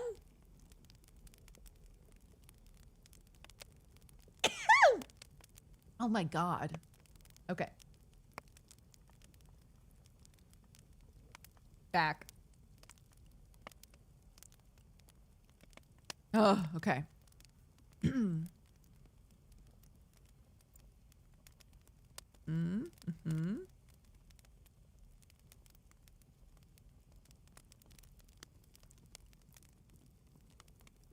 After an interval, I rose, as if by instinct, crawled into the room where the corpse of my beloved lay. There were women weeping around. I hung over it and joined my sad tears to theirs. All this time, no distinct idea presenting itself to my mind, but my thoughts rambled to various subjects, reflecting confusedly on my misfortunes and their cause. I was bewildered in a cloud of wonder and horror, the death of William, the execution of Justine, the murder of Clerval, and lastly, my wife. Even at that moment, I knew not that my only remaining friends were safe from the malignity of the fiend. My father, even now, might be writhing under his grasp. Ernest might be dead at his feet. This idea made me shudder, recalled me to action. I started up and resolved to return to Geneva with all possible speed. There were no horses to be procured. I must return by lake, but the wind was unfavorable and the rain fell in torrents.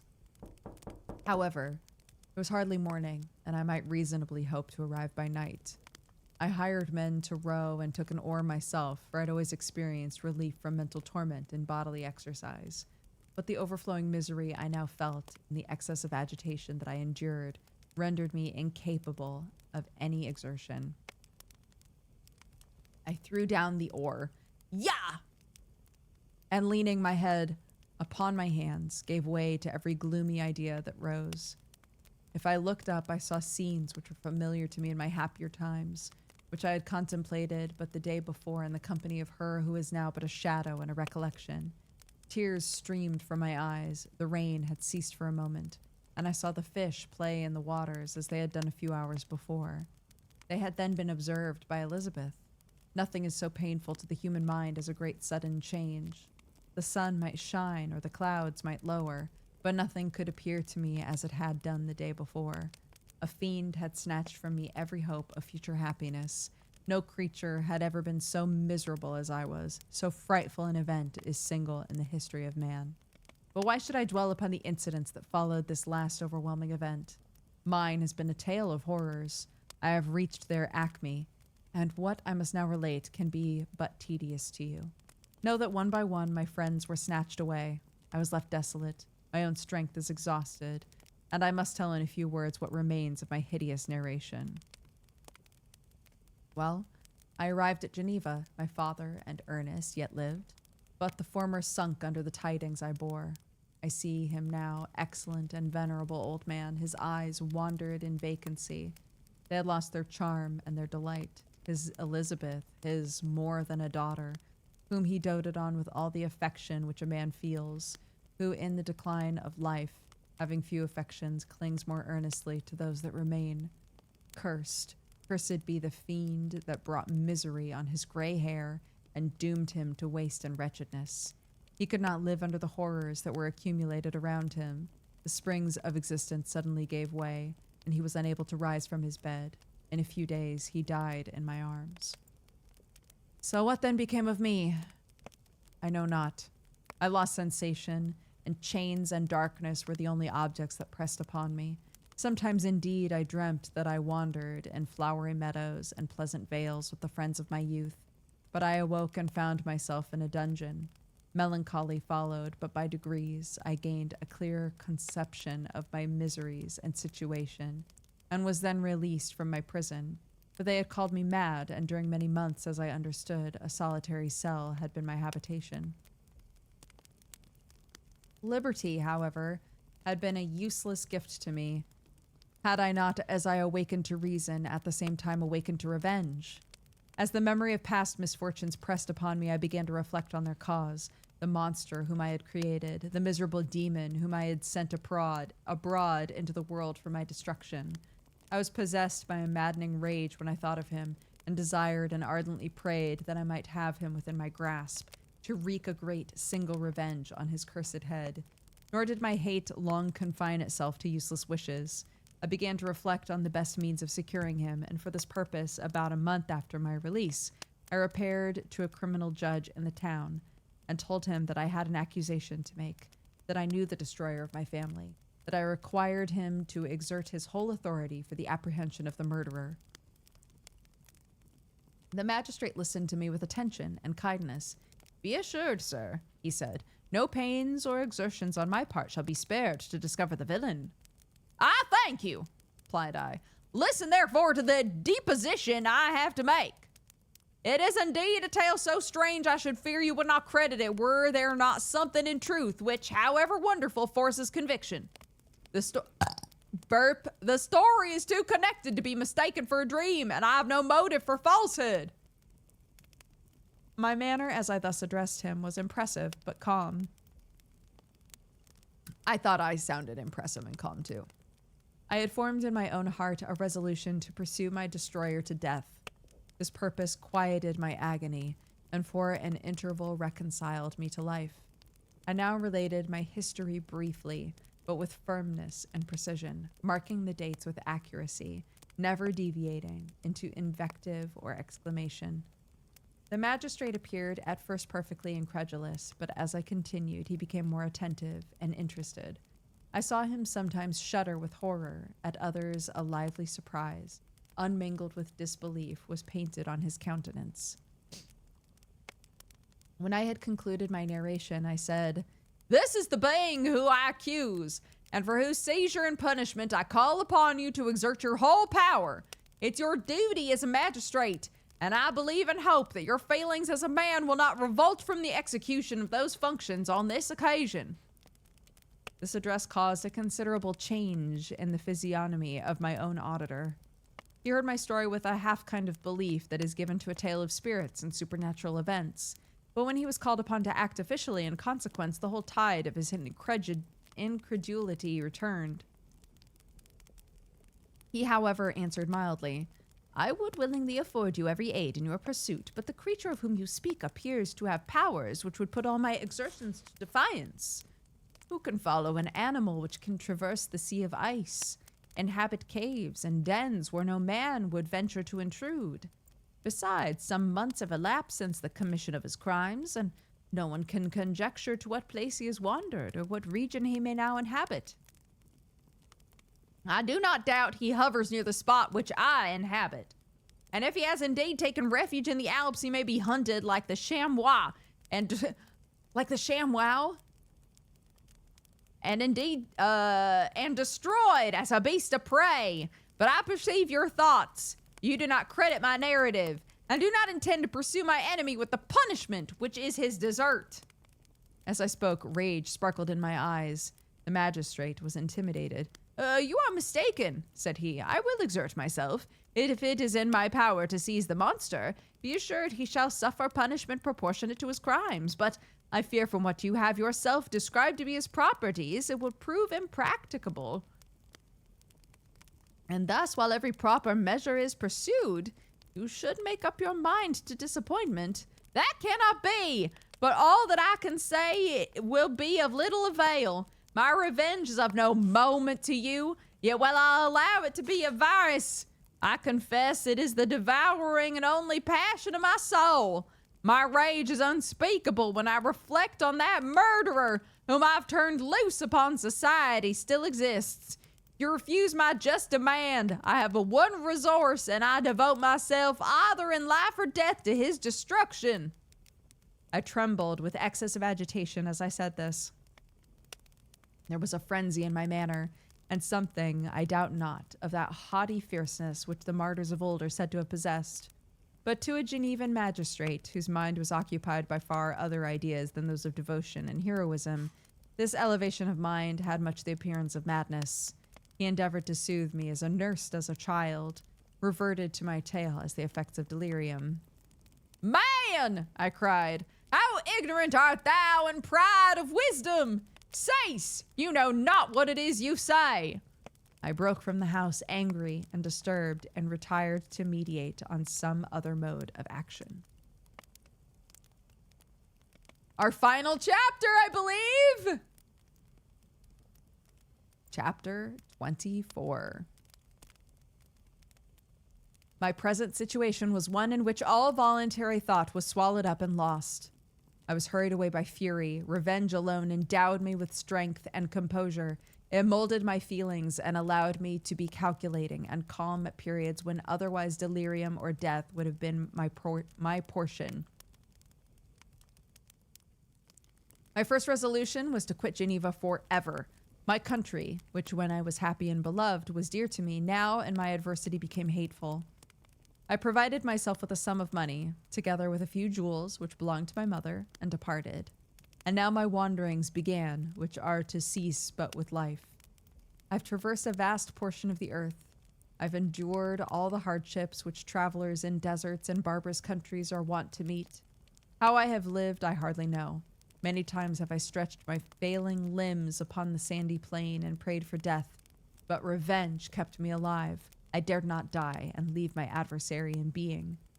When I quitted Geneva, my first labor was to gain some clue by which I might trace the steps of my fiendish enemy, but my plan was unsettled, and I wandered many hours around the confines of the town, uncertain what path I should pursue. As night approached, I found myself at the entrance of the cemetery where William, Elizabeth, and my father reposed. I entered it and approached the tomb which marked their graves. Everything was silent except the leaves of the tree, which were gently agitated by the wind. The night was nearly dark. The scene would have been solemn and affecting even to an uninterested observer. The spirits of the departed seemed to flit around, to cast a shadow, which was felt but not seen, around the head of the mourner. The deep grief, which was this scene, had at first excited quickly, gave way to rage and despair. They were dead, and I lived. Their murderer also lived, and to destroy him I must drag out my weary existence. I knelt on the grass, kissed the earth, and with quivering lips exclaimed, "By the sacred earth on which I kneel, by the shades that wander near me, By the deep and eternal grief that I feel, I swear, and by thee, O night, and the spirits that preside over thee, to pursue the demon who caused this misery, until here I shall perish in mortal conflict. For this purpose I will preserve my life. To execute this deep revenge will I again behold the sun, and tread the green herbage of earth, which otherwise should vanish from my eyes forever. And I call on you, spirits of the dead, on you wandering ministers of vengeance, to aid and conduct me in my work. Let the cursed and hellish monster drink deep of agony. Let him feel despair that now torments me. I had begun my adjuration with solemnity and an awe which almost assured me that the shades of my murdered friends heard and approved my devotion. But the furies possessed me as I concluded, and rage choked my utterance. As a heads up, just so you guys know, my throat is not going to last much longer. And if you reset... Change a character voice. Okay. If you reset anything at this point, if we like go back a chapter or something, I probably won't be able to finish the book. I would love to finish it. I would love for us to finish it. I'm just warning you that my throat is not going to last much longer. I'm down to push through this chapter. And then I gotta bail. And I gotta bail out on this. Okay. Where am I?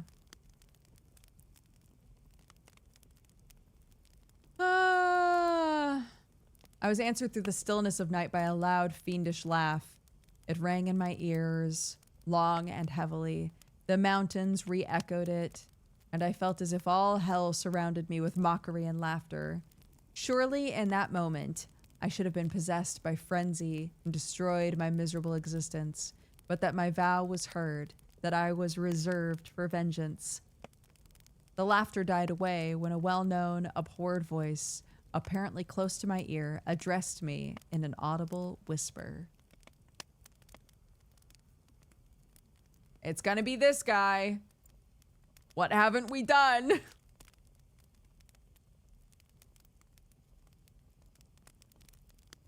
Dodger, go to bed. I can't. We're almost done with the book. We're almost done with the book. We're 200 away from our goal.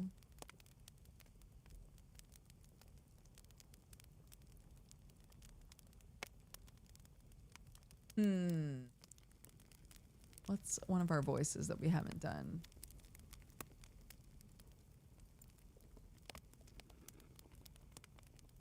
I've got it.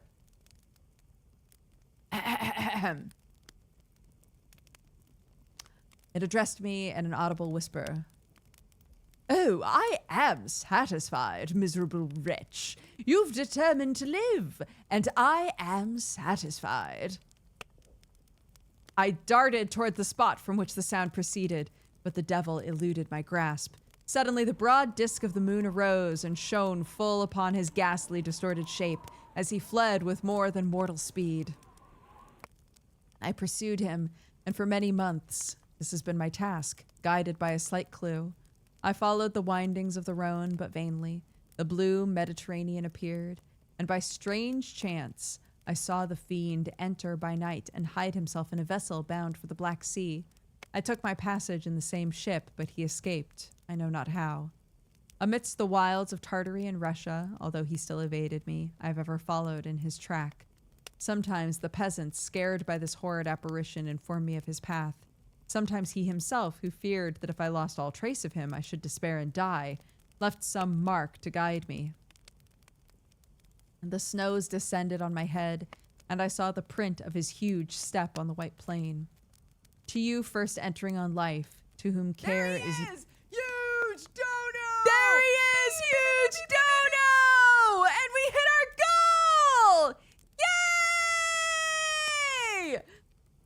We did it! Can we get some victory music playing? Hold on.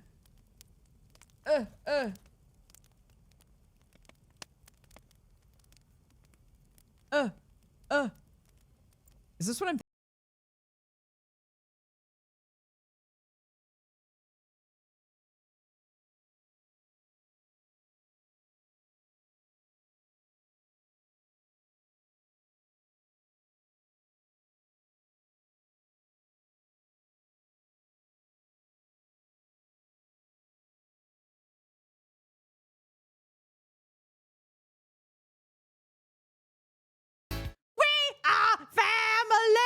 Hey, good job, everybody.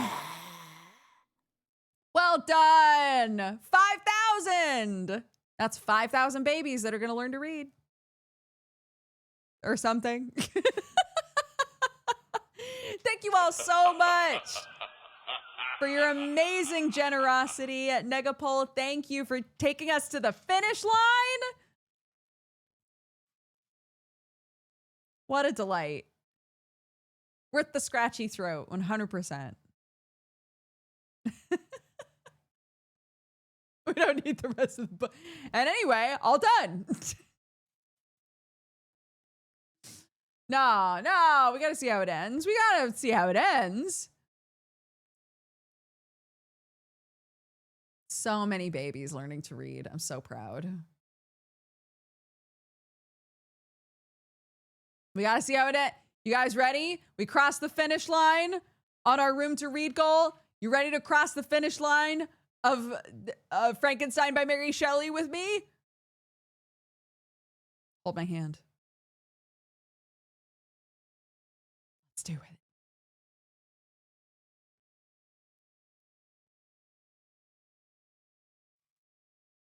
it. The snows descended on my head, and I saw the print of his huge step on the white plain. To you first entering on life, to whom care is new and agony unknown, how can you understand what I have felt and still feel? Cold, want, and fatigue were the least pains which I was destined to endure. I was cursed by some devil, carried about with me my eternal hell, yet still a spirit of good followed and directed my steps. And when I most murmured would suddenly extricate me from seemingly insurmountable difficulties. Sometimes when nature, overcome by hunger, sank under the exhaustion, a repast was prepared for me in the desert that restored and inspirited me. The fare was indeed coarse, as the peasants of the country ate, but I will not doubt that it was set there by the spirits that I had invoked to aid me. Often when all was dry, the heavens cloudless, and I was parched for thirst, a slight cloud would bedim the sky, shed the few drops that revived me, and vanish. I followed when I could the courses of the rivers, but the daemon generally avoided these, as it was here that the population of the country chiefly collected.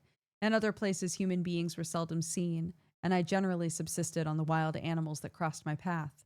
I had money with me, and gained the friendship of the villagers by distributing it, or I brought with me some food that I had killed, which after taking a small part, I always presented to those who had provided me with fire and utensils for cooking.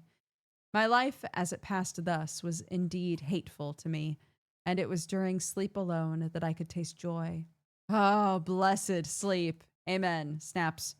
Often when most miserable, I sank to repose, and my dreams lulled me even to rapture. The spirits that guarded me had provided these moments, or rather hours of happiness, that I might retain strength to fulfill my pilgrimage. Deprived of this respite, I should have sunk under my hardships. During the day, I was sustained and inspirited by the hope of night. For in sleep, I saw my friends, my wife, my beloved country. Again, I saw the benevolent countenance of my father, heard the silver tones of my Elizabeth's voice, beheld Clerval enjoying health and youth.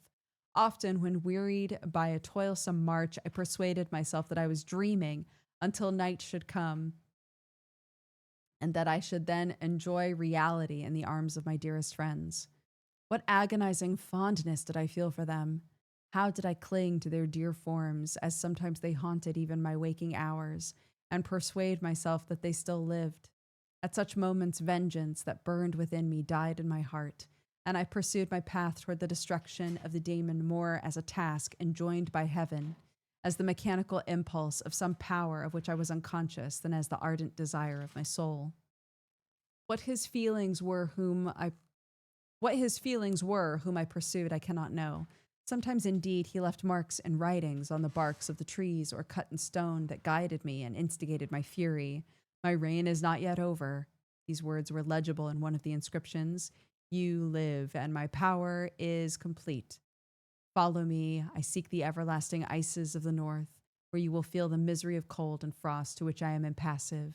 You will find near this place, if you follow not too tardily, a dead hare. Eat and be refreshed.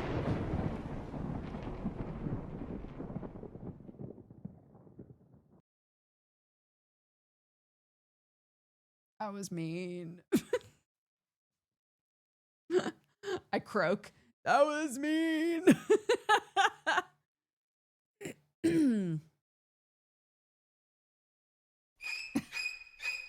Ba, ba, ba, ba, ba, ba, ba, ba, ba.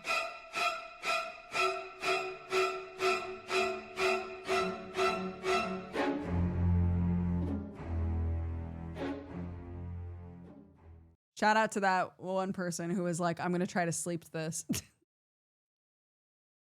I hope you're already asleep. I hope your phone turned itself off. I hope you had a timer.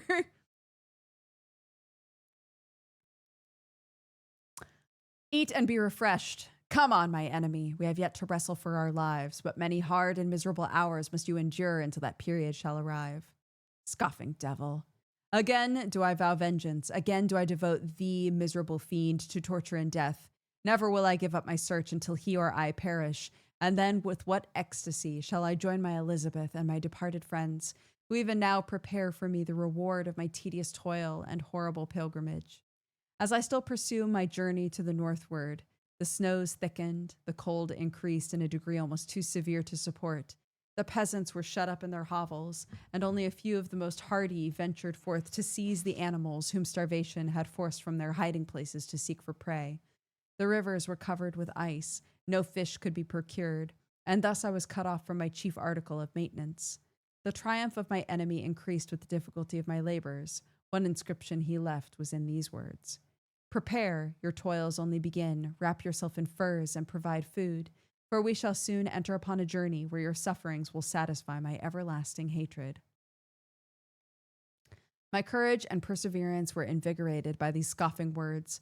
I resolved not to fail in my purpose, calling on heaven to support me. I continued with unabated fervor to traverse immense deserts until the ocean appeared at a distance and formed the utmost boundary of the horizon. Oh, how unlike it was to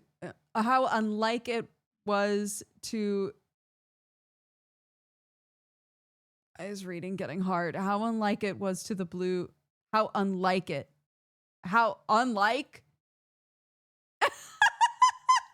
What is happening to me? Bro, what does this say?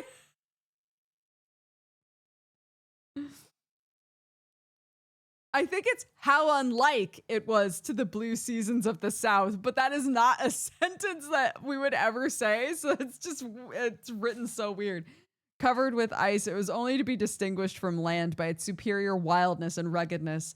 The Greeks wept for joy, and when they beheld the Mediterranean from the hills of Asia and hailed with rapture the boundary of their toils, I did not weep, but I knelt down and with a full heart thanked my guiding spirit for conducting me in safety to the place where I hoped, notwithstanding my adversary's gibe, to meet and grapple with him. Some weeks before this period, I procured a sledge and dogs, and thus traversed the snows with inconceivable speed. I know not whether the fiend possessed the same advantages, but I found that, as before, I had daily lost ground in the pursuit. I now gained on him, so much so that when I first saw the ocean, he was but 1 day's journey at advance, and I hoped to intercept him before he should reach the beach. With new courage, therefore, I pressed on, and in 2 days arrived at a wretched hamlet on the seashore. I inquired of the inhabitants concerning the fiend and gained accurate information. A monster, they said, had arrived the night before, armed with a gun and many pistols, putting to flight the inhabitants of a solitary cottage through fear of his terrific appearance. He had carried off their store of winter food, and placing it in a sledge, to draw which he had seized on a numerous drove of trained dogs. He had harnessed them, and the same night, to the joy of the horror-struck villagers, had pursued his journey across the sea in a direction that led to no land, and they conjectured that he must speedily be destroyed by the breaking of the ice or frozen by the eternal frosts. On hearing this information, I suffered a temporary access of despair. He had escaped me. I must commence a destructive, almost endless journey across the mountainous ices of the ocean, amidst cold that few of the inhabitants could long endure, and which I, the native of a genial and sunny climate, could not hope to survive. Yet at the idea that the fiend should live and be triumphant, my rage and vengeance returned, and like a mighty tide overwhelmed every other feeling. After a slight repose, during which the spirits of the dead hovered around and instigated me to toil and revenge, I prepared for my journey. I exchanged my land sledge for one fashioned for the inequalities of the frozen ocean, and purchasing a plentiful stock of provisions, I departed from land. I cannot guess how many days have passed since then. I've endured misery which nothing but the eternal sentiment of a just retribution burning within my heart could have enabled me to support. Immense and rugged mountains of ice often barred up my passage. I often heard the thunder of the ground sea, which threatened my destruction, but again the frost came and made the paths of the sea secure. By the quantity of provision which I had consumed, I should guess I had passed 3 weeks on this journey. The continual protraction of hope, returning back upon the heart, often wrung bitter drops of despondency and grief from my eyes. Despair had indeed almost secured her prey. I should soon have sunk beneath this misery. Once, after the poor animals that conveyed me had with incredible toil gained the summit of a sloping ice mountain, and one, sinking under his fatigue, died, I viewed the expanse before me with anguish, when suddenly my eye caught a dark speck upon the dusky plain. I strained my sight to discover what it could be and uttered a wild cry of ecstasy when I distinguished a sledge and the distorted portions of a well-known form within.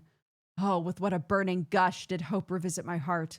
Warm tears filled my eyes, which I hastily wiped away, that they might not intercept the view I had of the demon. But still my sight was dimmed by the burning drops, until giving way to the emotions that oppressed me, I wept aloud. But this was not the time for delay. I disencumbered the dogs of their dead companion, gave them a plentiful portion of food, and after an hour's rest, which was absolutely necessary, and yet which was bitterly irksome to me, I continued my route. The sledge was still visible, nor did I again lose sight of it, except at the moments when for a short time some ice rock concealed it with its intervening crags. I indeed perceptibly gained on it, and when after nearly 2 days' journey I beheld my enemy at no more than a mile distant, my heart bounded within me. But now, when I appeared almost within grasp of my foe, my hopes were suddenly extinguished. I lost all trace of him more utterly than we ever had before. A ground sea was heard, the thunder of its progress, the waters rolled and swelled beneath me, became every moment more ominous and terrific.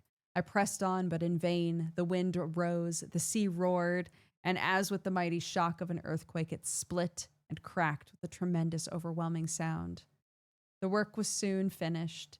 In a few minutes, a tumultuous sea rolled between me and my enemy, and I was left drifting on a scattered piece of ice that was continually lessening and thus preparing me for a hideous death. In this manner, many appalling hours passed. Several of my dogs died. I myself was about to sink under the accumulation of distress, when I saw your vessel, riding at anchor, holding forth to me hopes of succor and life. I had no conception that vessels ever came so far north. I was astounded at the sight. I quickly destroyed part of my sledge to construct oars, and by these means was enabled with infinite fatigue to move my ice raft in the direction of your ship. I had determined, if you were going southward, still to trust myself to the mercy of the seas rather than abandon my purpose. I hoped to induce you to grant me a boat with which I could pursue my enemy, but your direction was north.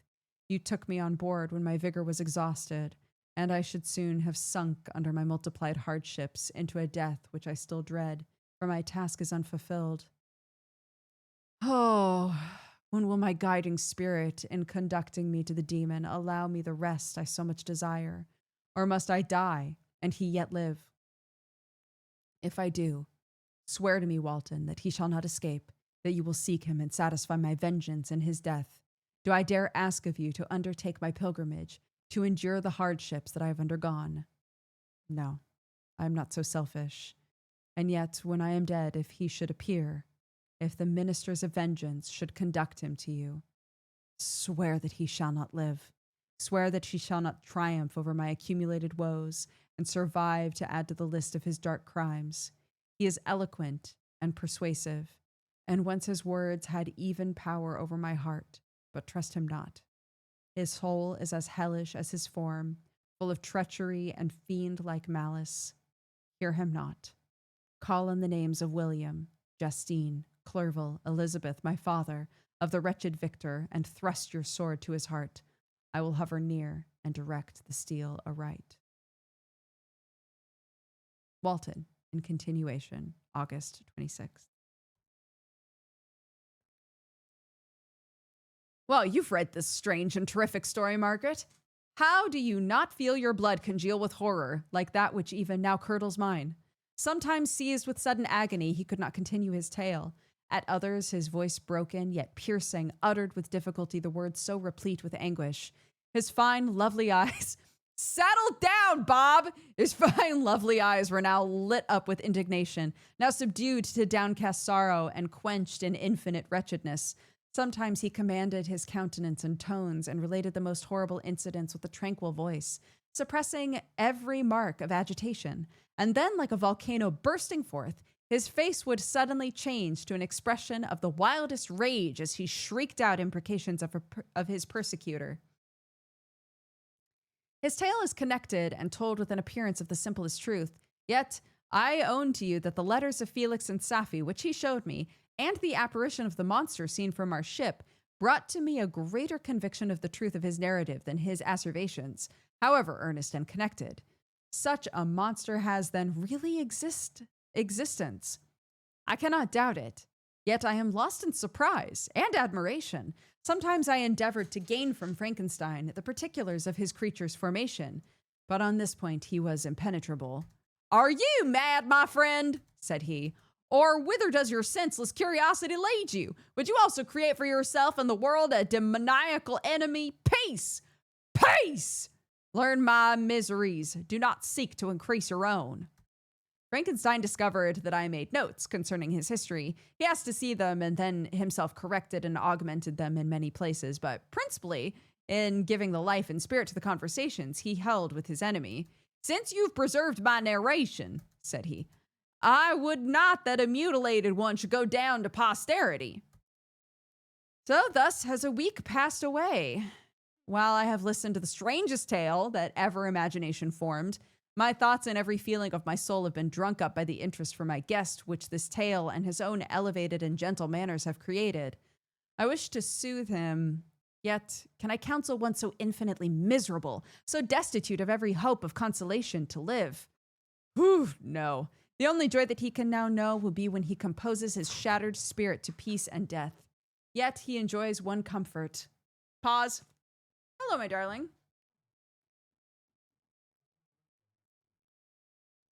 I do. I do have Loki on my phone. I'm almost done at the end of the last chapter. Here you go.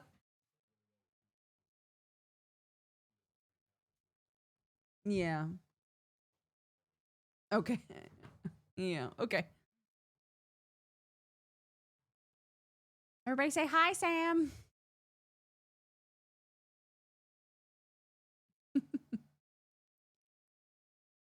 Oh, I'm tired. Where are we? Ha!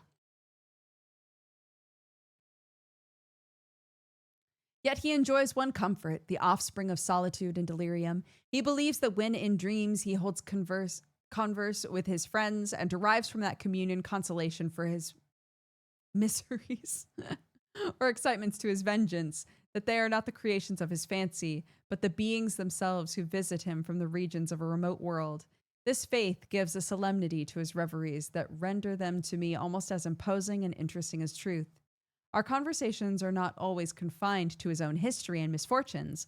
On every point of general literature, he displays unbounded knowledge, a quick and piercing apprehension. His eloquence is forcible and touching, nor can I hear him when he relates a pathetic incident or endeavors to move the passions of pity or love without tears. What a glorious creature must he have been in the days of his prosperity, when he is thus noble and godlike in ruin. He seems to feel his own worth and the greatness of his fall. "When younger," said he, "I believed myself destined for some great enterprise. My feelings are profound, but I possessed a coolness of judgment that fitted me for illustrious achievements. This sentiment of the worth of my nature supported me when others would have been oppressed, for I deemed it criminal to throw away in useless grief those talents that might be useful to my fellow creatures. When I reflected on the work I'd completed, no less a one than the creation of a sensitive, rational animal, I could not rank myself with the herd of common projectors. But this thought, which supported me in the commencement of my career, now serves only to plunge me lower in the dust. All my speculations and hopes are as nothing, and like the archangel who aspired to omnipotence, I'm chained in an eternal hell. My imagination was vivid, yet my powers of analysis and application were intense. By the union of these qualities, I conceived the idea and executed the creation of a man. And even now I cannot recollect without passion my reveries while the work was incomplete. I trod heaven in my thoughts, now exulting in my powers, now burning with the idea of their efforts. From my infancy, I was imbued with high hopes and lofty ambition, but how am I sunk? Oh, my friend, if you had known me as I once was, you would not recognize me in this state of degradation. Despondency rarely visited my heart.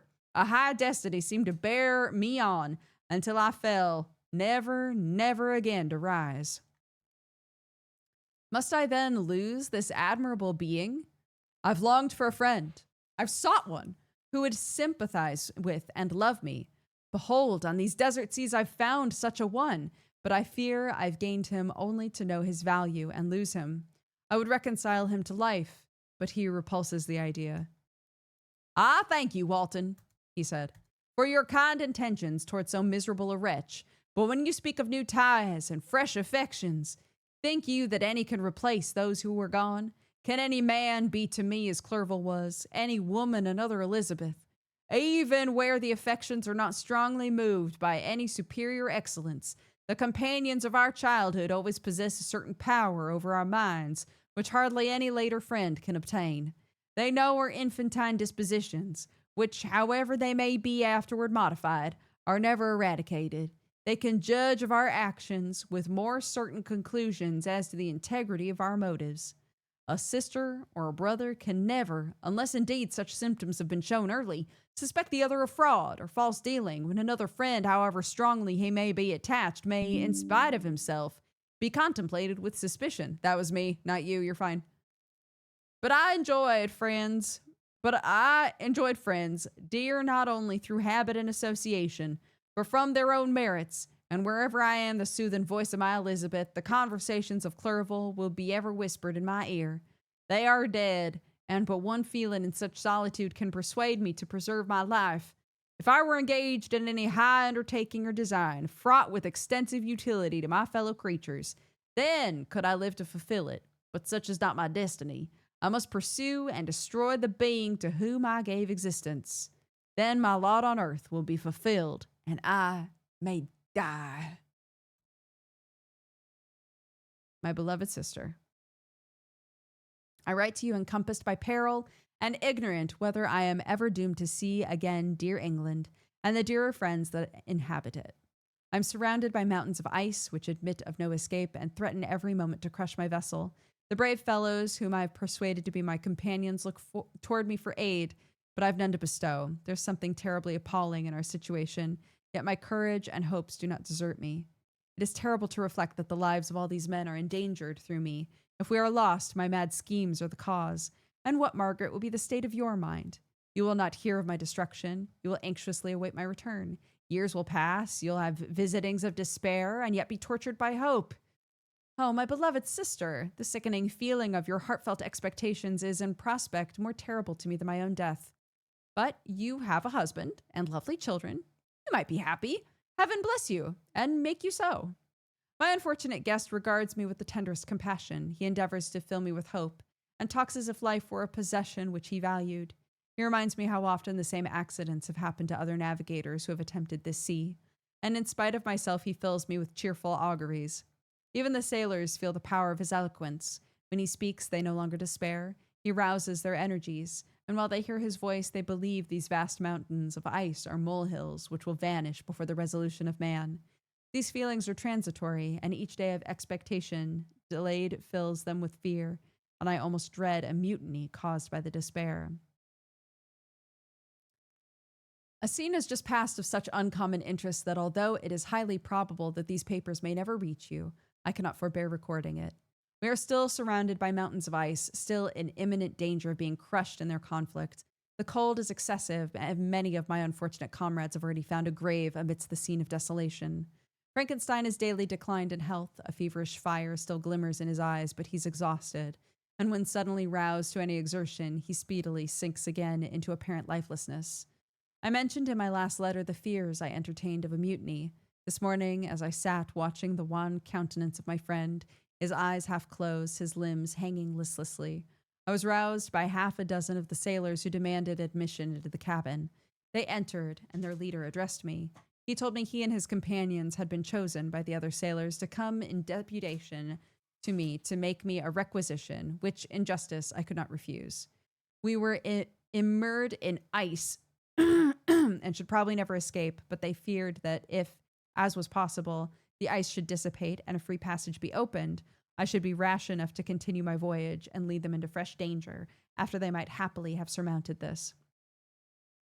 They insisted, therefore, I should engage with a solemn promise that if the vessel should be freed, I would instantly direct my course southward. Well, this speech troubled me. I had not despaired, nor had I yet conceived the idea of returning if set free. Yet could I, in justice, or even in possibility, refuse this demand? I hesitated before I answered when Frankenstein, who had at first been silent and indeed appeared hardly to have force enough to stand, now roused himself, his eyes sparkling, his cheeks flushed with momentary vigor. Turning toward the men, he said, "What do you mean? What do you demand of your captain? Are you then so easily—" "Oh, where'd you go? Where'd they go?" "Oh, here we go. So easily turned from your design. Did you not call this a glorious expedition? And wherefore was it glorious? Not because the way was smooth and placid as a southern sea, but because it was full of danger and terror. Because at every new incident your fortitude was to be called forth, your courage exhibited, because danger and death surround it. And these you were to brave and overcome. For this was it, a glorious, for this was an honorable undertaking. You were hereafter to be hailed as the benefactors of your species, your names adored as belonging to brave men who encountered death for honor and the benefit of mankind. And now, behold, with the first imagination of danger, or if you will, the mighty and terrific trial of your courage, you shrink away and are content to be handed down as men who had not strength enough to endure cold and peril. And so, poor souls, they were chilly and returned to their warm firesides. Why, that requires not this preparation. You need not come this far and drag your captain to the shame of a defeat merely to prove yourselves cowards. Oh, be men, or be more than men. Be steady to your purposes, firm as a rock. This ice is not made of such stuff as your hearts may be. It's mutable. It cannot withstand you if you say that it shall not. Don't return to your families with the stigma of disgrace marked on your brows. Return as heroes who fought and conquered, who know not what it is to turn their backs on their foe." He spoke this with a voice so modulated to the different feelings expressed in his speech, with an eye so full of lofty design and heroism, that can you wonder that these men were moved? They looked at one another and were unable to reply. I spoke. I told them to retire, to consider what had been said. That I would not lead them farther north if they strenuously desired the contrary, but that I hoped that with reflection their courage would return. They retired, and I turned to my friend, but he was sunk in languor and almost deprived of life. How all this will terminate, I know not. But I had rather die than return shamefully, my purpose unfulfilled. Yet I fear such will be my fate. The men, unsupported by ideas of glory and honor, can never willingly continue to endure their present hardships. The die is cast. I have consented to return if we are not destroyed. Thus are my hopes blasted by cowardice and indecision. I came back ignorant and disappointed. It requires more philosophy than I possess to bear this injustice with patience. It is past. I am returning to England. I've lost my hopes of utility and glory. I've lost my friend. But I will endeavor to detail these bitter circumstances to you, my dear sister, while I am wafted toward England and toward you. I will not despond. Oh my God, my throat. My throat! This is going on so much longer than I expected.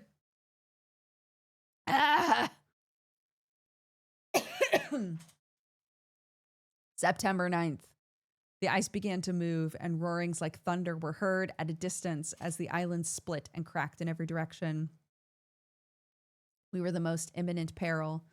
But as we could only remain passive, my chief attention was occupied by my unfortunate guest, whose illness increased in such a degree that he was entirely confined to his bed. The ice cracked behind us and was driven with force toward the north. A breeze became perfectly free.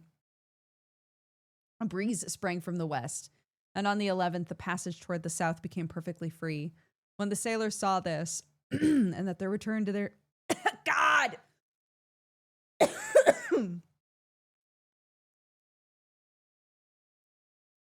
and that their return to their native country was apparently assured, a shout of tumultuous joy broke from them, loud and long continued. Frankenstein, who was dozing, awoke and asked the cause of the tumult. Everybody's voice is going to be just normal. Sorry. I can't do them anymore. They shout, I said, because they will soon return to England. Do you then really return? Alas, yes, I cannot withstand their demands. I cannot lead them unwillingly to danger, and I must return.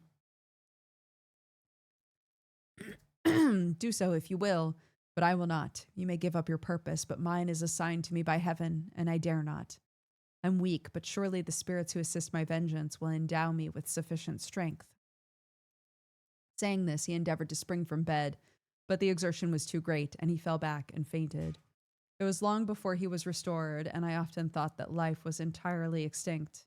At length he opened his eyes. He breathed with difficulty and was unable to speak. The surgeon gave him a composing draught and ordered us to leave him undisturbed. In the meantime, he told me that my friend had certainly not many hours to live. His sentence was pronounced, and I could only grieve and be patient. I sat by his bed, watching him. His eyes were closed, and I thought he slept. But presently he called to me in a feeble voice, bidding me come near. He said, Alas, the strength I relied on is gone. I feel that I shall soon die, and he, my enemy and persecutor, may still be in being. Think not, Walton, that in the last moments of my existence I feel that burning hatred, an ardent desire of revenge I once expressed, but I feel myself justified in desiring the death of my adversary. During these last days, I've been occupied in examining my past conduct, nor do I find it blamable. In a fit of enthusiastic madness, I created a rational creature and was bound toward him to assure, as far as was in my power, his happiness and well-being. This was my duty, but there was another still paramount to that. My duties toward the beings of my own species had greater claims to my attention because they included a greater proportion of happiness or misery. Urged by this view, I refused, and I did right in refusing, to create a companion for the first creature. He showed unparalleled malignity and selfishness as an evil. He destroyed my friends. He devoted to destruction beings who possessed exquisite sensation, happiness, and wisdom. Nor do I know where this thirst for vengeance may end, miserable himself, that he may render no other wretched, he ought to die. The task of his destruction was mine, but I have failed. When actuated by selfish, vicious motives, I asked you to undertake my unfinished work, and I renew this request now, when I am only induced by reason and virtue. Yet I cannot ask you to renounce your country and friends to fulfill this task. And now that you are returning to England, you will have little chance of meeting him, but the consideration of these points and the well-balancing of what you may esteem your duties, I leave to you. My judgment and ideas are already disturbed by the near approach of death. I dare not ask you to do what I think is right, for I may still be misled by passion. I love the idea of somebody being on their deathbed and being like, come closer. Come closer. And now, a monologue. Like they're about to die and they have so much yapping to do. That he should live to be an instrument of mischief disturbs me. In other respects, this hour, when I momentarily expect my release, is the only happy one which I have enjoyed for several years. The forms of the beloved dead flit before me, and I hasten to their arms. Farewell, Walton. Seek happiness and tranquility, and avoid ambition, even if it be only the apparent innocent one of distinguishing yourself in science and discoveries. Yet why do I say this? For I myself have been blasted in these hopes. Yet another may succeed. His voice became fainter as he spoke, and at length, exhausted by his effort, he sank into silence. Half an hour afterwards, he attempted again to speak, but was unable. He pressed my hand feebly, his eyes closed forever, while the irradiation of a gentle smile passed away from his lips. Margaret, what comment can I make on the untimely extinction of this glorious spirit? What can I say that will enable you to understand the depth of my sorrow? All that I should express would be inadequate and enfeeble. My tears flow, my mind is overshadowed by a cloud of disappointment, but I journey toward England, and I may there find consolation. I'm interrupted. What do these sounds portend? It is midnight, the breeze blows fairly, and the watch on deck scarcely stir. Again, there's a sound as of a human voice, but hoarser. It comes from the cabin where the remains of Frankenstein still lie. I must arise and examine. Good night, my sister. Great God! What a scene has just taken place. I'm yet dizzy with the remembrance of it. I hardly know whether I shall have the power to detail it, yet the tale which I have recorded would be incomplete without this final, wonderful catastrophe. I entered the cabin where lay the remains of my ill-fated and admirable friend. Over him hung a form which I cannot find word to describe, gigantic in stature, yet uncouth and distorted in his proportions. As he hung over the coffin, his face was concealed by long locks of ragged hair. One vast hand was extended in color and apparent texture like that of a mummy. When he heard the sound of my approach, he ceased to utter exclamations of grief and horror and sprung toward the window. Never did I behold a vision so horrible as his face, of such loathsome yet appalling hideousness. I shut my eyes involuntarily and endeavored to recollect what were my duties with regard to this destroyer. I called on him to stay. He paused, looked on me with wonder, and again, turning toward the lifeless form of his creator, he seemed to forget my presence, and every feature and gesture seemed instigated by the wildest rage of some uncontrollable passion. "That is also my victim!" he exclaimed. "In his murder, my crimes are consummated. The miserable series of my being is wound to its close. Oh, Frankenstein, generous and self-devoted being, what does it avail that I now ask thee to pardon me? I, who irretrievably destroyed thee by destroying all thou lovedst. Alas, he is cold and he cannot answer me." His voice seemed suffocated, and my first impulses, which had destroyed to me the duty of obeying the dying request of my friend and destroying his enemy, were now suspended by a mixture of curiosity and compassion. I approached this tremendous being.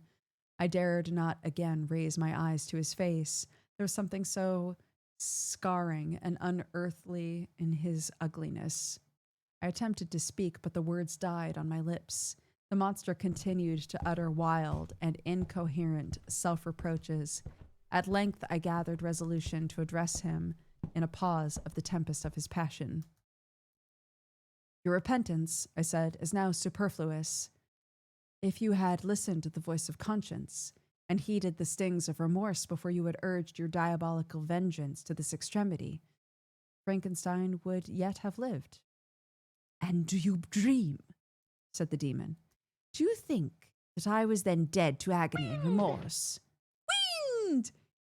He continued, pointing to the corpse, "he suffered not in the consummation of the deed. Oh, not the 10,000th portion of the anguish that was mine during the lingering detail of his execution.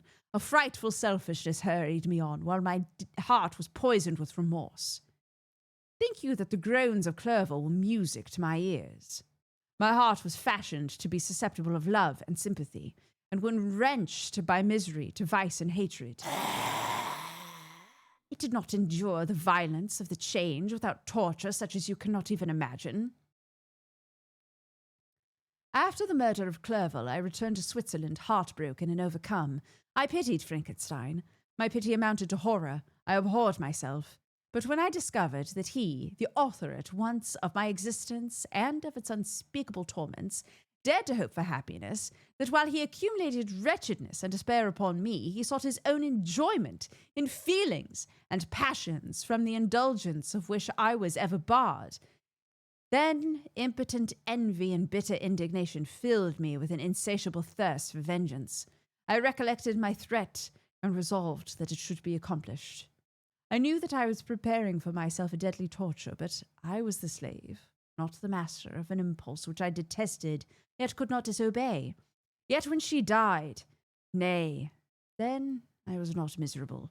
I had cast off all feeling, subdued all anguish, to riot in the excess of my despair.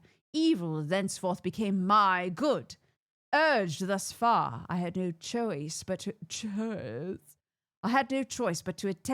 adapt my nature to an element which I had unwillingly chosen. The completion of my demoniacal design became an insatiable passion, and now it is ended, and there is my last victim. I was at first touched by the expression of misery, and yet, when I called to mind what Frankenstein had said of his powers of eloquence and persuasion, when I again cast my eyes on the lifeless form of my friend, indignation was rekindled within me. Wretch, I said, it is well that you came here to whine over the desolation you've made.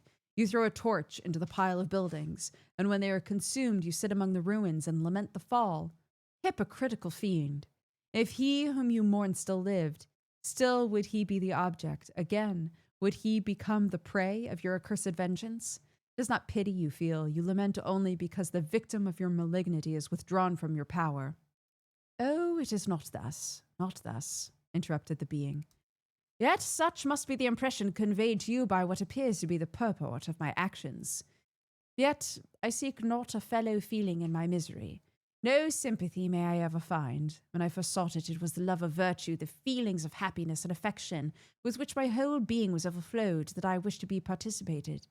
But now that the virtue has become to me a shadow, and the happiness and affection are turned into bitter and loathing despair, in what should I seek for sympathy? I am content to suffer alone, while my opprobrium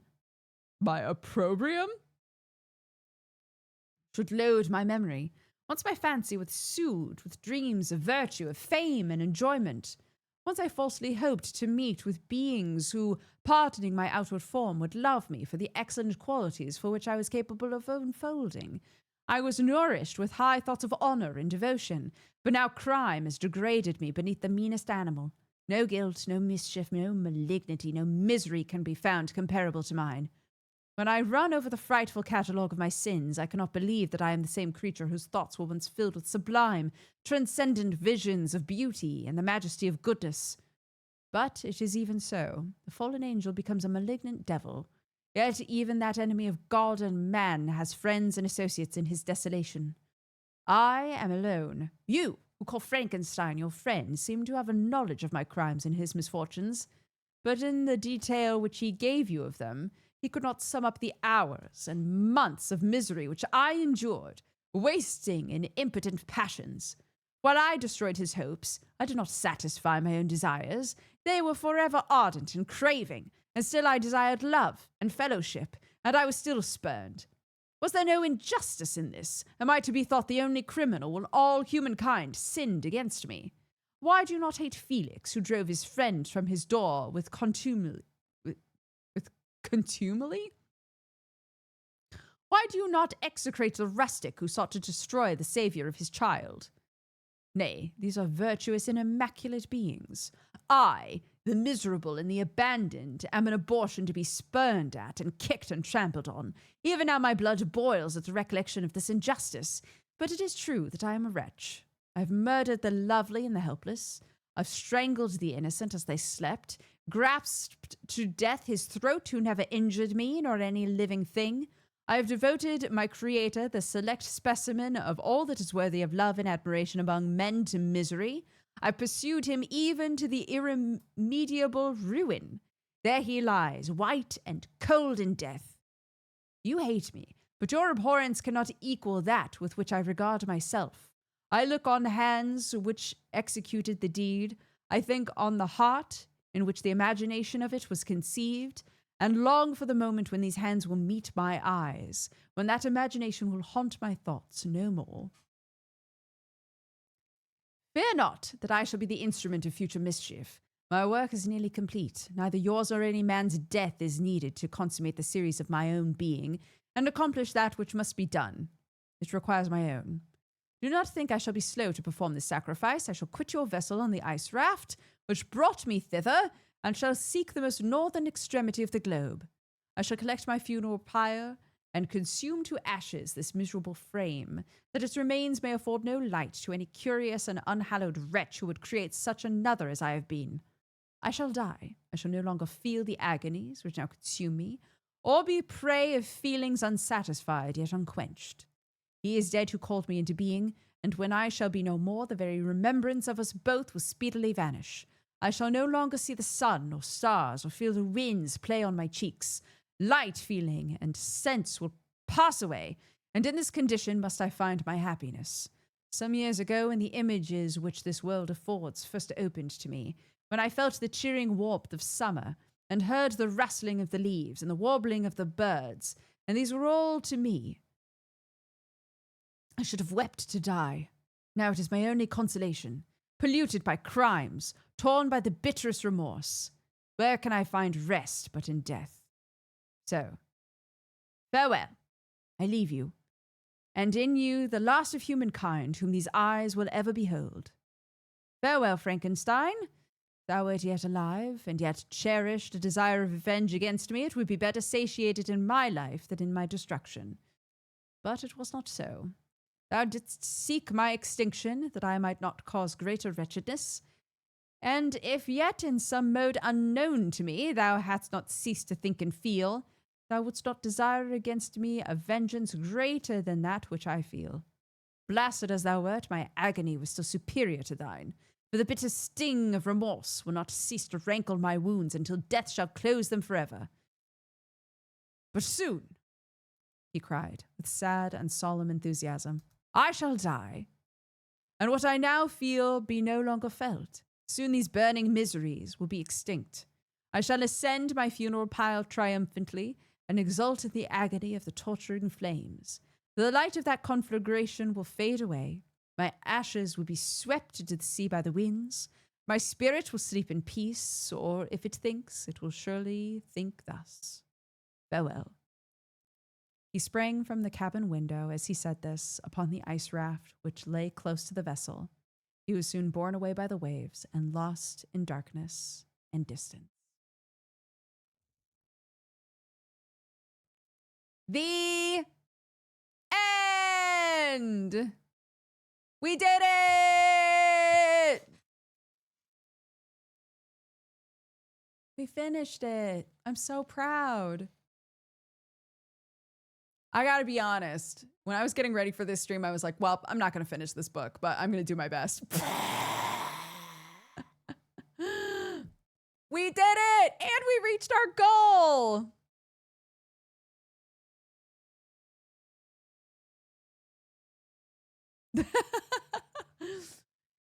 5,004 babies are going to learn to read. I'm so happy for them. That last sequence was so long. I know. It's true. Oh my goodness. Thank you all so much. Thank you to everybody who donated, everybody who just hung out and listened, made some crazy sounds happen. Appreciated all of that. Thank you to Shoes for making our little guys. Very fun. Thank you to the mods for running all of the sound cues. Olivier for making the program that did it automatically. That was lovely and made it so much nicer. Thank you all so much. We did it. I'm so tired and my throat hurts so bad. Let me look at our activity feed. And then I'll send you somewhere else. Zoe, thank you so much for the raid. Queered Cryptid for the 34. Parth Mater for the 67. Potato for the 98. Cynical Singer for the 88. Robin the Brave for the 73. Onirin and Rathu, thank you guys for the raids as well. Giant Cat Lady, thank you for the 78. Erwinga for the 60. Happy 5 years. Happy anniversary. And Azarivor and an anonymous gifter. Thank you guys for the gifted subs. Thank you for the wind sound cue. I love it. Very good.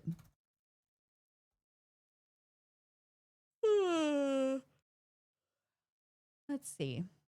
Who's live? Who's doing what? We are family. I got all my sisters and me. Ba, ba,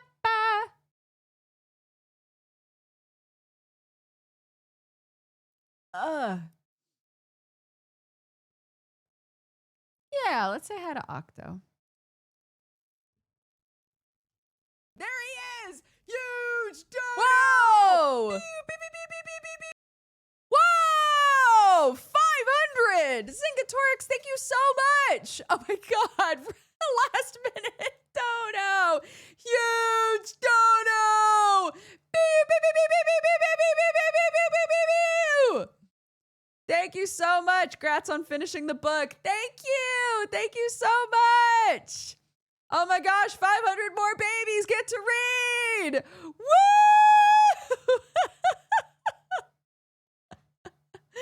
Thank you all so much. I appreciate it. Thank you for being here and listening, for the donations, for just hanging out and making this so fun. Thank you to the mods. Go say hi to Octo. Tell him we're helping. Tell him we helped a bunch of babies read. He'll be delighted. I'll see you guys around. Bye-bye.